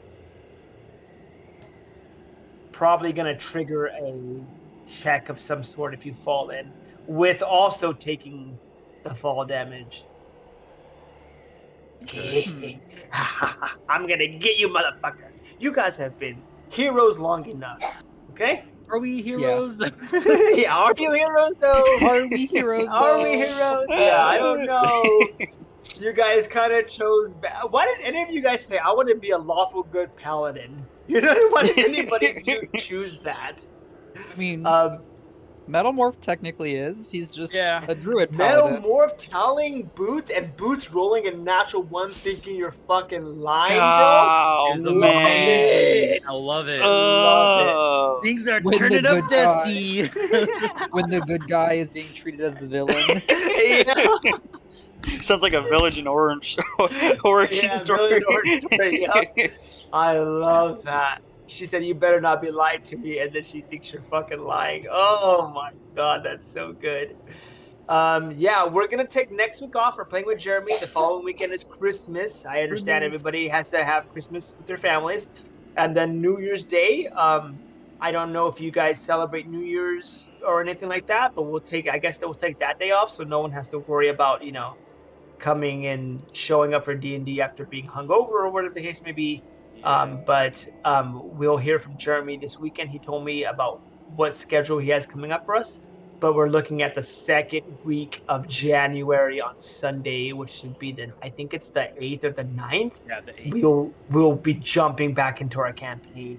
Prepare for 4 to 6 episodes of winter Arctic and shenanigans. Yeah, And buddy. yeah, I Let's am go. so fucking excited for you. So am I. I will have that book ready for you too, Dusty, by that time. And I'll Yeah. put it in the lore section so you can kind of see the mad writings of individuals who claim to have been over in this area. And I'm so excited. Metalmorph, I will work for your how fucking cool would that be? Oh my god, if this new Warforged that you ends up being red cap. Oh my god, if Skully passes away here. Oh my god. That would be cool. That would be fucking cool. It's all up in the open.